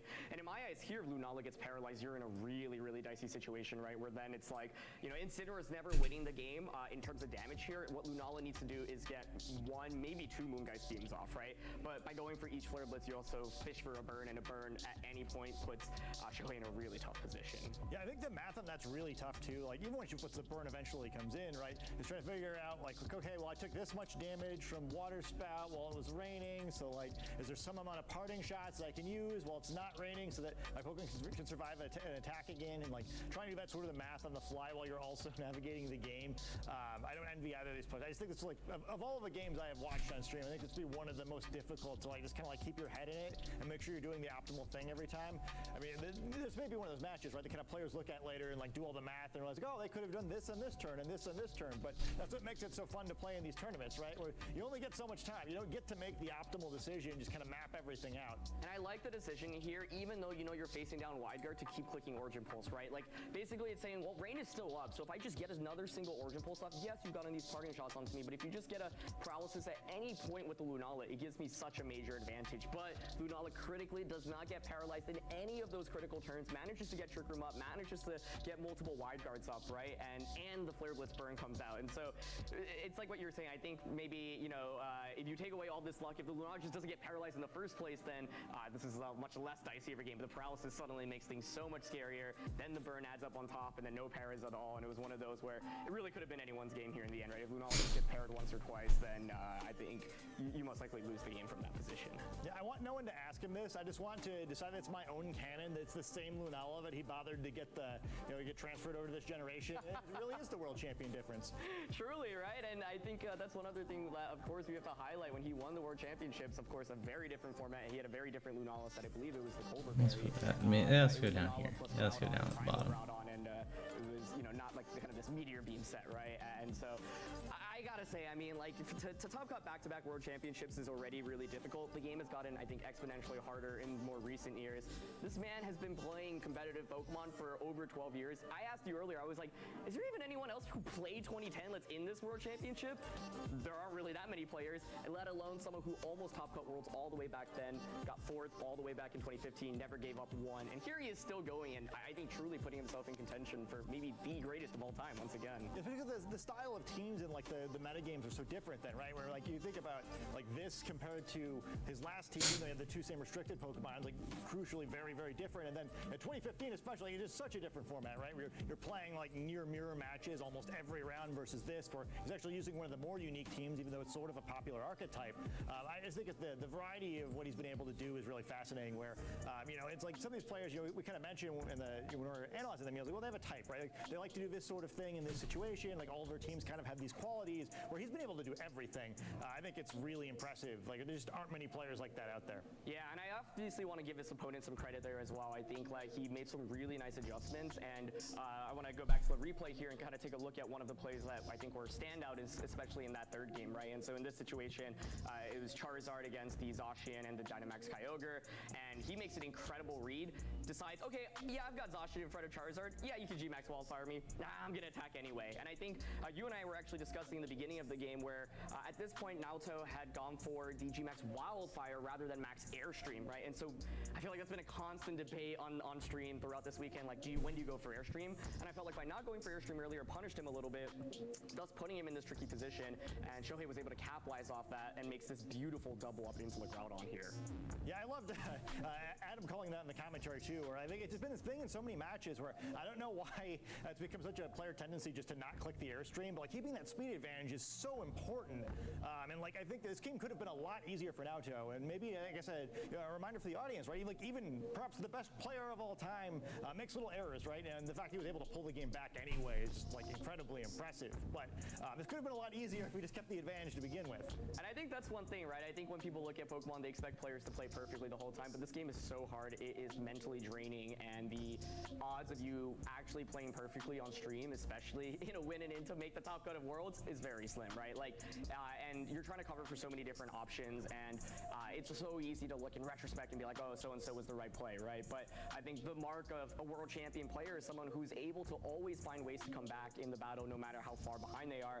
And once again, the adjustment to Incineroar in my eyes was one of the critical moves, right? I think if it were Gastrodon in this endgame, it would have been just game over, and I'm sure like Shohei was expecting them playing towards that. Yeah, speaking of adjustments, I do want to call it Shohei. Yeah. I thought he was really interesting to watch over the course of his tournament. I think we saw him 3 times on stream, and I think all of his matches were kind of similar. Where, like the game 1, I was always like not that impressed, right? I thought he was kind of a little shaky in the first games, but his adjustments in game 2 and 3 were always amazing. Where I think he was just very difficult to beat late in sets. I think he was good in this game 2 and game 3 also, even though he winds up dropping the set. I think that's a really tough skill, right? Especially if you do lose the game 1, right? Where if you play shaky and win anyway, I mean, yeah, it's a little easier just to kind of get your confidence back and take the set. But he played from behind really well. It's actually something these players kind of have in common, right? Where Naoto kind of that's like one of his hallmarks now after that 0-2 to 5-2 thing in consecutive years. And I hope we see more of both of them, right? Where I love players who have that level of mental toughness, where you just want to see what they can achieve because they're so hard to shake. Yeah, I would definitely want to highlight this turn 1 play on the second game a little bit, right? And so we see the Zacian Kyogre lead, but instead of saying, okay, I'm going to go on the offense and maybe Dynamax Kyogre, double up onto the Charizard slot, instead it's just a safe switching into Incineroar.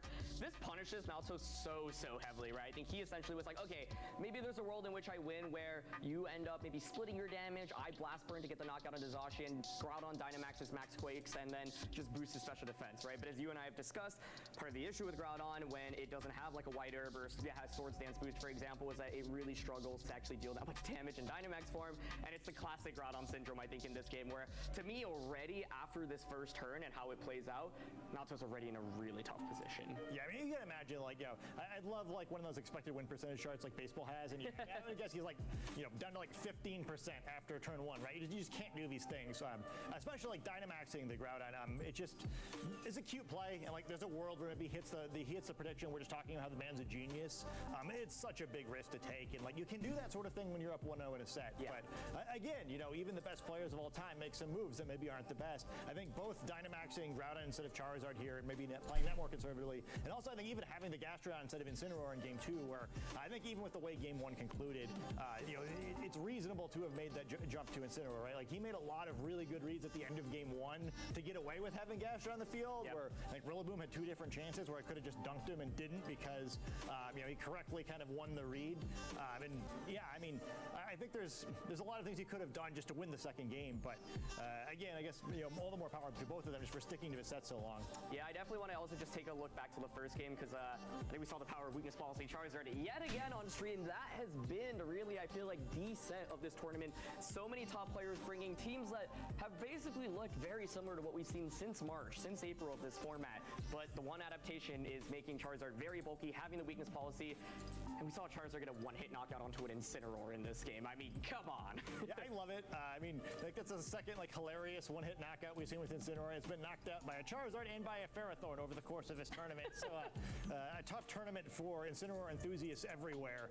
I really like it on this team though, the weakness policy Charizard, where we've kind of been really beating it to death on Rinya's Sun just because so many players have done it, and it was kind of a storyline coming in the tournament. I think it's a little bit more interesting on other team archetypes where it again drastically changes the way the team plays. I think a lot of players kind of like know their Lunadon matchup against the traditional version of his team, but probably spent less time practicing versus the adjusted version, even though it's the same adjustment that other Charizard teams have made. And I thought it was pretty interesting to see here, where I'm curious if perhaps Naoto's gonna be able to throw a few angles at people in top cut that they're just not used to because it's a different type of Charizard look. Yeah, and I think like this first turn is so important to call out, right? Basically, it's like, okay, Zacian Kyogre has been a new adaptation that I feel like players have been leading to now counter this really bulky Charizard. It's like, okay, you're bulky, but you know, can you really take up a Behemoth Blade and Max Geyser? And the answer in this case is actually yes. Like, I don't know how much investment the Kyogre has, but with the sun being up here, Charizard actually survives the combination. We also saw Airstream come out in this game, right? And so once again speaks to the advantage of speed. This was a game where I feel like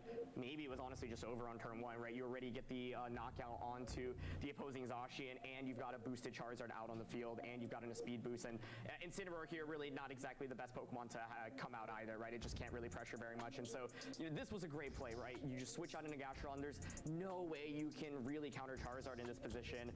And then this next turn is just kind of nasty, honestly. You go back out into the Groudon. There it is. There's the sun. There. Ooh, let's. Yep. Okay. just wait for it. Wait for it. It's coming. This is crazy to me, though, right? I think like Charizard clearly is one of the best Pokemon in the format, if not maybe the best non-restricted pick. Joseph Ugarte has actually top cut the World Championships as well with his Lunala Groudon take, and he's always been a big believer in Charizard since day one in this format. So there's the G-Max Wildfire, that's max HP Incineroar, and that's a fainted Incineroar. Yeah, I mean, that's just outrageous. I mean, like, I really like seeing all these Charizards. I think it's kind of one thing that was a constant throughout the format, these Gigantamax Pokemon with these damage over time effects, and you know, maybe it's fitting, right? We get our one World Championship for the Galar Games, and why wouldn't there be a bunch of strategies built around this, right? It's kind of proven over the course of the generation. See that? Yeah. There it is. Yeah, if you want to have a champion time, this is what you use, right? But you know, I think that first turn alone actually just highlights to me the strength of the weakness policy Charizard. Like, we're talking Kyogre, Zacian, two of the strongest Pokemon in the format, two of the most common restricted, two of the most common restricted picks, and you're surviving the most powerful attack from both of them, right? And how funny is it, right? Because when I look at Charizard, I'm like, oh, you know, how do you beat it? Electric types, those are great. Thundurus didn't even come out in this matchup. It's scared of it, right? You just don't feel like you can actually do very much. And so, yeah, I mean, to me, I think it was honestly a wonderfully played set by both players. That game 3, a single para changes everything, and to me, this is all what competitive Pokemon is about. Like, yes, maybe there are some better plays that both players could have made, but I think like both players truly were playing at like a very high level, and there weren't any like major errors that I would say like really cost them the game. It's just, you know, whoever makes a slightly better prediction, and in this case, like, yeah, Naoto, once again, I'm just highlighting this Incineroar pick because a lot of players would pick Gastron again there, and I think just lose the game. Yeah, I agree. And yeah, I mean, I think there's kind of like a gap here. I mean, we've seen some sloppy sets. We always will, right? Where players aren't always at their best, but like imperfection is kind of beauty even in high level play, right? Where like, especially with both players moving simultaneously in this game, you're never making moves with perfect information, right? You're going to screw up sometimes. It's just the way that it is. I think both of them kind of sticking to the game so well despite how it went was pretty interesting. Absolutely, and I believe we actually have some standings to take a look at, and so we now have determined the players who are moving on to tomorrow. I believe there are 26 different players that have advanced on. This is definitely one of the largest top cuts. Maybe it is actually the largest top cut of VGC history, and that's partially because day 2 was so incredibly large. And so, yeah, like, there's so many amazing players in that top 26. And so, yep, this is the first 16. And a lot of these names are names that you all probably recognize because we've either featured them on stream or they have top cut the World Championships before. So, yeah, let's talk about some of these players. Yeah, I mean, a bunch of them are really great. I mean, I'm personally really happy to see Rinya there. I mean, we've mentioned his name repeatedly, but yeah, I guess if you're not aware, you know, it's not like chalk where we've made up some ridiculous acronym for the best team of the format. It was invented by a person, and that is the person. That is his team. I think we definitely want to see him tomorrow, right? Like, he is the one that literally invented that Sun team that you all have seen so much throughout the course of today. And what's amazing is apparently he was also the one who came up with the weakness policy innovation as well, right? And so maybe some players took inspiration from him, but I mean, all of these 16 players we can honestly talk about for forever. Eduardo Cunha actually going 7-0. Of course, he topped 4 of the 2016 World Championships. We have talked about this one thing where, the past world champion in every year since 2014 has either top 4 worlds or gotten a win from Japanese nationals. There are multiple world's top 4 players in this. James Beck in 7th place from the US as well.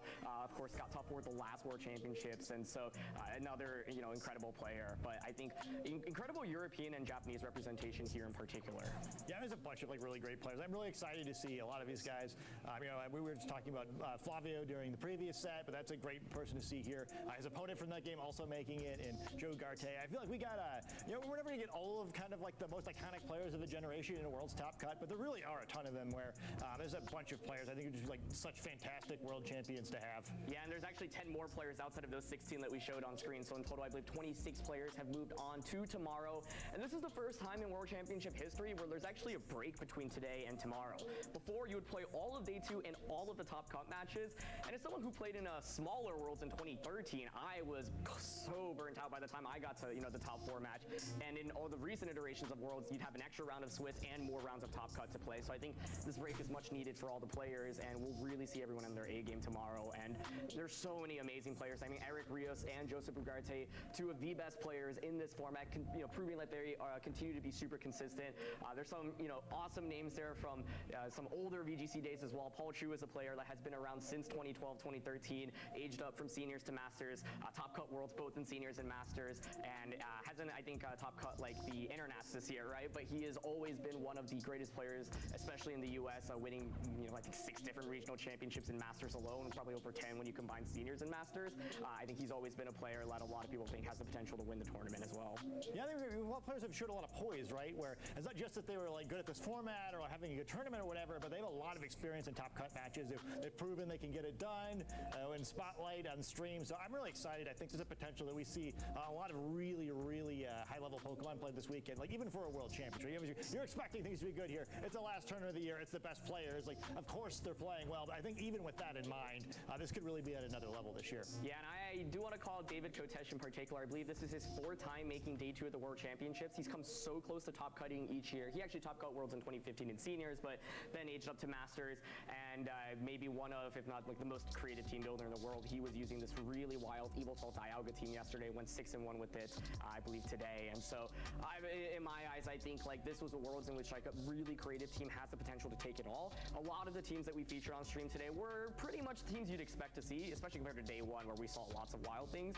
And so I'm excited to kind of tune into some of the other players who maybe we didn't get to feature as much.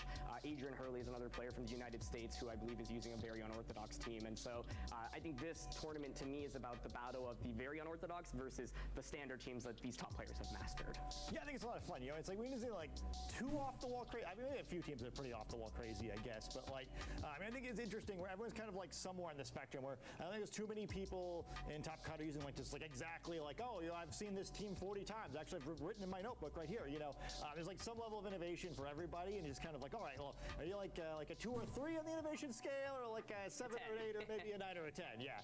Yeah, I really wish we could have all the players 26, and I would spend an hour honestly talking about everyone, but we do have to take a short break. So I mean, that couldn't have been like a better way to end the day 2, right? We started with Eric Rios and Chong Jun Peng. Eric's now in the top cut, and we end with Naoto going back into the top cut, having the chance to defend his World Championship title. And so thank you so much for tuning in to The Couch with myself and Scott, and let's throw it to a quick break.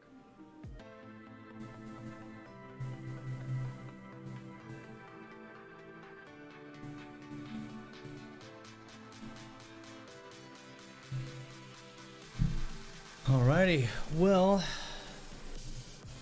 is that the end of today's stuff?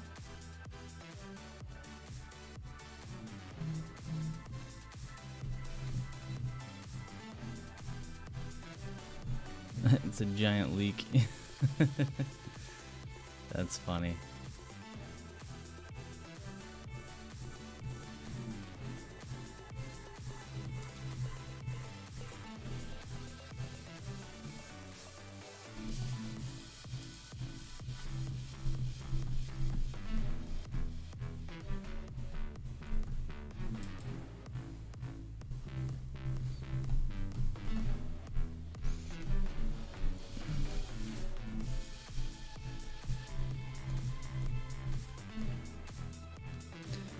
Now, what did you guys think? What was your favorite round of the Worlds today? Who do you think's gonna take the win?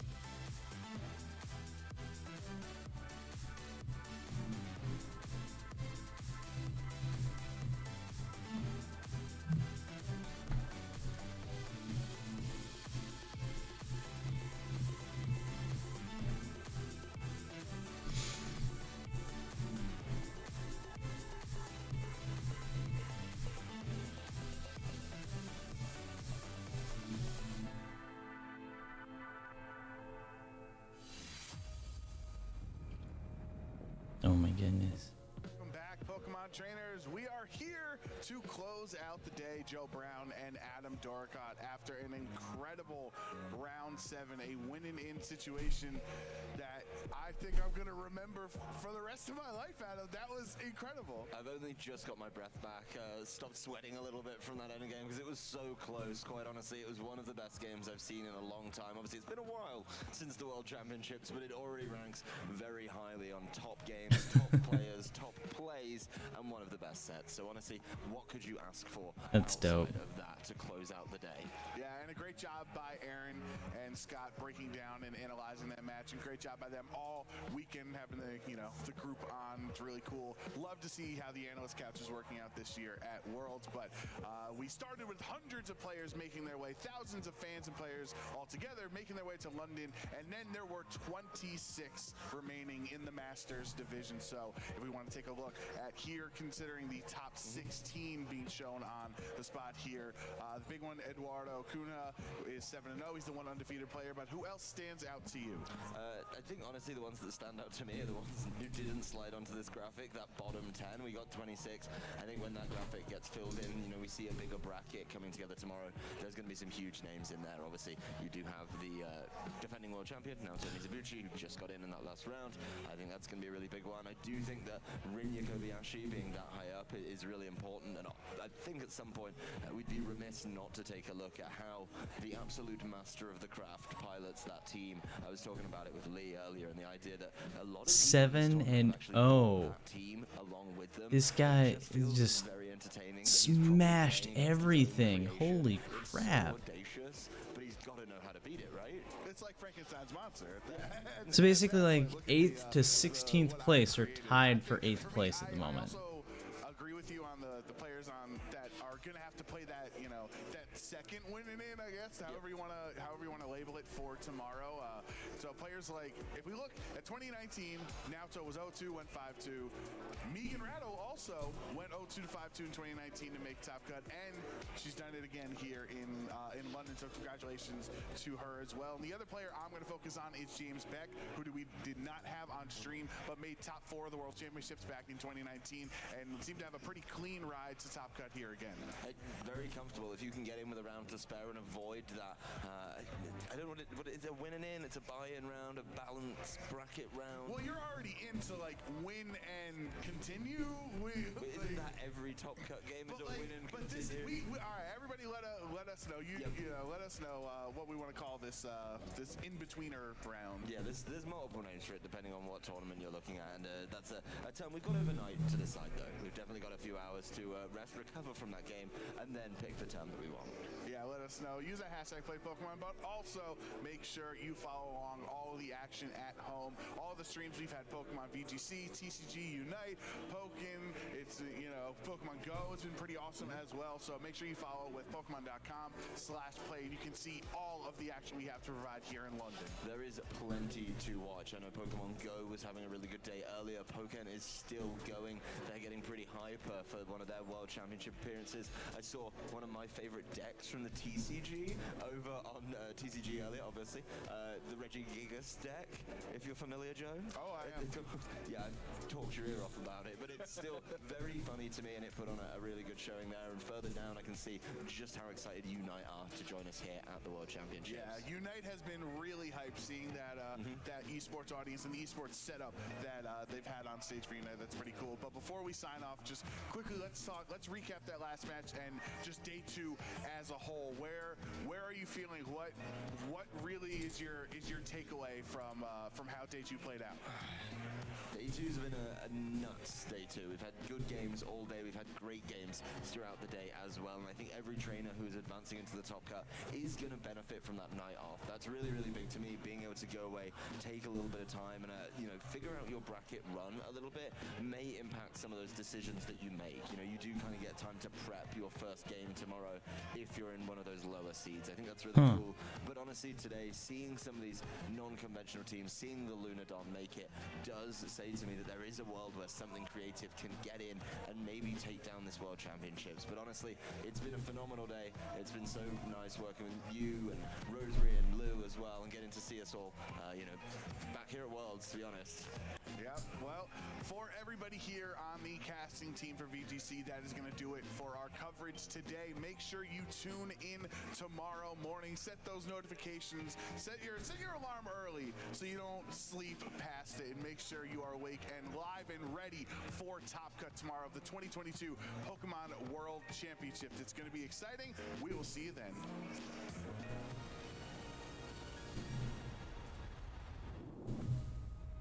I need to re-download this.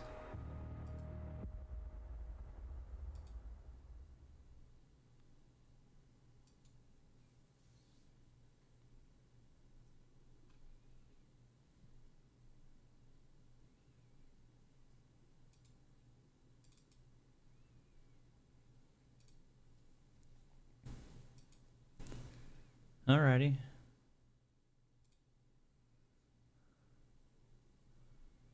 Not too bad, you guys. Not too bad. What do we think?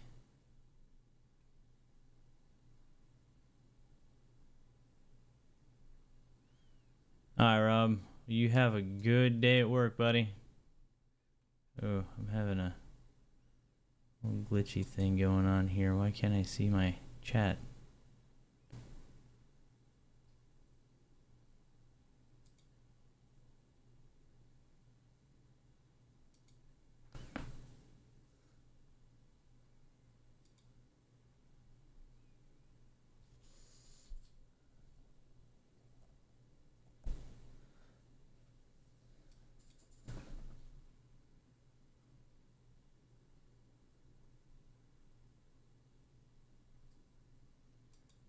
Alright.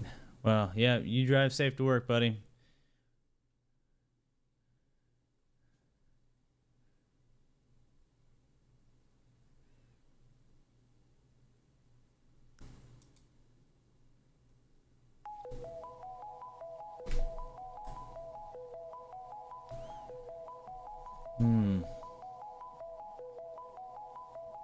We're gonna download the Pokemon trading card game installer.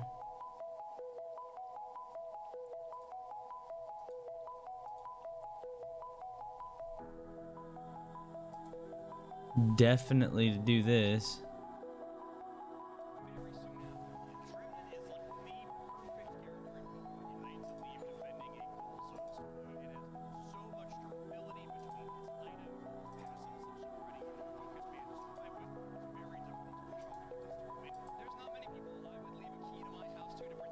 That's where, we're watching the Pokken tournament.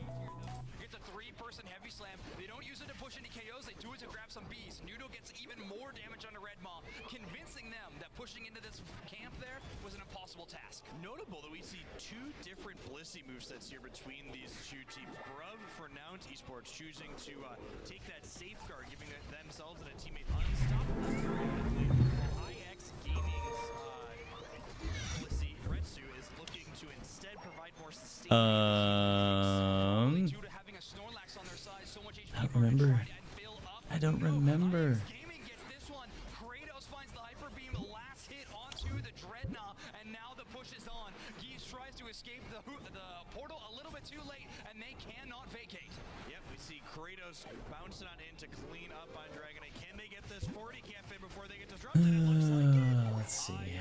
Gaming has now turned it on here. First Dreadnought succeeded for them. Kratos at level 10, OG at level 9. Unite moves are available if they want to use them to push. They have not even done so yet. They don't need it. A goal zone broken there by Nudo. 16 points is not a large overdunk, but I know Nudo, and I know they like attack weight stacks. That level 9 Machamp just knocked out a level 6 Lucario, so there's a little bit of a differential going on between these two teams right now. Fighting type diff. OG Unite moves in here. A fluffy tail is put down by Gatlu, but they are now, the investment is not worth it. OG able to secure the Rotom and keeps on pushing. A Unite move there for Serena, launches the Dragonite up into the air. Now Esports is getting absolutely knocked around here. IX Gaming with a great advance. Yep, we see that Rotom walk in, which allows one of their players to potentially get a little little bit of an overdunk here. You'll note that they're waiting to break this. This road time counter has 13 seconds left, so even if they do break it, they want to break it as close to the limit as possible to delay that catch-up experience. Downs is going to get in the top path. That is true, or Pikachu is just dancing. I liked those moves that I saw on the goals on a bit of a dance floor, but OG takes the score for a full 40 points. 204 to 25 is a impressive scoreline for IX Gaming in the early game. Yeah, the really good positioning from Pikachu there on the start line. It looked like they really weren't accomplishing much, but their goal there was to make sure when OG came back over at those 40 points, those 40 points were going in. OG going even deeper than the enemy central area. They are going for the Autono that spawns close to base. So impressive play from them. Able to outrun the Hyper Beam there thanks to a little bit of Machamp movement here. Really love the Machamp skill set that OG is showing off here. The cross-chop dynamic punch combo just gives you such an incredible amount of mobility on this character that's already pretty quick. That is true. Fluffy Tail coming in clutch this time around. Brav able to secure that on the Blissey. Believe with a little bit of egg bomb action. OG is brought down mid. Unite move.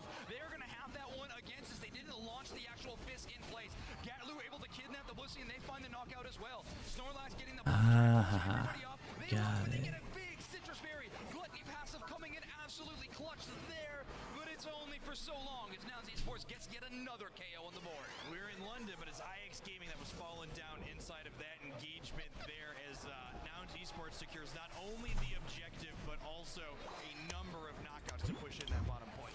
I'm sorry, that one got me really good. Okay. OG here trying to get a little bit of wild Pokemon knockouts, getting leveled up as fast as possible. They are sharing a level 11 with Nudo right now, but both of them are on the precipice of 12. On the other hand, now has two 12s of their own in Gatlu and Adesu. These are going to be gigantic threats for the side of the EU winners, Nouns Esports. Yeah, looking at the timing here, I wonder if we're going to see IX Gaming try and take some type of engagement. We've got a Dragonite, a Blissey, and a Data load real quick. that they could theoretically use here and have back close to, if not exactly at the 2-minute mark. Yeah, it's a bit of a risk, but gamble, it can pay off here in Pokemon Unite. IX Gaming giving a little bit of pressure. Retsu playing around the bottom path for a little bit of information. Now, yes, this advance with Unite moves could work out, but you're also moving into Gatlu and Redmaw, two very defensive Pokemon, especially with Power Up Punch. Yep, we see IX Gaming kind of evaluating the positioning of the opposing team and saying, no, this risk isn't worth the potential reward, and they ultimately back off, not risking any KOs here since they are reasonably leveled compared to Nouns. Yeah, that makes a lot of sense. These teams respect each other a lot. They consider each other some of the best in either of their region. Unite moves being spent just for the sake of spending them. Definitely neither team are in the business of that here. Adesu finds that last of the Corphish, a hair away from level 13. Third Dreadnought's next up. Yep, we see Dreadnought going down very quickly. Fluffy Tails and Hyper Beams. Oh my, is now Esports secures yet another objective on the back of that Lucario. Nouns Esports better be thanking Redmaw in the comp so much for getting that last hit right there. Both Hyper Beams were about to miss the Dreadnought due to displacement from either team's tank players. So incredible job trying to shut down one threat, but the problem with Nouns is they just have too many. You shut down one, another one raises up in its place. Yeah, Nouns loves to secure them and objectives. That's the best way to win a lot of matches in Pokemon Unite. And having Redmaw working in tandem with the Desu on this Dragonite has proven time and time again to be an excellent way to do this. Take a look at IX Gaming's Pikachu. They're going to want to engage, but combo with the Machamp Unite impossible. No, OG actually takes their own route there. A max range plus assistance from Gruff all the way onto Gatlu for a little bit of survivability. They don't find any angle to do the damage. IX Gaming spreads in a fantastic way. OG lands a gigantic Unite move in the top left side of your screen. Redmaw tries to fight back, but Pikachu shuts them down with a block and their own Unite move.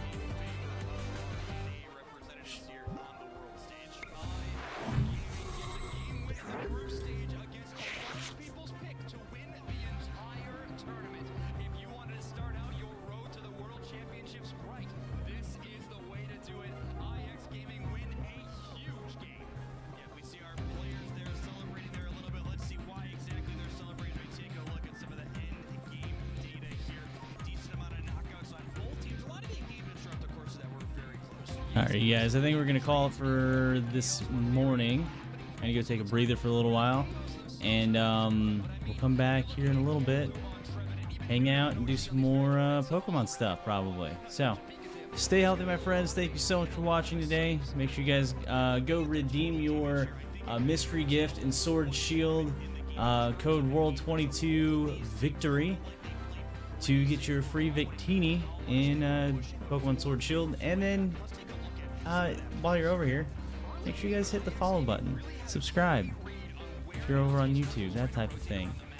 Leave a couple of likes and a comment on the VOD, and so we can get some better ratings and discoverability and all that fun stuff. So thank you guys so much, and we'll see you guys in the next video. Goodbye.